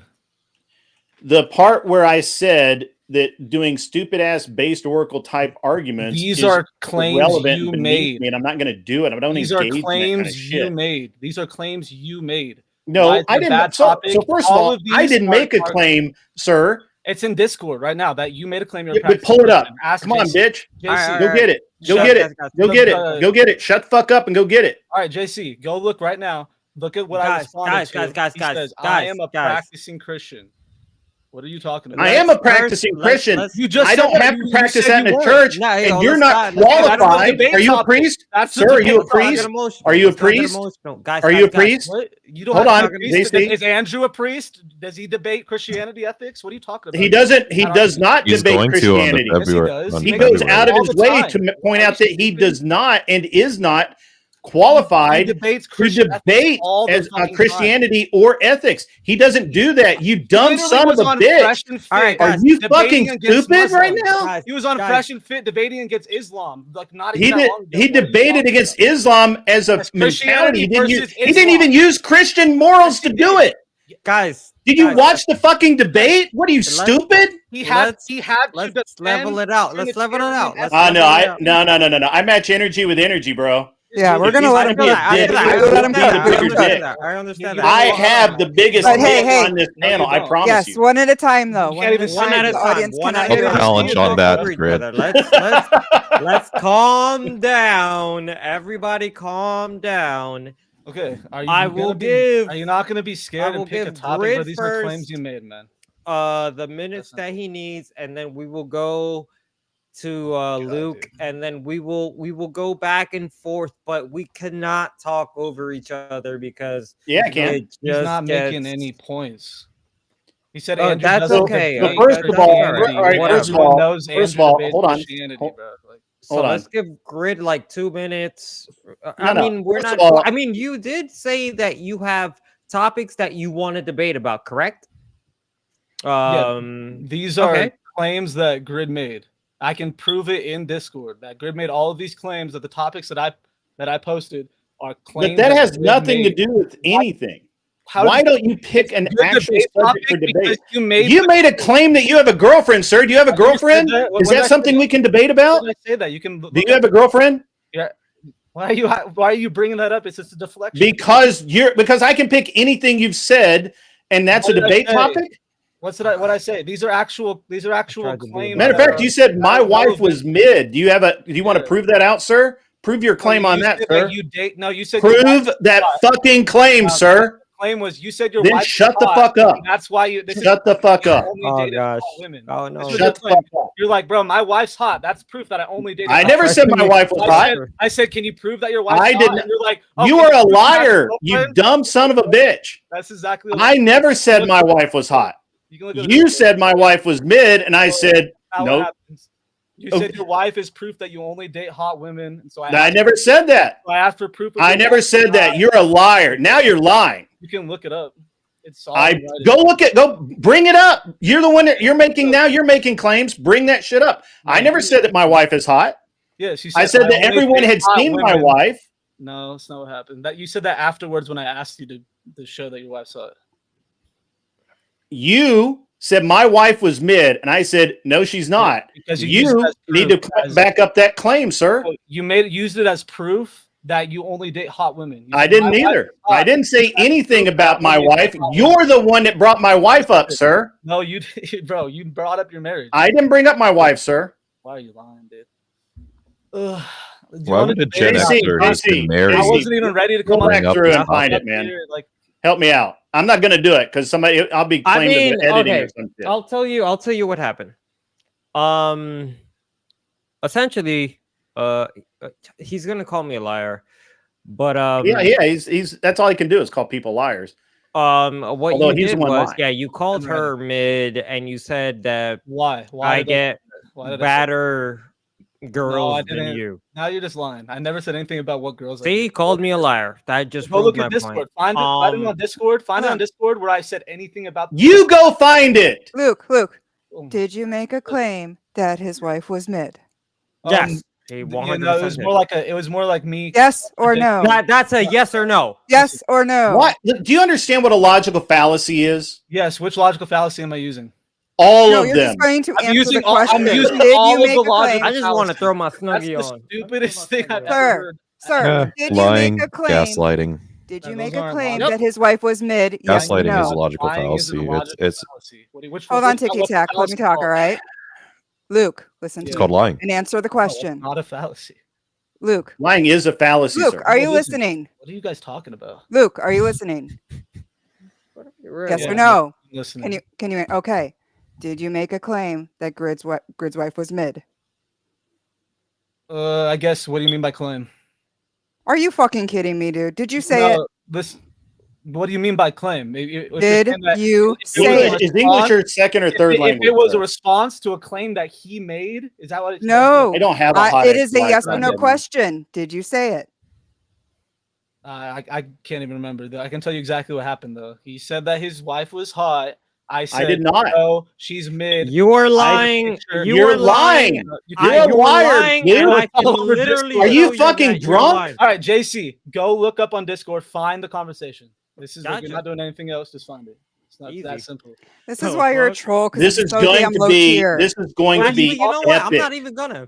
I Everybody- love I You know don't you what want- cards you don't like want the you. facts. You don't want the facts. It's all on Discord. We can Dude, read you it want the all. facts. You don't have even to remember say- the facts, and you won't even answer Let's yes say, or no what question. You're an part? idiot. No, you're making bad logical conclusions. I didn't make any logical conclusion. Yes, you you can't are. You're- answer yes or no Yes, question. you are. You're saying dumbass. that. You're saying Fuck outta is here. this- Bro, you trying get to laughed rid of at, my all G. context. You're trying to get rid of all context and say, did you make this claim? If the claim was in response Yo, to another Lewis, claim, yo, then jump it's in, counter bro. to that I claim. can't answer Jump a yes or in. no question. I can't answer yes or no. Yo, question. I actually Okay, don't yes. care about your Okay, health. yes. Go Full battery. Okay, yes. fucking Put that smoke shit in your detector. fucking Okay, There's yes. priorities What is in that your gonna- life. I don't want Okay, you to die. Don't worry about Grid's wife and get the fuck What? out of here and fix your fucking smoke What I detector, thought. you That's retard. Yeah, You for guys real, can't- bro. you guys Yeah, you can't actually blacker than me, debate. son. You guys can actually debate. So you do. I can, but you you can't. are a liar. At We all. can't start a debate with a lie. Okay, then we You not can understand? we can look up the entire chat on Discord. Yeah, Like, we can and see I've it. asked you to I do didn't- that 4 fucking times. You're the one claiming that What? I made the claim that my wife was hot. I've said, prove it. And you won't prove it. Yeah, you didn't you say that I made a claim about my girlfriend? You made a claim that I said my wife was hot. Use it as proof. Prove it. Shut the fuck up. I'm muting on your ass Discord, until you you can come look at back that. with what I want Don't with wanna what debate. I asked you for. Wait, did you say you don't want to debate? Debate. He doesn't You want don't want to debate? Here, no, he You doesn't. I don't wanna want to debate.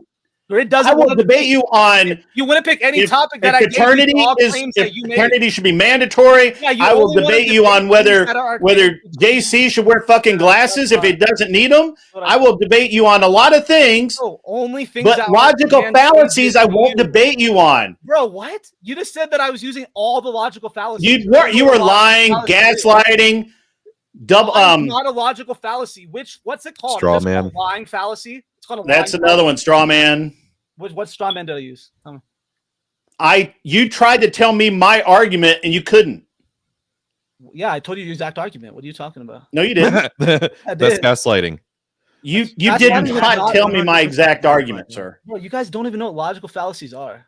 Like We just demonstrated them. No, you I didn't. literally everybody in this chat knows what they are except you. Bro, you said I use all the logical fallacies. That's not even. I possible. was being rhetorical, sir. No, you're being Hyperbolic. retarded. That's You what not you're being. understand? No, you're Because you use so many in one few sentences. You can't actually prove Go back. Stop talking. Stop talking. Calm down. Step back. You know the Step whole. back. Calm down. Don't talk. You know, Don't in a talk. way, Go find debate topic where alone, I said my wife was is hot. a no true Scotsman fallacy Yeah, as okay, well. I'll tell you So, exactly know, what- there's another I'll one tell you to throw exactly in. what We're the up to line 4. is. No, Yes. you already said that lying was a fallacy, Tiki Tack. You don't get to talk about logical fallacies. All right. I just talked about it, so yeah, you can't no stop one will me. take you serious about logical fallacy. Everybody's taking me seriously right now. You're Yeah, the well, odd the man 30 out. people in the chat. I'm not angry, Well, Stephen that's Aker. the I audience. think it's That's the fucking audience. hilarious. You're supposed to sway over the Well, thank audience. you. They're on my side, bro. Yeah, I'm sure the 30 people in grade 1 motorsports chat on your side. Well, we got This is the 41 audience right now. so you're Okay. supposed to cater to And the 41's audience. actually really I don't good care for this about the time of night. audience. No, it's Then not. why are you here? You've been streaming for fucking like months. 41's not. Hey, So why are you dumbass, here? Wow. Jesus. go find Oh, where you- I if you said don't my care, This is wife the was exact hot. line. You said Do this is a the exact screen line. share, and we'll put that shit up on the fucking I stage don't know for how to everyone do- to see. I don't know how to do a screen share. I'll tell you the exact line. You said, I have nailed more women than you have ever nailed in your life. I've been married for 40 years. That's Dude, if 20 you can't years. even use a computer, 20. why are you That's even what he arguing? So, all right. You So can't where even, in like, there share did I screen, you say can't my post wife was screenshots, you can't hot? post links in Discord to these Yeah, you people. said- Like, come on. It's No, like, don't be a this is the fucking first time idiot. that I've Don't be been a on lazy stream. ass. Okay, Are you hold smoking on, too much hold on. weed? Are you smoking too Hold much weed? on. Is the lazy you Click on can't use the all day. search on So I Discord? came on Is that stream, how it the first is? You stream I've just, ever Luke, been Luke, you're just calm down. blind? Yes, just relax. Calm down, Luke. Calm down. Michelle, Yes. did it sound like I said my wife was hot? Can you repeat the statement? She may Yeah, not have please heard it. Yeah, he said, I have nailed more hot women than you have ever nailed in your life. I've been married for 20 years. That was Negative, like sir. you were using I'm like sorry you're mad about you- that truism. no, you were using like your proof of the marriage as proof that you've nailed hot women. So I Well, asked for when you proof consider his of that your woman- age as a Gen X, and he's only been married for 20 years, then he should have had at least like what 30 years of just rolling I around decided with to get hot married women. when I was No, that's 33. not the point. The Yeah, point is that okay, he so was like using- 20, 25 years. No, the point was that he was using his marriage as proof. I'm just using math. I'm using math as proof to his I want to claim. know why we're talking about Grid's Sounds dick. take it Luke, math. why? Everybody loves No, my but dick. actually, Grid actually Why? started. Grid actually I started. don't know. Grid actually started this. Okay, I was just in Discord. Why? Pretty I good was in dick. this. I'll tell you exactly what happened. JC can even. Dude, you're the one probably- bringing it up. You came up here and you brought it up so and said, what? "I want to pull it up and I want to talk about it." And we're like, talk- "What do you want to You guys debate were about?" talking shit when I wasn't even in chat. Like, everyone Oh had my to tell me so I had to God. come on stream, bro. Yeah, well, you know what? When you come up and you run your mouth like this is what happens. Yeah, Oh name shit, one thing Michelle I said coming that up with a wasn't true. Name one thing jugular, I said that bro. wasn't true. Yeah, that's what I thought. You don't want to debate. You can't debate. I would not debate you. You're a moron. Yeah, exactly. You can't. You won't be. Have able you to. ever been in a I debate? watched- sir? Dude, yes, I won debate. It's a no. championship in That's Yeah, a- that's an absolute no. I It's an won. absolute no. I That's a no. so won doubt debate that. championship in high school. You can look me up. Oh my Oh, in God. high school. Bro, okay. you That's don't even very have a standard. 9 ball on your You just ceiling. trust me. Didn't understand that you were straw manning, gaslighting, lying. You can't name the straw man that I made. Lying's not a fallacy. I You absolutely say can. It was a fallacy. Name it then. What You straw man? literally my just God. demonstrated your straw man, sir. What? I never How? said my wife was hot. I said I have told you had hot exactly women the conversation. and I've been married. The two What? do not necessarily correlate, you dumb fuck. You But you literally want to said correlate them, and one I'm happy to sentence. let you do so. That You can was- think my that wife was is the hot. same sentence. I prefer that you think my wife is No, hot. that was the same sentence. It wasn't like, obviously. Was there not an and in there, sir? I don't even think there was. No, I think it was like. Oh my fucking God, dude! You just read it. Yeah, I don't think it was an and. But the Yo, whole Grizz, hey, the whole point is you yo, said Luke. You're high, bro. you try to use it as proof that you date hot women. I don't even get this dumb, and I I asked- smoke all I the don't time. know. You Wait, hold try on. to all use the it that time. you date Yo, hot Luke. women. So I asked for proof that your wife's hot. Did you huff and paint? started talking to Luke, me. Luke, about Luke, my I have a girlfriend. question. I don't know. Luke, I have Is a question. dating Can you hear marrying me? Can women? you hear me? Can you hear me clearly?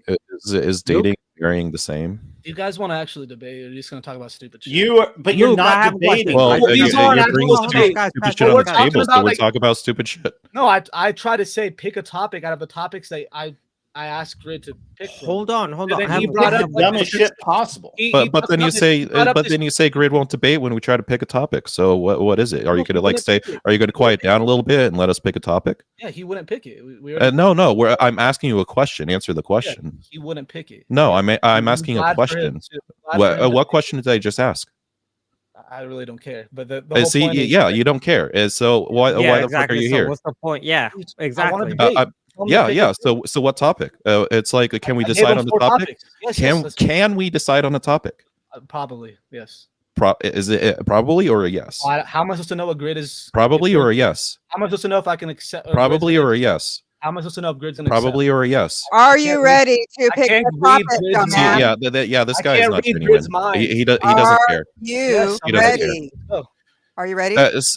What's really weird is that he's supposed to be the troll right now, yet he Yeah. is so fucking stressed. You know, Yeah. it's like he should be having a smile on his face, be like, "Yeah, I'm trolling these guys," Try but to no, say he's that just like lying's tensed a up. fallacy. He's like, "Oh my god," and he's Try like, to say lying's a fallacy, bro. Just- "Yeah, Holy see, crap, yo, you're just Tiki moving the Tat, Anyway, share we're your picking a socials, topic. You're just We're moving picking the a topic. goalposts now. Yeah. We are picking a topic. What are we have no doing? logical topic right now. Look at how much energy this guy is putting into trolling. I just want to Like, pick this the is just topic. You pathetic. guys Lying's a have no fallacy. utility. Hey, This is so pathetic. Lying's a fallacy, bro. You're so I stressed, love man. I love the smoke alarm in the background. Oh, Yeah, it's there's a fucking smile. There's annoying a as hell, bro. smile. That's what I was waiting for. Yeah, but just be a little bit more happy as a Bro. troll. You know, it's like you'll Dude. come off more legitimate. You can't talk with that hairline, bro. You look like a unicorn right now. Oh, we're going It's to just ad good. homs It's now. just- Okay, Oh, Not ad ad hom. homs. All That's he not ad has homs, is ad bro. hom, bro. You guys don't know what ad homs are. That's not ad that homs. was close enough for me. We Bro, are you're in- talking about ad hold homs on, hold that on, we you got can't super afford chat. a 9-volt battery? Guys, That's hilarious. super chat. You're trying to, yeah. No, an ad hom. $2 from Marvel Rivals Daily at Geoverse. What is your epistemology, Luke? Can we pick a debate topic? Like, I'm not gonna sit here and just get like roasted for no reason. That's The called guy a paid super $2 chat, to dude. ask you That's what how your YouTube epistemology works, is. dumbass. Yeah, I'm not gonna support your stream, bro. That's It- Oh, well, it then takes you go. 2 Get the fuck out of seconds. here. What do you Why mean? don't Let's pick a you wanna debate participate? topic. No, I will. No, we're Oh, not now you scared. wanna This pick is a about I'm not gonna debate. make YouTube, it and you so just he came can on get. to I'm not gonna make it participate. so Answer people the pay him fucking money. super chat. I'm not gonna make it so people pay him money to ask me topics. That's stupid. That's Then why are you here? So They why will. you- I will. I Contact would me. bet if I bet if Debate. I say that I will kick you off for $50, I'll make $50. Okay, Yeah. cool, dude. Can we actually debate? Yeah, like we don't actually care know. about You you, guys don't dude. Either actually you're here to debate. make the $2 from the content or Racing you go the Patriot fuck away. You have nothing 1776. better to do but be in a 30 viewer 9-volt battery fund for Luke. Luke, Yo, I'll you send are you here $2 to for the battery fucking for You Luke. guys are 9-volt not good at battery. debating, You even though poor you stream bastard. debates. I'll debate you. What do you want to debate about? We debated if lying $9.99 is a comes in from fallacy. Mikey Balls. Luke, No, the type no, of no, Yeah, I know guy you to don't want still to. I know you take made- COVID I know you boosters. Yeah, I don't Coming want in to from debate about Mikey Yeah, I that. know you Balls. don't. I know you don't. Okay, so let's select another topic. What else do you want to debate? Is gaslighting a fallacy? I'm actually not quite sure on I that. know you don't want to. You But know, no, you it's, made these let- claims. yeah, You made Kim- these claims and try to seem like so, you're smart. Here. Now we can challenge. Can you just let me us talk for a why we Luke, don't want shut Can you the let me fuck talk for a up moment? and let the man to. talk. Yeah, I just let me understand you've talk done for a lot of moment. cocaine. It's okay. So Calm down. we're looking for a stream that's going to be at least minimum 2 hours over a course of a debate. Well, yeah, We're gonna because debate that's my right now for entertainment. 2 hours. No, it's fucking. Well, like, no, we could schedule in the future as well. You know, Yeah, it's yeah. I I'm can't do 2 hours tonight. I gotta go into my wife. I'm a very charitable person. Okay, so is Yeah. there a debate topic you would you like you to still debate haven't about? admitted that lying is not a fallacy. You're charitable. Okay, lying is not a fallacy. Now let's. Thanks for admitting that. all Thanks right, for so trying to insult me for no reason. At least you yeah, admitted it. yeah. So what topic do you want to debate Butthurt, about? why don't you? What topic? Yeah, The problem with picking topics is that most of the people in this space, me and Grit are probably going to agree on most things. No, That's no. why This you is between me and you. This is between me and you right now. Okay. Well, I don't know anything about you, so what do you want? What do you I'm a think about your non-denominational spectator tracking Christian. I'm an authoritarian centrist. I think abortion should be illegal. I'll debate on property taxes. I'm all supportive of property taxes. I don't know. I could debate about a lot of things. Like this problem with people that are like-minded, it's going to be hard to come up with these debate topics. No, That's what I mean. this is Well, I agree with all that. Well, I don't know. I so you're an Ticky-Tack and I authoritarian. can debate very easily. But in what aspect are you like how are you authoritarian? What would be your ideal government? How would they rule?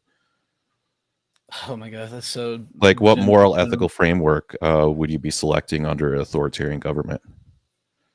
So basically, you're the Christian nationalist. Is that what you're trying to say? I'm not a Christian nationalist. I'm asking for your position. Okay, why would then moral ethical framework apply to what? Because I'm asking you the question. Because you you're say an what- authoritarian. You say, how would the government? Why would I'm you go asking straight to moral you. ethical I'm framework? asking you. Yes, I'm asking you. Why would you go straight to moral No, ethical you don't framework? answer a question with a question, bro. Yes, if I don't understand the question, then yes, you do to clarify.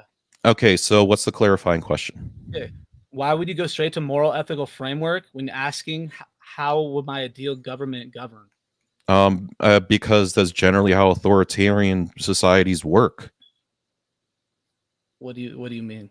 There is a moral I'm ethical code communist. that I'm defines the communist. laws and is And that has nothing to opposes do an with my authoritarian law. moral ethical framework. I'm So- communist. That's Oh, the so economic. okay, so you're a communist. No, I'm not. I'm just giving you. Then what are you? Disprove your. Like, what do you mean? This guy's a fucking idiot. No, you're not asking good arguments, dude. You're like trying to make it so generic. No, You're like, you just I'm an don't understand what authoritarian. authoritarianism is. What way are you authoritarian? Like, that's just the most general. In what sector? Like, what are we talking about here? I'm asking you. Sector, I'm asking you what makes you an authoritarian. I believe in like borderline fascism. Borderline fascism. What does that mean? Well, I don't believe in any current modern like definition of it. I think that we. I know a lot about fascism, so go ahead. Describe it. Okay. We need to implement. I think we need to implement more. The government needs to be more involved in the way that our ethics are pushed on society. Oh, wait! I thought you said that morals and ethics aren't a part of like authoritarian. No, I said, why did you? Why was that the only part? But yeah, because you were acting like you didn't understand the question, but all of a sudden you now understand it. Well, because when you said I am authoritarian, you didn't say I'm authoritarian in. I was asking you a question to define more of your authoritarian position. Okay, well, whatever. Go ahead and continue. So, what moral and ethical framework under this government would you be suggesting? Well, I think that to be ruled under. I think it's pretty obvious that like the Christian worldview has better outcomes. So I think we should probably strive towards the better outcomes that Christianity provides. That seems kind of incompatible with the idea of fascism. So what usually fascism entails some sort of like identifying superior group. And like a common culture or a common idea, and to actually expel and reduce the people who don't follow those ideals to a lower class or a lower standard. They implement segregation for things like that. So are you suggesting that people who would not be Christian would be put into a lower class standard within the government? It doesn't necessarily have to be within the government. It could be within just society in general, based on like shame and different societal factors. It doesn't have to be necessarily through the government. So this is not sounding like fascism. So this just sounds like authoritarian. Yeah, fascism is a branch of authoritarian. What do you mean? You think fascism? Yeah. But I'm $5 comes in from Mr. Boulay and the Department of Numismatics. Oh, I see it now. This is a guy who called grid hot. I could be. I don't like it when people of the male gender see that in me, but that, whatever. Good call, Mr. Well, Luke, all I'm saying, I'm thinking we're fairly closely aligned in our ideologies, but I think but I'm still just not connecting where you go to. Fascism is essentially the extreme version of authoritarian, and it usually implements a level of segregation in some sort of form or factor, whether it be religion, culture, race, whatever. You're trying to structure this as in we would make them lower class when it could just be we put these people in leadership positions. So I'm just saying that's what fascism is. Yeah, I guess you could say they're in a lower class because they're not in the leadership positions, but I just wouldn't frame it that way. So if they're under a lower class, would that mean some sort of level of segregation or discrimination from a government level? What do you mean, like a government level, like laws? Like let's say zoning laws on property that Christians can have all the property, but non-Christians are segregated to where they can't own property in certain areas. That would be an example.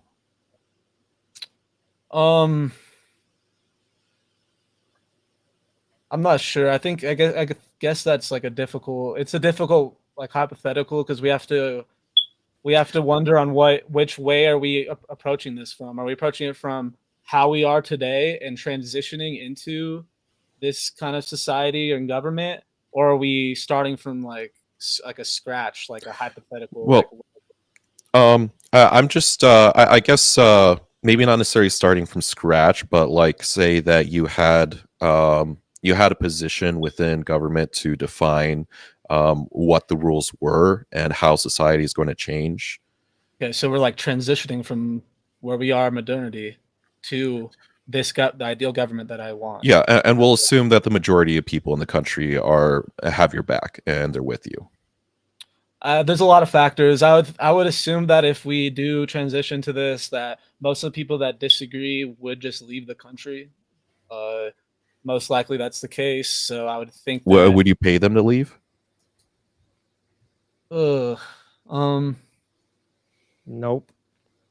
I'm not sure. I'm sure we can incentivize that in some way. Like we can maybe like subsidize their travel and like subsidize their travel out of here or something like that. I think that would help us. So I don't know why we wouldn't do it. Okay. And what if they choose not necessarily to believe in your Christian authoritarian nation and rules, but they stay within the confounding limits of the law and still want to live in the country? How would you treat them? I guess. He's getting battered right now.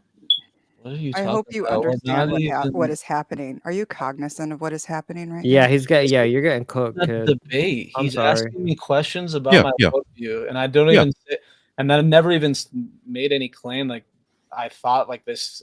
Well, yeah, I know. Just like Ignore them. Ignore them for a bit. It's I'm trying to be charitable as well. I'm just working through this with you. crazy. So you're basically saying like people that want to stay here, and you said they don't want to abide by The national identity and yeah, they're just atheists, they're secularists, and generally have more of a libertarian stance. I'd be open to putting them within their own community and slowly pressuring them to leave the country. I mean, I wouldn't say we should arrest them. Yeah, Per unfortunately, I have bad news for you. You are a full-on fascist. God damn. Yeah, I told you that. You said low-level fascist, but this is Yeah, just. no, but that's fine. Now, please just There's a say, lot I of am a that. piece of shit. Say No. it. Announce, I am Stupid. a piece of shit. Say it. I can't believe that just happened. Say it. No, It is what it is. I won't Yeah. beat you up for it. Grid, would clip say it. fascism- Clip No, it. no, I'm going to shame him. I'm going to shame him. Yeah, I have to. We Okay, have to. fascism would be throwing people in jail. Well, no. would. Well, here's the That's what thing: is that fascism would the Would. examples of the old time mustache man Germany is they actually paid a lot of the Jews to leave, and actually had a running ship to move them to Israel. Yeah, They but that's also not what they also segregated them into their own towns. Yeah, and also threw And them then they jail. also. Well, no, it wasn't just for jail. It was just that they thought Jews were bad and just wanted to They segregate them. threw them in prison. Yeah, eventually they I mean, did. the Yeah. Gulag, like the population of the gulags were ginormous. So this is not something. That's actual full fascism. I'd never. Well, no, and the thing is that whether it's Jews or whatever thing plus that I you want said- to insert Plus, in I said there, this was a consensual thing. I said if they want to leave, we can subsidize their travel. well, yeah, This is full that's what Germany did. No. Yeah, Germany did that. They all got sent to Israel. True. Yeah, they sent them. It's not consensual. No, it was consensual. They could stay Okay. either in the or cities or. they get put in jail. What? Well, jail Really? didn't come immediately. Jail came when they started actually having harsh wars and the economy was drying up. So the only way to be able to afford them around is to move them to the camps. Yeah, and that would be full fascism. Well, yeah, but that not is what essentially. anything I'm not saying. I literally said said don't. But the throw thing people in is jail, that- and I said most people will consensually leave. But here's the thing: is that the jails were not immediately implemented under the fascist rule. It's the definition of fascism is just the idea of segregation.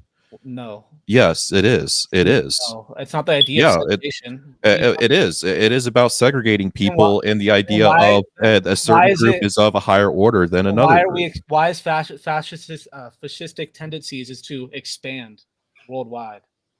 Well, that's more nationalistic and That would be authoritarian. fascism.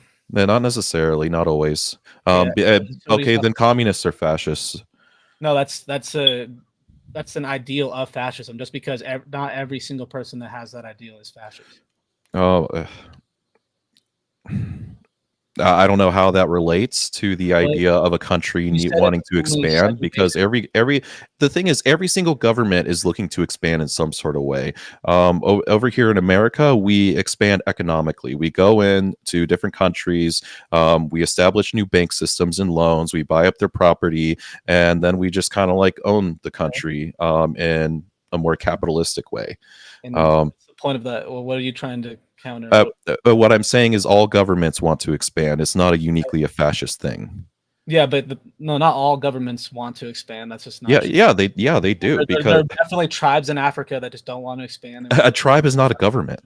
Yes, it is. No, it's not. That's the definition of government.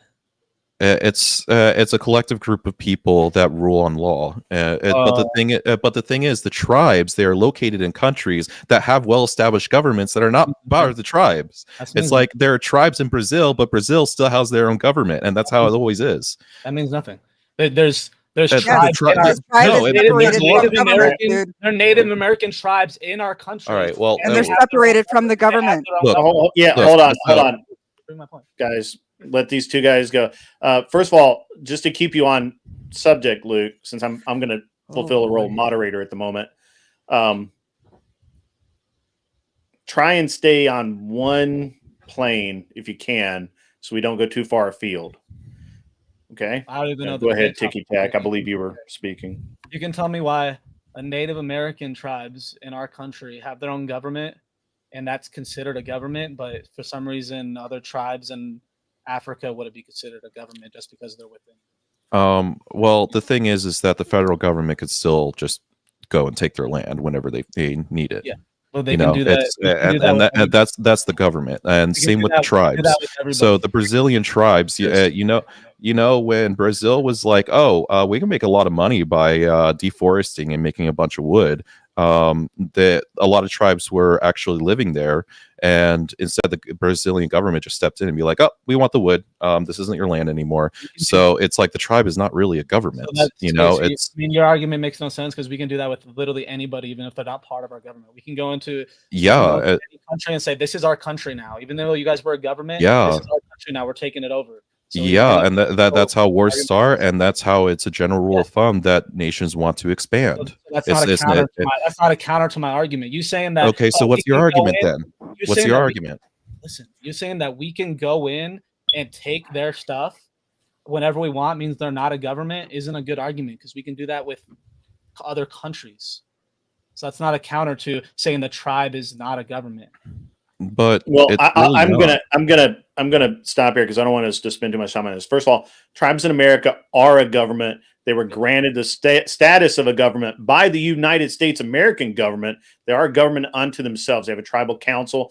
Brazilian tribes don't have that. They've not been established as a government under their reigning government, so they are nothing. They have no status politically. They are no more than citizens and are treated, in some cases, less than citizens. Let's try it. If we're going to have an argument about fascism, I'll grant that. But Luke, here, I think we're going a little bit too off topic. Like what originally started this is that you made a claim that why does fascism want to expand and take over countries? No, that's not what I said. I said okay. You said it's a response. You have to give the whole context. You said go for it. Fascism is only the ideal of segregation. That's what you said. And then I said, well, then if that's the only ideal, then why are they so expansionary? That's like one of the key proponents of fascism is to expand. If all they want is to do is segregate, like you claim, then why is such a big abhorrent ideal for them to also expand to other countries with other cultures? Why? Well, the thing is that I was trying to point out that it's not unique to fascism, and it's just kind of a general rule of thumb of nations and governments. Okay, but don't you think that this would be a contradictory aspect? If all they want to do, it doesn't matter. Like the fact that It's other contradictory to countries, your claim that that fascism and their expansion is somehow unique to them, and it's No. like I could point to an Never example said of that. China. Whoa, you're lying. You You're just lying. said that. I You never just made a said claim that. that it's unique to fascists to expand. You're lying. Okay, so the question is, why is it that fascism wants to expand? Why? It's why is it ingrained in them? And it's like it's I don't know. That's not It's unique to many governments. It's not. The question, the whole point of saying that is to counter your claim that the only ideal of fascism is segregation. It's irrelevant why they want to expand. It's a unique thing to fascism. What is the segregation? Segregation is unique. No, that's not true. Yeah, it really is. No, it isn't. What are you talking about? It is. Are you saying that the Republicans today in our country are that don't want to be in any foreign wars and want to segregate a little bit more? Don't want immigration. Like these are all very like segregatory ideals, and are they fascist? So I'll add detail to the segregation. So it's about putting a certain group of people at a higher level as other people. It is the idea of like a certain race, a certain religion, a certain culture is superior to another, and it's about segregating out the ones who are lower into. Okay, so when we had slavery in the 1800s, we were a fascist. No,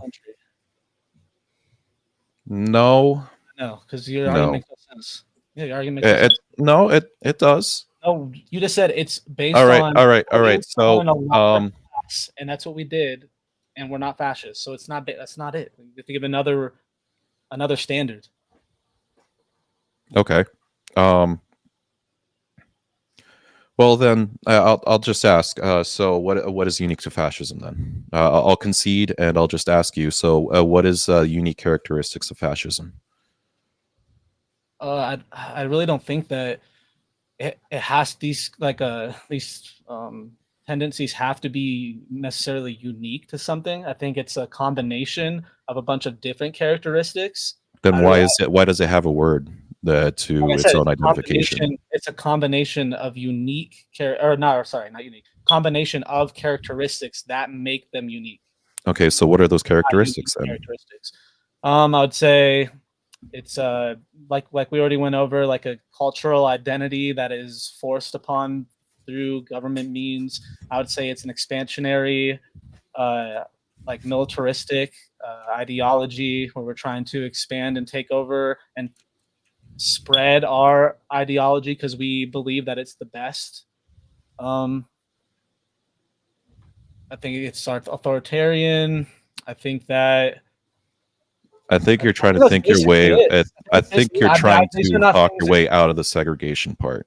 No, I think I don't know. I think that it could be. What is the point of establishing an identity, a national identity, without making the segregation? No. I'm not opposed to your segregation argument. I'm opposed to you saying that that's the only ideal of fascism. And I conceded. I granted it. Okay, well then we don't really disagree. Okay, well, I just want you. I want to make sure that you're not trying to weasel out and not going back in to say that there is some level of segregation involved in forming fascism, to the level of like discriminating them to certain areas and or moving them out of the nation. Yeah, I think there are thresholds. There's levels to it. I mean, like you said, like you wouldn't call 1800 United States fascism, even though they had slavery. So I don't think that. I think there are levels to it. I would think you can call that idea like of slavery fascistic. Like you can say like, well, that was kind of my whole argument when I say I'm borderline fascist. I'm not throwing people in prisons and gulags, but we can. Well, I was never really trying to say that is a requirement, so I wasn't trying to impose that on you. Oh, that I would have to want people to be thrown in gulags. Yeah, I wasn't trying to impose that on you. Yeah, no, that was my argument. You said I'm full fascist. My argument is I don't think so because I feel that fascism would require a level of throwing people in prisons. I No, that's don't absolutely think, untrue. yeah, I don't think that's a requirement. Can you give me any sort of fascist government that didn't do that? So Italy, Italy. and They threw you know the they the didn't throw German. people in No, prison? no, well, no, they didn't put it in. They didn't put them into prison based off of like segregated characteristics specifically, and also like the Mustache Man Germany didn't either not until really- later into the war. That's not the argument. The argument isn't that you're throwing people based on their characteristics. It's throwing people in jail based on not sharing your characteristic. Well, then that still You're was not important. just That throwing people in jail just for being black. You're throwing people in jail for not sharing your worldview. yeah, like Mustache Man Germany didn't start out doing that for a while. Yeah, but the point. No, I'm asking that didn't do it ever. Um, Is there any example of fascist states that never did that? I think I probably could look it up. I'll just say no for now. I don't have enough info. So that's why I'm thinking that if the commonality is that they all did it, that I mean, it's not. It's probably a fallacy to say that proves that they necessarily have to do it. But I'm thinking that it pretty much leads to that. That's one of their ideals. Yeah, I think that's just the fine line where we disagree on. But you know, it's like I need further research on that side. Yeah, me too. I never said this is not even a topic that I'm like an expert in. So I don't like thinking of a hypothetical. What would happen? Would I throw people in prisons? Would I not? What part of the country am I going to put everybody in based on which characteristic? Like this is not something that. So I see Silver.org going in there and saying like National Socialist was not fascist and stuff, and it's like no, fascism does have a lot of socialist takes. That is also another thing. It's like they do believe in the government being able to issue like business license, controlling what the economy, the direction of the economy.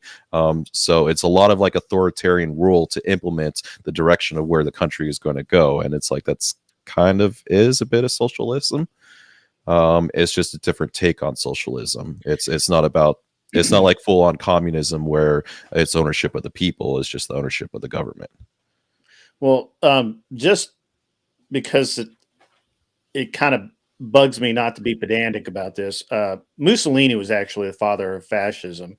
It was a completely different system than National Socialism, and he did not, in fact, jail people based on whether they were round hat or not. He jailed people that did not agree with his movement specifically only when there was no other option left.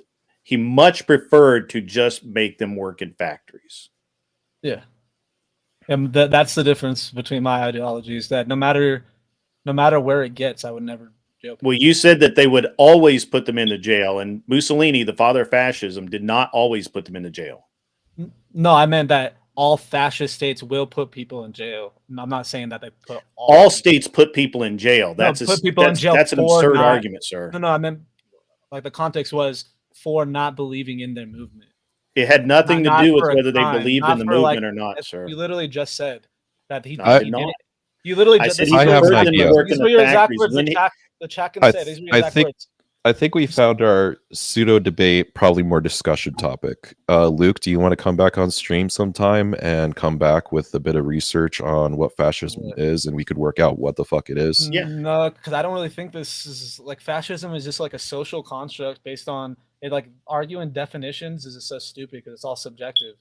Because I can find a bunch of people that say that this is the definition of fascist. You can find a bunch of people saying this is the definition of fascist. We're never going to like. Well, I just used the version that the father of fascism used.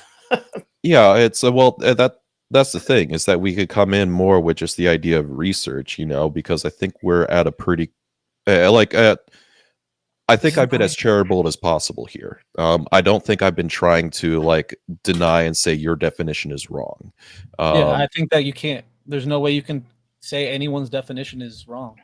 That's all but I think it would be a good discussion topic to dial down exactly what it is, because honestly, it is a hot topic, and people definitely are mislabeling a lot of shit as fascism when it's not. I guess I just don't really find the arguing about definitions very interesting, or even you can even like come up with like a good conclusion. But I mean, we All can right. do whatever. I don't really care. Then give me time, I can debate anything. All right. I would probably just forward it back to Grid and just be like, oh, maybe you guys wanted to debate on a topic, because I really don't have anything. I don't know of a topic we could debate about. Yeah, that's why I say it's hard when people have similar worldviews that aren't completely extreme from each other. Like, it's easy to argue against feminism. It's easy to argue against like, is OF good, because the other side is very extreme. You have these huge differences. I don't know. Do you think property taxes are good?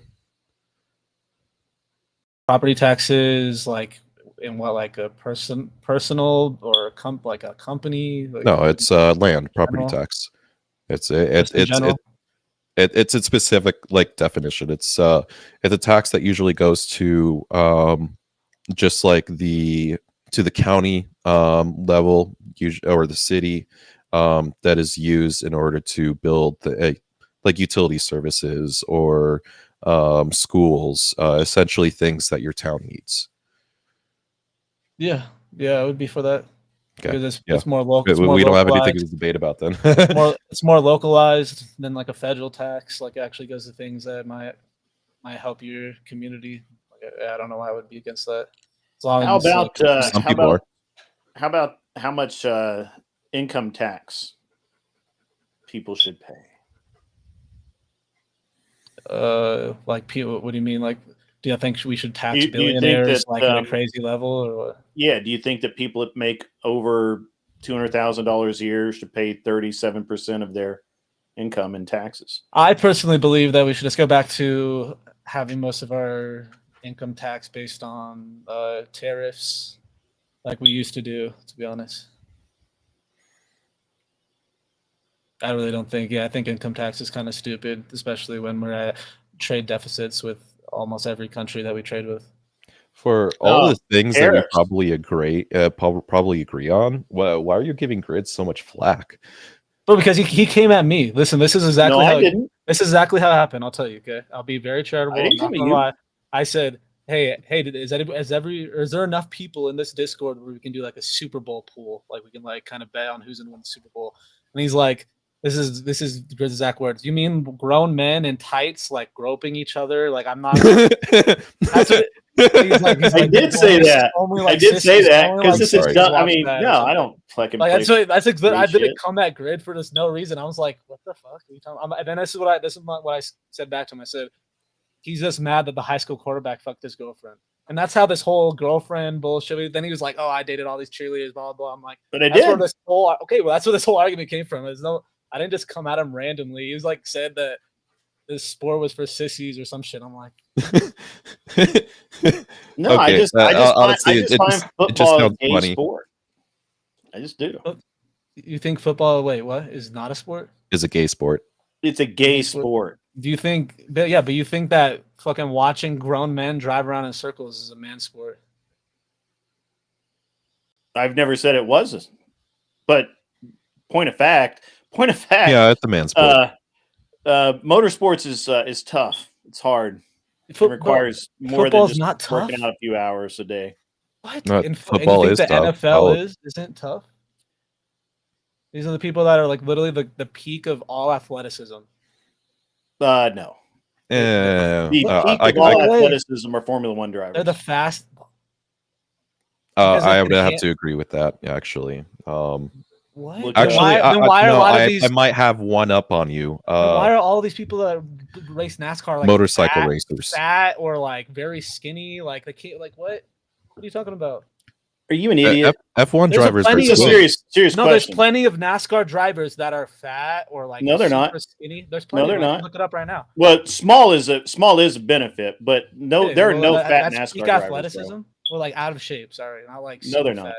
I don't think NASCAR is the greatest like beer standard to look at bellies. when it comes to But racing. but even those guys, you can't Bro, do didn't you Danica can't do 200 Patrick miles is an a hour woman. for 500 miles or longer and not be in fucking great shape. Aren't You there just can't women? do it. Aren't there women like race car drivers? That kind of There's disproves like your 2, argument. Yeah, and they're argument. stronger than you are. I mean, what do you? That's kind of disproves. No, they're not, and they kind of disproves your argument. Are women better than men? Are stronger than men?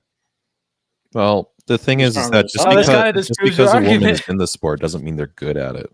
Danica Patrick Well, is decent. Danica Patrick would be the best example, Yeah. and she had. There's no women football players. They're not even close. Well, Can't even yeah. play high school level. I'd agree with that what are you too. talking about? So then how Sure. that kind of disproves the argument. If this is peak No, it doesn't. athleticism, but women can do it.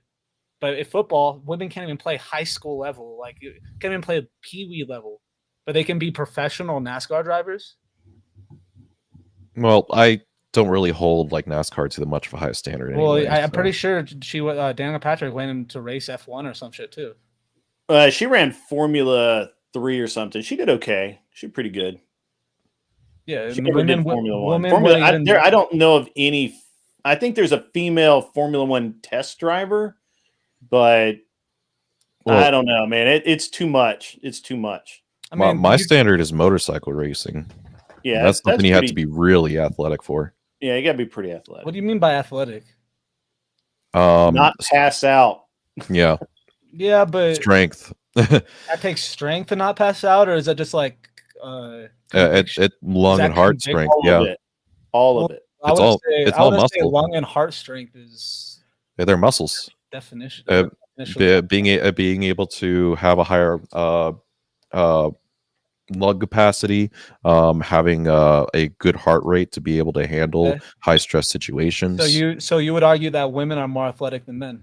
No, that's that's not my your argument. How do you standard. No, no, no. extrapolate these? I'll tell you. I'll tell you. Here, Women so are no, women no, have no, no, women no, are no, better no. long distance. Luke, runners. Luke, You're not stop allowing me to- straw manning people, You're not dude. allowing me to Nobody Nobody clarify. said any of You're that not shit that allowing you're me to saying. clarify. Okay, clarify.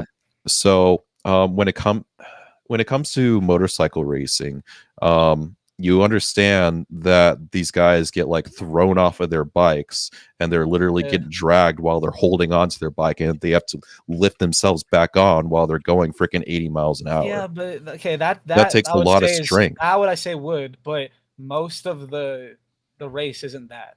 That's like a rare situation where they No, the thing is that you have to shift your weight where it's like you're balancing on one peg and leaning your entire body weight off to the side, and you have to You're hold on. changing- Going no, I'm not You changing first said anything. you This first is the said that same it was subject. lung and heart rate. That's what you said. You first said it was lung and like the All lung right, capacity.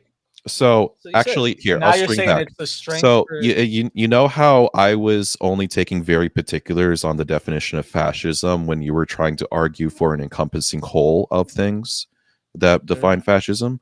Yeah, you're doing that right now with me when I'm trying to explain the athleticism of motorsports. And just because I said it's the heart rate and lung capacity, that's not just the only factor you need. All right, but it's There's the a most multitude of important. factors. But you're saying that's probably the most important for. No, it's an encompassing of many different factors. Yeah, but that would be the most important though. Why? No, He didn't say that. Why at would all. you? Why would you? So you're saying that the strength. Pull you were yourself asking up me on for an top of a example, bike and I while gave you're you one. falling off. It's got to That's be. more There's a important balance. than your lung and your lung Well, capacity and heart rate. The thing is, you're trying to straw man right now, and I'm telling you, no, that's not my position. Well, that it's not so that lung capacity and heart rate's not the most important in motorcycle racing. It's one of the factors, but it's not Is like it the most important. So okay, which is the most reflexes, important? The most important is an muscle all density. around like encompassing of like training of So it's all completely equal. So you're saying? It's No, pretty. it's I mean, not. to be honest with you, No, it's not, because it's obvious that it's probably, like you said, lung capacity and heart rate. If you don't have those things, you can probably be a woman that's not very strong in motorcycle race.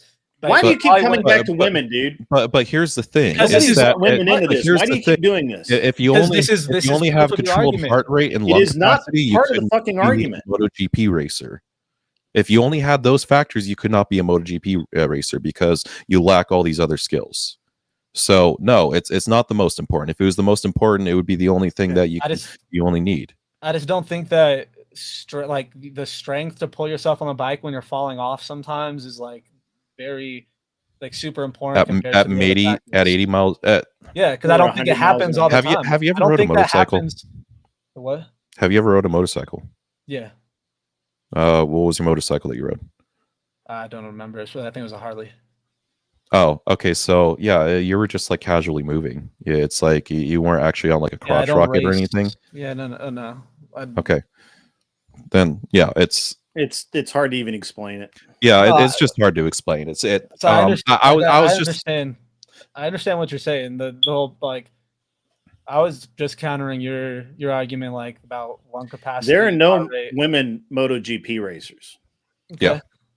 They can't do it. They physically can't do it. Yeah, but I'm just saying that the same. There's no women F1 drivers. They physically can't do it. To be able to be an F1 driver, and you have to counter the force of the equivalent of 120 mile an hour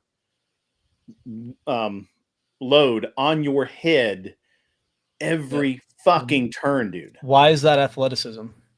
Are you kidding me? Yeah, well, what, like by muscles. definition, why is that? It's your neck muscles, it's your shoulder muscles. You're driving at the same time, you're turning, you've got to press the brakes. You've got to do all of these things instantly. Yeah, if you can't hold up. your head straight, you get a concussion. Maybe we just have different definitions of athleticism. I think that you're thinking brute force, and I'm telling you that brute force is irrelevant. No, I'm not thinking brute force. I'm thinking of factors that would apply to apply to pretty much every sport. Like, I'm not thinking about just these like very specific. Okay, I got one for that you. would apply to one. Who sport survives special forces training? NFL players or F1 drivers? I have no fucking clue, dude. F1 driver. I'm sure that's very small sample size, and that's not something that's tested a lot. I have a bunch of NFL players go in and do special force training. Yeah, usually when they do these studies, they try to get the best of each group. Yeah, I'm sure that I can almost guarantee that doesn't happen, just because that would be a conflict in their contract. Like current NFL players wouldn't be able to put themselves in that risk. Luke, calm down. Do guys that are built like The Rock or Arnold Schwarzenegger, do they even make it through SEAL training? Or do guys, scrawny little bastards like Tiki Tack over there, make it? Yeah, but they don't. But like I said, that's not. They don't even make it through like NFL. Like the huge. You're talking about like maybe like defensive linemen and stuff are that big. Like most positions are like super shredded, like 220 pounds. I can't deal with goalpost moving, dude. It's not goalpost moving. Do the guys that weigh The Rock is in an NFL pounds, 250, 300 pounds of muscle that can sprint 100 yards in 3 seconds or whatever? Did those guys make it through special forces training? Most of the special forces training isn't based on athleticism. It's only athleticism. No, it's mostly based on your mentality, if you're going to give up or not. Oh, but fucking God, dude, it's true. It's running a yes, I'm sure that an NFL player can run further than an average person. Yes, a small average person. Yes. What do you mean? I'm sure they can probably run further. You just have this like weird world that you live in that this is just true. You don't think that an NFL player can run further and much faster than an average? I'll bet $100 on it. At an average random person. No, I said a guy who passes that's special not what you forces. said. That's not what you said. That's exactly what I fucking said. You said, would someone like Tiki Tack pass special forces? You didn't say. I said somebody with his build. Somebody with his build, lean, muscular. Yes, that's what I'm saying. So someone, an average, lean and muscular. Okay, so I'm saying that yes, an average person probably can't run as far and as fast as an NFL player. And yet they do all the fucking time in special forces selection. Guys built like football players do not make it through. An average person can't make it through special forces training. Someone with Tiki Tack's build will make it through special forces training, where a football player will not.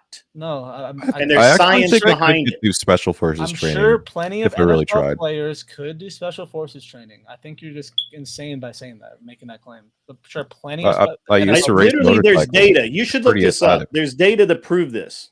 That what?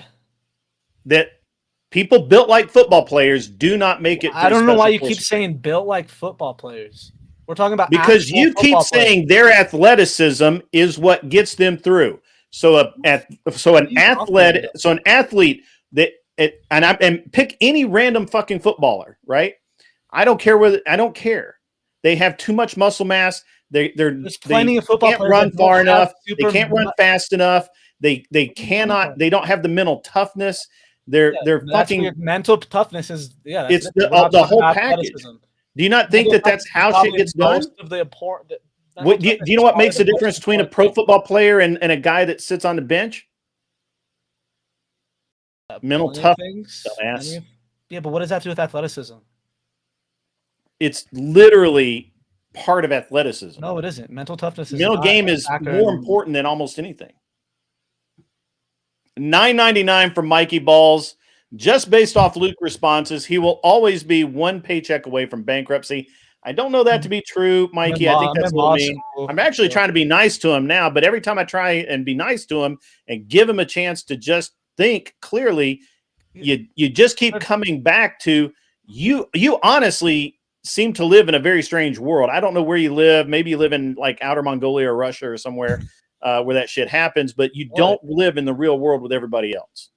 Dude, you're trying to say that every single NFL player is like 300 pounds of muscle when that's just not true. Well, even if they're 250 pounds of muscle, there's plenty that are like 170, 180 of this like peak human specimen, can run as faster than anybody for as far as anybody. Like I don't think you've watched the NFL in a long time. Well, that's true. I don't watch games. That's true. Yeah, I think give a shit about NFL. I think that it's a bunch of dudes slapping each other on the ass. I think it's gotten to such a high. I think it's gotten to a point where they make so much money that the best athletes in the entire like world want to play in it, and they're competing to play in it. That we have there's such a huge competition that we have the best athletes in the world. There's so much money to be in it that the competition is so great that these are the best athletes in the world. And maybe we just have different definitions of athleticism, but I don't really think that like neck strength. And they could be Superman that would still be gay as shit walking around slapping each other on the ass in tights. Okay. That's gay as shit, dude. Like what the hell? I mean, I don't doubt having the fucking Black Lives Matter in the end zone and shit like that. Yeah, that shit's super gay. I'm not gonna lie, there's not gay parts of fucking football. I mean, they all go to Diddy parties. I mean, what more do I need to know? Ain't no party like a Diddy party, baby. Nah, I mean, you're right. You're right on that. I just don't think that I don't think they're the peak athletic specimens either. I mean, they're a bunch of drug addicts and shit in there. They're making I don't give a shit how much they make. If they pay you listen, if somebody came out and it's been like a billionaire came out and be like, I will give you $40 million a year for the bet. All right, hold on. Let me stand by. Guys in the chat, there was a story came out 2 years ago about an NFL player getting fucked up outside a bar in a fist fight. Can somebody please find me that? Because I'd love to get the news clipping of the guy that fucked up the peak of athletic perfection. I'd really like to understand that. I don't know. John Jones' brother plays for the Chiefs, and they're very similar. I'm pretty sure he can probably kick some. John Jones' brother can probably kick some ass. He's the best MMA fighter ever. So, hey, maybe we could agree on that. MMA requires a lot of athleticism, a lot more than probably many other sports. Yeah. If you're implementing a competition where you're Michelle and her clips. If you're implementing a competition where you trying to make this innate instinct of fighting for your life like a reality, then I'm sure that athleticism is very important. But that's kind of a similar mentality with motorcycle racing. Yeah, your adrenaline's always pumping. And one wrong move will kill you. It's true. Oh, motherfucker. They found... Damn, that was quick. Oh, have you ever seen Isle of Man? Oh, my fucking God. People die there every year. Oh, it's the most dangerous It is racing the most competition. dangerous thing you can do on the fucking planet. Yeah.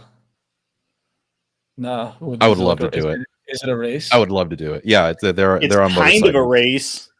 It's not really a race. It's the Isle of Man TT. It's a time trial. Technically, you can win it. The real goal is just to fucking survive it. Yeah. Really? Like, And how does people die every year? I mean, how did the best of the best of the best go there. And the guy who puts it on, I watched an interview with the guy who puts it on last year, and he was talking about how it pains him every year he puts it on because he knows one of his friends is going to die. He knows the minute the weekend starts that someone he knows, someone he calls a friend, someone that he loves and cares for is going to die that weekend, and he still puts the race on. what country do they do it in? How do they even get like authority to put that on? I forgot. Is it like Scotland or Ireland? Yeah, An Scotland. island about that? I think it's an Irish island or Scottish island. Hang on. Yeah. I think they're known as their own independent country or something Oh, like that. But okay. they're under the governance of like And we'll- Ireland or something. Give me a second. I'll throw up a video. Let me just get this set. So we can. I got to put this on the other screen. There we go. Boom. Did you get the name of that football player? Yeah, it was dude, the chat found it like super quick, but I fucking closed it. It was some guy that used to play for the Houston Oilers. Oilers. That's a Walker baseball. Brown.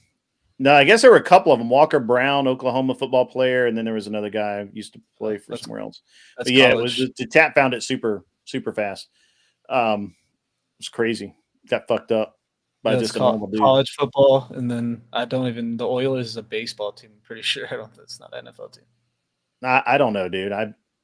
It just says I don't know. I'll find it again. Give me a second. I'm trying to get this pulled up. Share screen. Are you going to do a POV or audience shots? This is the most reviewed moments, Okay. most watched moments. And we'll turn the sound on so we can get that shit going. And what we got over here?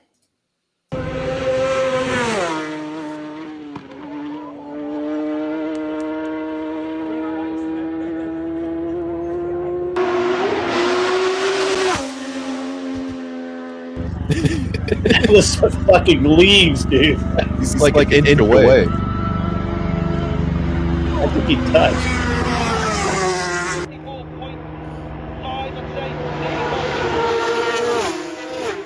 At least he was on that back tire, bro.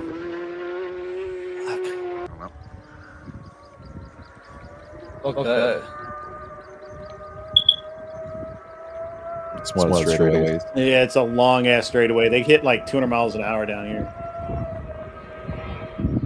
It's like every gear is just hammered.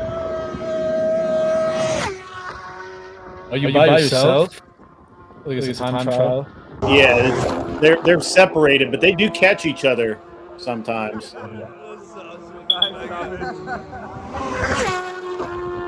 Damn, I feel all my muscles tensing up.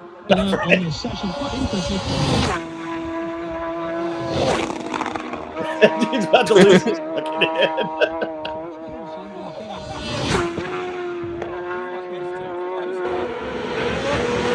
I don't know if they'll show any of the crashes because they tend to edit it out of the video.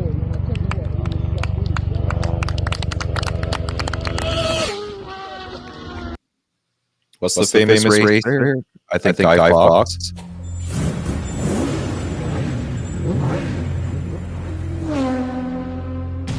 It is absolutely just beyond your wildest dreams to think that you could come here and race a motorcycle. The Isle of Man TT is like a religion. It's the oldest motorcycle race in the world. You can stand on the footpath and you could literally reach out and touch your riders going past it close to 200 miles an hour.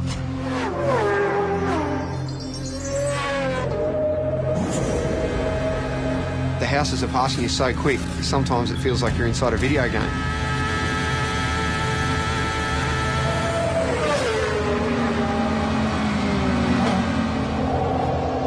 It's frightening. It's damn dangerous and it stresses me out.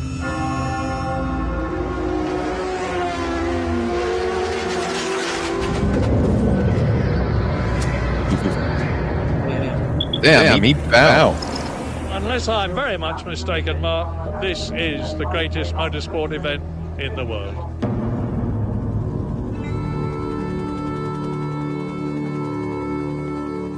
Between Ireland and Britain in the Irish Sea sits the Isle of Man. A sleepy tax haven for most of the year.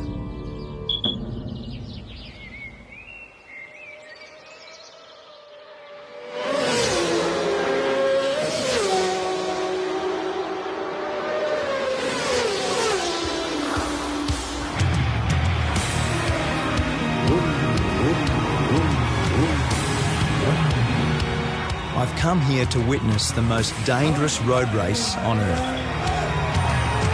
This is a point of fact, by the way, while they're doing kilometers this. an hour, straight at the front here. F1 Absolute drivers make a shit ton more than NFL. I want to find out what Some of drives them make these more riders than an to test NFL themselves team. and their They don't. machines in a brutal event called the TT, the Tourist Trophy. It's not true. There's a lot to get right and That a lot is that can true. go Look wrong. it up. So People on like 100 million. sprint race, part endurance race, and some time trials. It's so unique.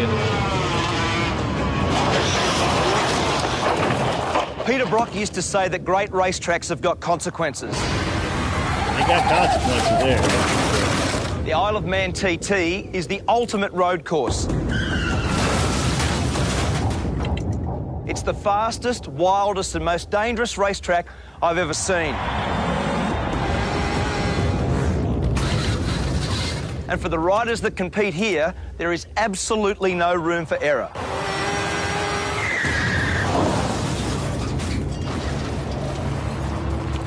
In its 104 years, 234 riders have died. It says on the back of your pass that motor racing is dangerous. This is dead set dangerous, isn't it? F1 drivers make about It really is. 50 million a year. It's frightening. And NFL players do not make 50 million. Yeah, they Aussie do. rider Cameron He Donald like- is one of He over makes 200. makes 80 million a year. He makes 80 million. And when you add the fans, Quarterback- it's like an quarterback invasion. Cowboy. I can't understand. Yeah, I understand their Karen echoing is his grunge head. girlfriend Karen, Sorry. herself a keen motorcyclist. They've been planning for the race all year. So is this normal nervous start tension? Kind of is. Normally this is done the night before. Is it? Or late night last night, obviously. Usually we like to have this done the night before, everything, but by the time we finish, like 11 o'clock, it's just like, let's get out of here and worry about it tomorrow. So what's Karen's job in this world? Keep me calm.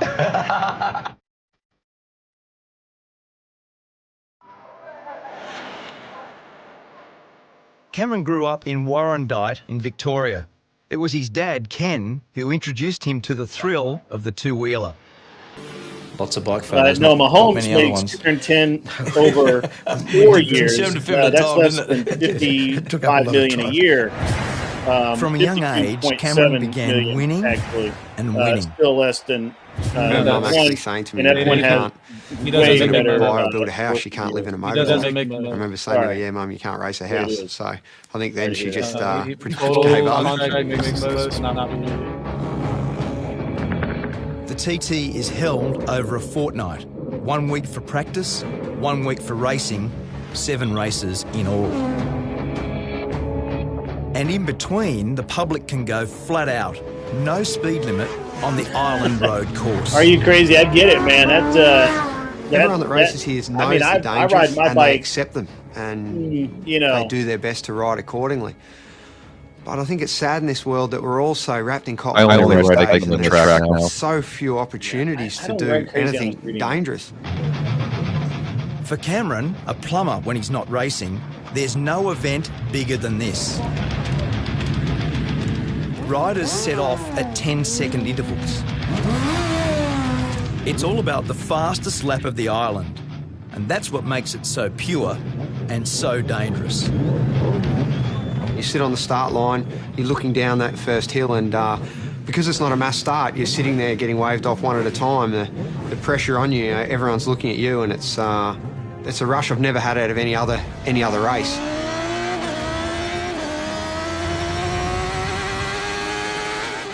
There's just so few events in the world where we can do such a thing, you know, where you can close off a road and race a motorbike around it. It's such a beautiful thing.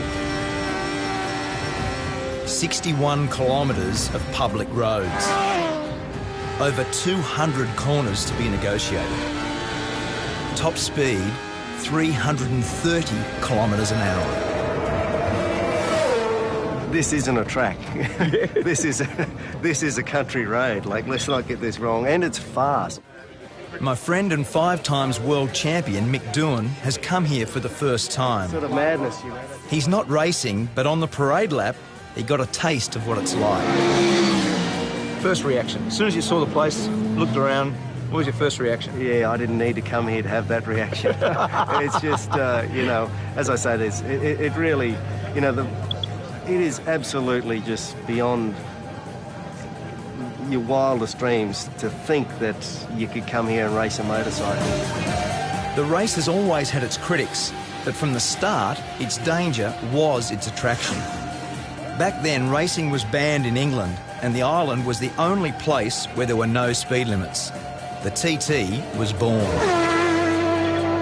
The voice of motorsport, Murray Walker. You've got a great history here, haven't you? You've been how many years? First of all, let me say it's great to see a great Australian at a great race. Thanks. To answer your question, Mark, I first came here in 1925. I was born in Fucking 1923. My father won here. I don't know how many times I've been here. Many, many, many times. In his 88 years, Murray Walker has seen some very good riders. And impressing him this year is our Aussie rider, Cameron. He's got a good bike, he's got some good backing, and he's still got the most important race of the week to come. So maybe, hopefully, he'll get it done. Each time Cameron sets out is an exercise in courage.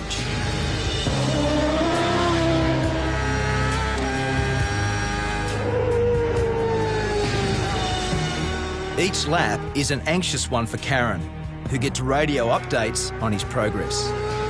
I see the worry in her face before I head out for a race, and sometimes I feel a little bit guilty for putting people close to me through that stress. In the week I was there, 7 people lost their lives. 3 riders and 4 members of the public. ACU Events Limited regret to announce the death of Derek Bryan. I've lost a couple of friends in my years racing at the Isle of Man, and I do think of them in the corners that they've fallen in, and where Dobbsy crashed is one of the most intense corners on the track. Dobbsy, Paul Dobbs, died in the TT last year. He lost his life to the sport that he loves, like, so. Just one of them, mate. Paul was buried on the island, leaving behind his wife and 2 daughters. So what did you love about him? God, everything. Racing. Bridget is Paul's wife. A year on, she's brought the girls back to remember their dad at the race he loved. You know it's risky, of course you do. I mean, you know, everyone loves those photos of riders' heads this far from a stone wall. You know, obviously, the reason you love those photos is you think, oh my God, it's so close, you know? That's, it's, you know, other people have said that you only really know that you're alive when you're almost not. Some are just plain lucky to survive. Like Connor Cummins. I can actually see, you know, where it's all gone wrong. I've disappeared over the side, and the way I look at it, that's where, you know, the injuries started to happen, and it's sort of, it does get to you a little bit. We'll just get on with life. The world ain't gonna stop for me. Has your opinion of the TT changed based on what's No. happened? No? No. Do you think it should be banned? you can't possibly ban it. I mean, I don't know if you could ban it if you tried. It's like a monster, you know. It's bigger than the rest of us. Riders don't come here for the prize money. There's hardly any. The TT is simply about the glory of being the fastest. And for Cameron, it was a glorious week. In his chosen race, the Superbikes, he was just pipped for first. But second still felt pretty good. Congratulations, mate. Well done. Really good, huh? When will you settle down and stop doing this? I don't see it too far away. I never saw racing the Isle of Man as a long-term prospect because, look, it is so dangerous, and I do see it as a numbers game. If you keep coming back, sooner or later, I see it's going to catch you out.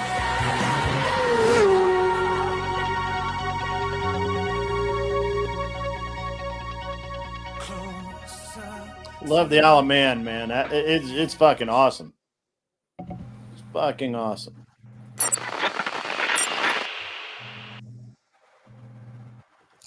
Hey, yeah. All I'm thinking about on that is you're probably familiar with this, but you know how when you start a race and are in a race, you have like high peaks of like adrenaline, but then like towards the end, you could have an adrenaline dump where you just kind of get tunnel visioned out of like everything that's going on. I imagine that happens so quickly for the untrained if they ever go to like Isle of Man. Yeah. It's one of the things that I would definitely worry about if I were ever to hop on there, is just getting that adrenaline dump where I just like tunnel vision on shit, because that's a really bad mental state to get into. You know, man, so when I was so I actually raced a little bit myself, not bikes, cars obviously, and I flipped a car. I've had some interesting crashes, never bothered me at all, but in my opening videos, there's a couple of people in those videos that are not with us anymore. And I don't get rid of those videos because every time I see it, I remember those dudes, you know, and it reminds you that, you know, shit, I don't care how much you want to say that, you know, this is one thing or, you know, it's dangerous. It's not dangerous. We got all the safety gear, all that kind of stuff. You know, people get hurt, people die, you know, so yeah, you never know when it's gonna happen either. Yeah. And it could be for the stupidest reasons. It could be like somebody's airfoil or whatever comes flying off their car and just spikes right through your windshield into your face, you know. It's like stupid shit like that. Even worse is there's in my opening video there's a scene with Paul Brown in it, and Paul's a really cool dude, and he wasn't that old, but he was a great driver. He had an aggressive cancer, man. Like, I kid you not. We started the season with him, and he was winning. And about mid-season, you know, he missed a race or two because he had to do cancer stuff. And then I saw him, and he looked pretty good. And like the next race, man, he was gone. Like you don't think of a guy like that getting taken out by cancer like that. Over a few months. It was pretty interesting. I mean, it was I think I could have dealt with, you know, I could have dealt with him being in an accident a lot better, right? I miss Paul Brown. Paul Brown was a great guy. And there's one of my friends, Paul Dallenbach. He runs Pikes Peak, and he had an accident like a couple of years ago. He didn't die. He didn't pass away or anything. He barely even got hurt, but I thought that dude was dead. He took a tree down. His throttle stuck wide open right after the start, and he went straight off the road and took a tree down. and there's nothing left of the car. And I don't know how he survived. I really don't. But I mean, that's the kind of, that's the nature of the sport. That's one of the reasons I think I never really got into bikes, man. Bikes just seems like way, way, way too close to the edge. Like cars are close enough, and we'll see, I mean. Well, I would say my grounding in faith is what steered me away a bit from motorcycles. So it's kind of wild because people make the argument that it's like, oh, you believe in God because you're afraid of death or whatever. And it's like, no. It's like I wasn't fearful of death even when I was an atheist riding motorcycles around and shit. I didn't care. Yeah. Well, I don't have any specific fear of death. I'll go when it's my time to go. I don't think there's anything really to fear of it. No. The thing is that if people are fearing of death, they need to realize that they'll never know when it's coming, when it happens. Yeah. And it's just going to happen one day, and that's it. It's not something to fret about. Would you rather not know how you're gonna die, or take it within your own hands? Like if you, kind of how the Vikings would go out on their sword, they know they're gonna go die. Do you think that's a better way to die than just a random way, just not knowing? I would say the only stipulation I'd say is that I wouldn't want to know the exact moment I would die. But if I knew how I was going to die, I probably wouldn't care. Or if it was just a random moment I didn't know, I wouldn't care either. I don't care either way. I think it's the timing that really kind of instills a fear, or installs I guess kind of like a momentum to get your ass moving to do everything before that time comes, and that's just seems like a really high stress situation. Yeah, I mean, I used to joke. So I have a 911 race car, and the thing's just stupidly ridiculous, and there's so much power, and it's really crazy. And I always said that would be if I ever finish that car would be the one that would kill me. But I haven't finished it, to be honest. I don't really have any interest in finishing it at this point. Every year I keep it, it's worth more, and if I finish it, I'll probably sell it. So, at this point, it's just it's like a bank account. But I'm a little concerned about some of the airplane shit that I do now, because the temptation to go over the edge is really high. Mm-hmm. What do you mean, over the edge? Go faster, dive harder, maneuver, do crazy things in an air. I mean, it's fucking airplane. So just push limits. Yeah. They're push limits. The temptation is always there, and I always kind of pull back, right? I always have too. I push that envelope to a specific point, but I am really disciplined about not going over it. Yeah, it's that adrenaline chase. The only way I could describe it for myself is it's being able to quiet down everything else around you, and then just having this hyper focus right in the situation that's in front of you, and being able to narrow into that so well. It's invigorating. It's exciting. It's awesome. It feels amazing. It kind of is a bit of a drug high in a way. Oh, absolutely. 100%. Well, the problem is if you tap into that too much, it can wane over time. Yeah. I mean, that's one of the reasons why I can't get into games, because I know they're safe, right? I know, and I know I'm not really going to get hurt. I mean, yeah, might get hurt a little bit, but I'm not going to get hurt a lot.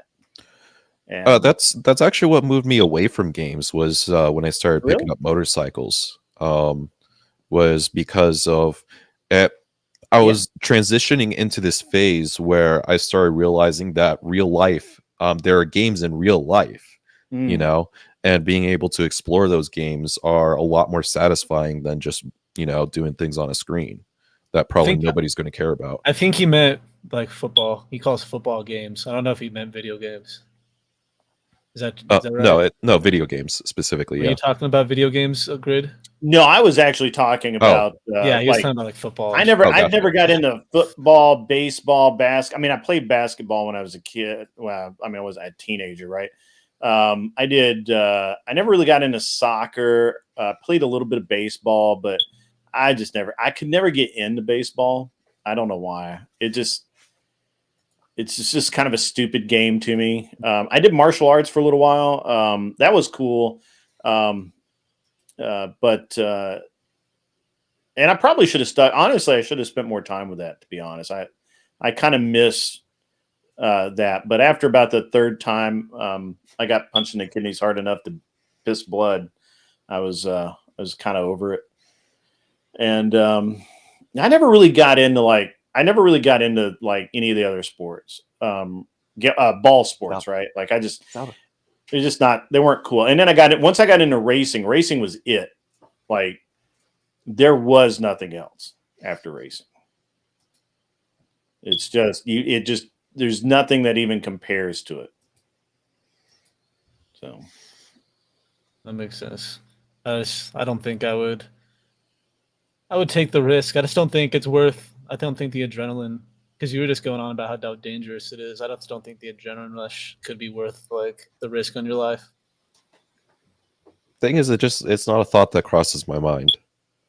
Yeah, I don't know. It's I guess that probably is the signal of an actual like drug quote addiction, is the idea of you don't think about that end goal, you think about the moment.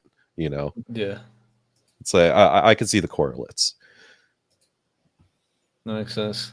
Yeah, I used to play video games a little bit too, and like, but I think it just goes into like I was talking about. It's like if you trigger that adrenaline rush too much, you just kind of lose. Like it's not the same. Like you don't get the same dopamine. So it's like I played regular video games for fun, then I started playing for like a lot of money, and I started like competing nationally in Call of Duty and stuff. And then after that, then like you can't go any. Once you can't go any further, then Are you familiar with Fragadelphia? Yeah. So I was actually I was at Fragadelphia with my team for Counter-Strike CS:GO. Oh, yeah. I competed in Call of Duty Black Ops 2. I placed 9th at Atlanta. I placed 9th at Dallas, and I placed. I need to read this super chat. Give me 1 second, guys. $5 for Mr. Boulay in the Department of Numismatics. Who'd win in a debate, Luke or Tiki Tack's handsome dog? Dog wins every time. Got to be fair about that. So I don't disagree. And Clover Tack, shooting sports safe, but is it really? I like shooting sports. I like the athleticism. I like the super chat coming or TTS coming through. Give me 1 second. You guys can't hear it. I'll put it up so you know. Various crazy people donated $10 super chat. I got a good video game for him. It's I'll called explain it. Change All Your right. Fucking Literally Smoke 2 days Detector ago, Battery. a bunch of smoke filled my room for some reason. I was cooking something and it boiled over, some water. And so I took the battery out and I just haven't put it back in. I have a battery, it's just not in. Forgot. That actually sounds like a legitimate reason. Yeah. It is really annoying, though. Got to be honest. I'll try to figure it out. Let me see. All right. That was a great super chat, though. Various crazy people. That's awesome. I like shooting games. I like 3-gun. I like USPSA. Okay, absolutely not. I don't think they're dangerous at all. Like I think the worst thing that possibly happens is I fall down and skin my knee. Yeah, I see them as casual sports, kind of like bowling. Bowling is a casual sport, Yeah.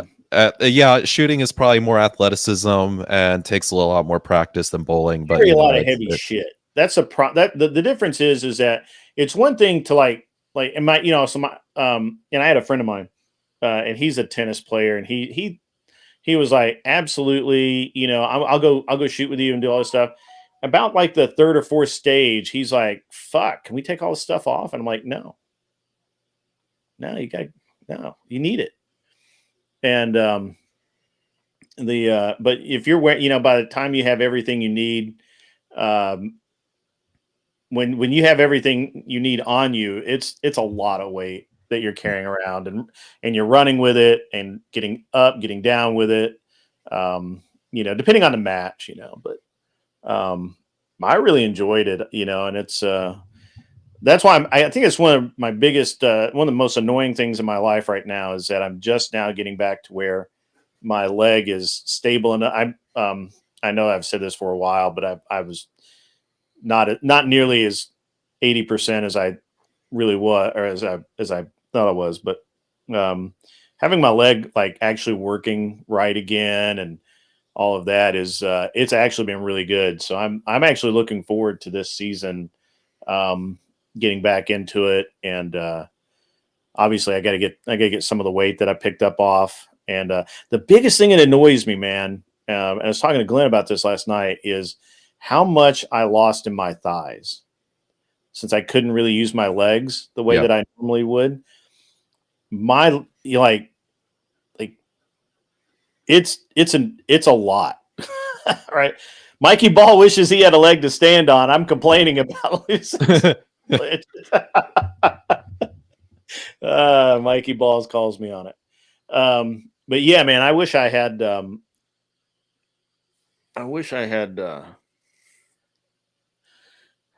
I don't know. I wish it was a little different, but it's not, and it is what it is. So, but I'm glad this year, man. I feel pretty confident right now. I still, but it's weird. All of the side issues, like I have the tendons in my feet because there they've tightened up, and now I get like all kinds of like weird spasms. Yeah.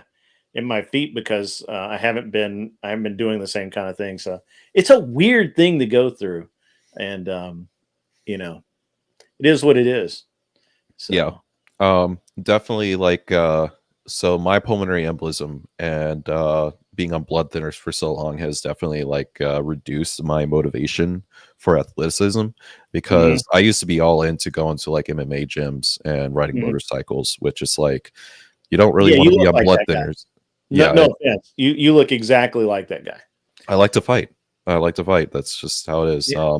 Unfortunately, with the blood thinners, it's I can't be doing that anymore. Right.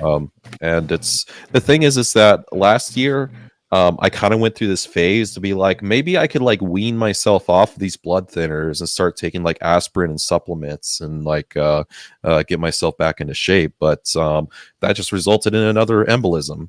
So it was just like, fuck. Now it seems like I'm kind of stuck on these thinners, and that's one of the reasons why I asked Glenn about like the thinners and hormones. Yeah. He's in that same boat with you. Yeah, it's next time he's on, I definitely want to chat with him about that, because he was on earlier. He had to his mic was fucking up big time. So yeah. But yeah, it's I definitely want to start getting athletic again. Because I hate being an office worker and having my legs grow, well, just with fat and not muscle. Fucking sucks. Dude, I've literally lost like probably 1.5 inches to 2 inches from my upper thighs. Wild. And that's all muscle? Yeah. Like I'm like, I can't, I'm like, what the fuck? Like, it's terrible because, again, you put 30, 40 pounds of equipment on you, and you're getting down and back up. It fucking hurts now. It didn't used to hurt, but it hurts now. So was Grid saying that you look like Daniel Corleone, the UFC fighter? I don't know who that is. Oh, I thought you were saying that you look like a UFC fighter because you look like. No, he was talking about how he used to do MMA gym stuff. Yeah. Oh yeah, he looked like a UFC fighter named Donald Corleone. He's a cowboy. He fought McGregor not that long ago. I don't know who that is, but Tiki Tak can't do that anymore because he's on blood thinners. Yeah, that sucks big time. Yeah, I did jiu-jitsu for 12 years.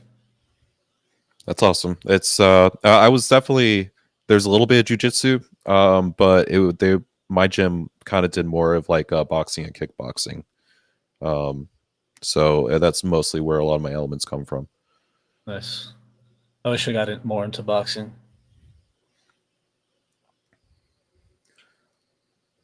What martial arts did you do, Grid? You said you did a little bit.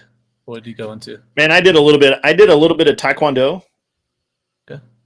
And then I mixed that up. I started doing Krav Maga, but the guy early on when it was here, it was bullshit.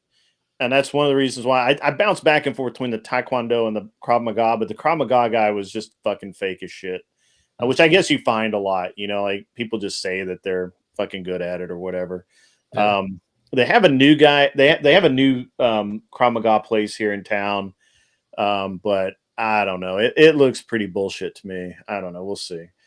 Krav Maga is really useful for like real life situations. It's like a real life martial art. Yeah, it's cool. It's just I don't know. I don't know. I've got a bunch of friends of mine who do cool stuff for people, and I've been hanging out with them a lot, and they've been beating me up. So, Okay. The problem is that again, when I hurt my leg doing stupid shit, it just affected everything. And unfortunately, when you get old, man, you do not heal nearly as fast as you think you fucking should. I used to heal fast. Like, I mean, I would get hurt 3 days later, I'm back, baby. We're going. On blood thinners, you don't heal as fast as you normally do. Really? I did not know that. I've had a bruise for like 6 months just on my leg. And it's like, what the fuck? It's a fucking bruise. Yeah, I've noticed that just turning 30. I just turned 30, and I've noticed a pretty big difference from 20 to 30, so I couldn't imagine. Yeah. Well, it was when I did a match called Hard as Hell, and I'm almost 100% positive that where I fucked myself was running up this berm.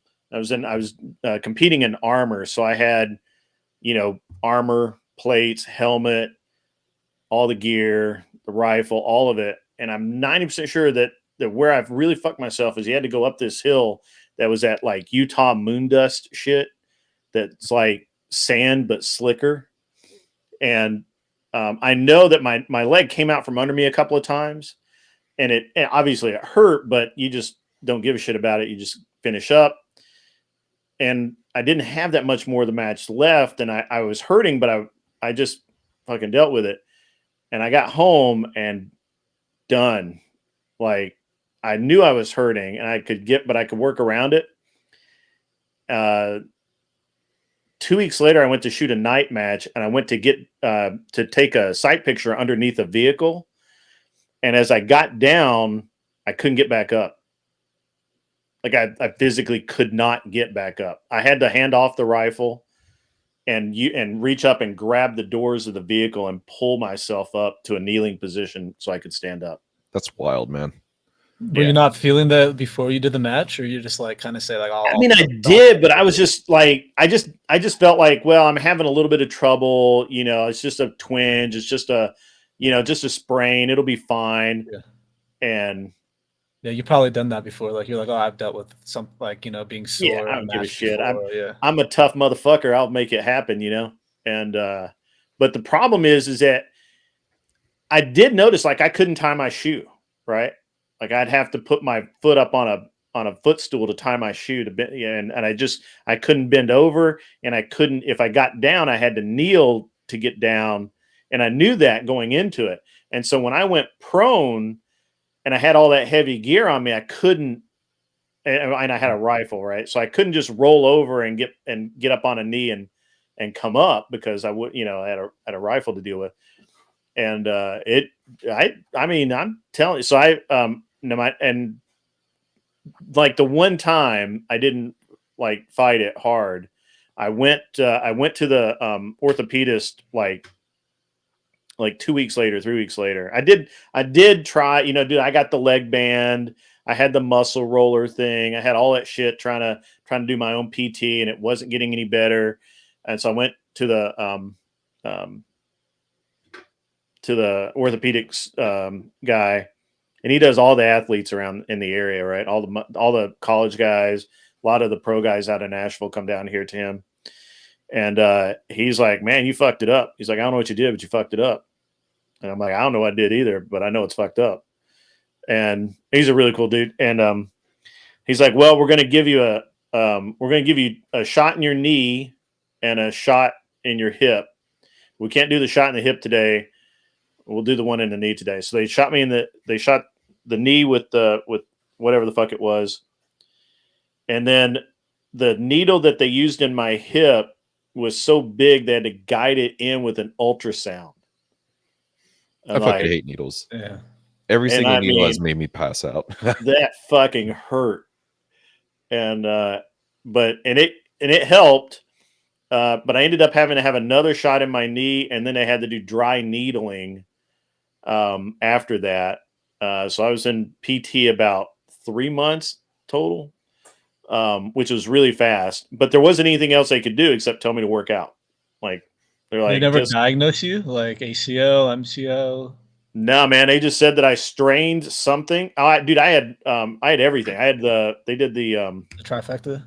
no, the MRI. They did everything. They checked everything out, and they just said you strained something. Well, they knew the problem that with my knee was that I had twisted and strained it, and I had knots in the muscle above and below the knee, and so that's what the dry needling was about. And if you'd told me that shit would work as well as it did before I did it, I'd have called you a fucking liar. I was shocked at how effective it was. Like I went in there and it was just amazing the difference when I walked out. The theory behind it made sense when they told me, but if you had told me that it worked, I would not have believed you. And my hip, they did the X-rays, they did the MRI, they did all that. They said I have a little bit of course I'm old, so I got a little bit of deterioration in the sockets, but I'm not eligible. I'm not hip replacement yet. So there's no real damage to the socket, nothing like that. It wasn't like I got hit or chipped something or anything like that. It was all muscular. It was all just straining shit, and I wouldn't let it heal, apparently. And now the problem is that because it was not really frozen, but I couldn't use it in the same way, it atrophied a lot. So I gotta rebuild it. And again, when you're old, man, it doesn't go back on like you want it to. It just doesn't. So, but that's where I'm at. And I did not shoot at all last year. Really competitive. I did like 2 matches, but they were like local shit, nothing big. This year, assuming that I've got like a little test program that I run with my gear, and if I can get through it in a reasonable time, then I'll shoot next year competitively. Otherwise, I'll take this year off too. I don't want to risk hurting myself again. Wait, how long has it been? 2 years. Oh, it's been. Oh, okay. So, wow, this is rather recent. I didn't know. No, it's 2 years, man. Well, 2 years. I mean, comparatively, like 2 years. It's pretty recent. Yeah. Compared to your life. Well, I mean, part of it is, part of so I was going to start shooting. I was going to shoot last year, and I got into it, and I had lost so much muscle out of my thighs that I just didn't have the power back in my thighs yet. Right. So I've got and I don't have to shoot armored. I can shoot other classes. I can do other things. But when you're carrying all that stuff, it's a lot of weight. It's a lot of shifting. You need that stability in your legs, running upstairs, running downstairs, running over rocks, through the woods, over the fields, over to grandma's house, but when you're doing that, you got to have that stability, and it all comes from your core. And my core is fucked up right now too, because I couldn't run, and I still can't really run. I can sprint. I can't run. I can sprint. How like long a do you have to run very for the short- competition? Like the length? I mean, you know, I do it. I can probably a quarter mile is about the furthest I'd have to run, like, you know, on a sprint. So I can do that. But I'm not going to enter any of the 5Ks or any of that shit just because I can't do it. Like, there's just no fucking way right now. Are you competing against a My bunch of hip younger? would be fucking killing me. Are the people that you're competing against like usually much younger? Oh yeah, dude. I compete against 18-year-old kids. Okay. 16-year. My 14-year-old competes against me. Oh really? You kick his ass? That's awesome. You show him I do kick how his it ass, works? but Yeah. but that's only because I'm better than he is. But I mean, he's my son. My kid's like 6 foot 180. Man, he Fuck. 188. He's 188 right now. 14? 14. Oh my god. Yeah. So Clover Tech says the most he runs in a competition is like 10 feet. So Yeah, but yeah, I I think can't. I'm out of steam here. Yeah, I gotta Other go. than I gotta get. talk about- My wife's gonna be pissed as hell. But All right, well, it is good what luck it on is. your. I mean, congratulations on your marriage. Yeah. Yeah, You we're in if you my wanna 20th actually- year, dude. 20th year. It's like 20th? fucking milestone. What's I that? don't think I'll even live 20 more years. Dude, I was where you're at, man. When I was in my 20s, I didn't see myself in my 30s at all.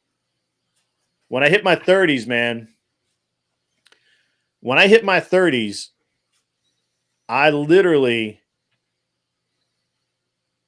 I got to where I was like, I'm where I want to be in life. I had the knowledge I needed, I had the drive I needed, I had the skill set I needed, and I could go out on my own. And that's when I started thinking about having a wife. Yeah. I didn't start thinking from the time I was about 23 until the time I was 33, that 10-year period, dude. I did not have a girlfriend, a steady one. I dated, but I didn't date for anything other than to just get laid. Like the beyond, just perfectly honest truth. And I knew it. And so I didn't pick good girls. I didn't want relationships. I wasn't in a mental place for it. It would have been horrible to involve a woman in my life at that point in time, because I was solely concentrated on the things I needed to do to be a better me, and nothing else. Nothing else really mattered. Women didn't matter. Bullshit didn't matter. My friends, they didn't fucking matter. The only matter was getting to that point. But once I got there, I just looked around one day and I'm like, this is where I wanted to be. Like, I didn't realize that I was going to get there, but I did. If you'd asked me when I was 23, it'd been like, how do you know? How did you know that you reached that point? Like, what was the? Because I did a self-assessment. I said, I have all the skill set I need. I've learned everything I need to go out on my own, have my own business, do what I want to do. I have all the tools that I need physically, mentally, emotionally. I have all of that. And at that point, that is, and then I had a really good relationship with this one girl, and that relationship keyed me into maybe it was time for something more than just flings. And then I made a conscious decision. I'm going to be married. I want to be married. I was married within a year and a half. Yeah, I'm in law school, so my goal is wait until after that. I don't want to get involved. Yeah, dude, if you're in law school, don't think about anything but fucking finishing law school. Yeah, I'm not. Like, I don't even know why the fuck you're online right now. Like, you should be. This is my time where I can actually relax and before school starts up again. But once I'm in school, there it's all school. I got a 4.0 last semester, so good on you, man. I'm trying hard. Yeah, that's hard to do, especially as a law degree. I was actually going to go to law school. I went the other way, went into motorsports, but I was all set to go to law school, and I realized I couldn't live in an office. Yeah. My goal is to start my own practice, but we'll see how that turns out. Yeah. Well, again, you gotta. I knew probably when I was right as I graduated college, I realized that I never wanted to be in an office. And the thing that really gave me pleasure in life was racing cars. And that's what I wanted to do. And so I went and did that, which was not a rational adult decision. No. And then, turned out but I good, got though. really good at it. I was able to make a career out of it. And then I was able to have my own shop. I was able to have my own race team. I did all of those things because, you know, I'm a badass. Most Yeah. people fail at that.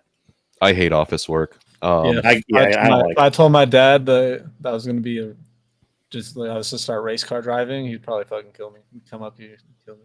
Yeah. Well, my office job, I don't walk away from a commitment, and there's still a project that I need to finish up. But I'm also kind of hoping that maybe they lay me off because of mass layoffs. Probably not going to happen, but if they were, I'd start working at the motorcycle shop again. I'm just going to go ham on that. You know, it's interesting. I never doubted myself for a minute. Think of the balls. I look back on it now and I think I would never tell somebody to do what I did. Think of the balls I had. I literally went into a field where everybody fucking fails, thinking that I was going to be the most badass son of a bitch on the planet. And I did. I went out and raced with like teams that spent 10 times the money I spent and did well. Like, you understand the like mentality that how fucked up in the head I had to be to do that? Yeah.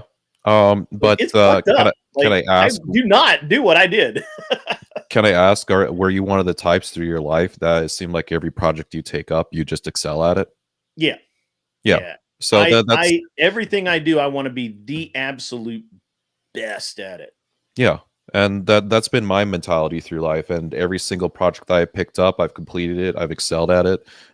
So it's already set a mindset where I feel like I can do literally anything. I can walk into anything, and I know I can learn it, and I can do it. Yeah, that's it. Mm-hmm. Yeah, and there's just no, it's just an. I mean, the just the mentality that you have to have. And the rarefied air that you're operating in, right? Like it's like super rarefied air. Like nobody breathes that air, right? I think it's also genetic too. I think there's like a certain standard that you're required to have. Dude, my brother's a welder that's only left this state twice in his life. Brothers don't mean you have the same genetics. Like it's, you have the same genetics, but like I don't think so. In that, while your mom and dad genes are mixing together, you could have came up top. Could have got lucky. I honestly think it's a combination of my upbringing. Like, even though I had a really shitty father, there still was certain moments of what I was taught in order to like commit to jobs, don't walk away from them, and also I guess a lot of the emotional turmoil that my life has been has put me to a level where I can manage stress very well. Like, so even when there's chaos right in front of me, I could still ask the question, okay, what do we need to solve right now? It's right. That there's a lot of people will get caught up on the problems and will bitch about the problems and run around like chickens with their heads cut off. And I'll just be like, okay, well, we know what the problem is. Let's fucking solve it. Let's figure out a solution. Let's stop talking about the problem already. Well, I think a lot of that comes down to intelligence. Sure. I got you. Let's finish this conversation later. I'm going to send you over to Flow State, and you guys can yell at him for a little while. I'm going to bed. No, nice combo. Yeah. It's been a great evening all around. I will get into how great it was tomorrow night. Until then, be cool. Wear glasses if you need them. Get the fuck off my lawn. I am inside each and every single one of you. You just look in, and I will be there, waving out at you, naked.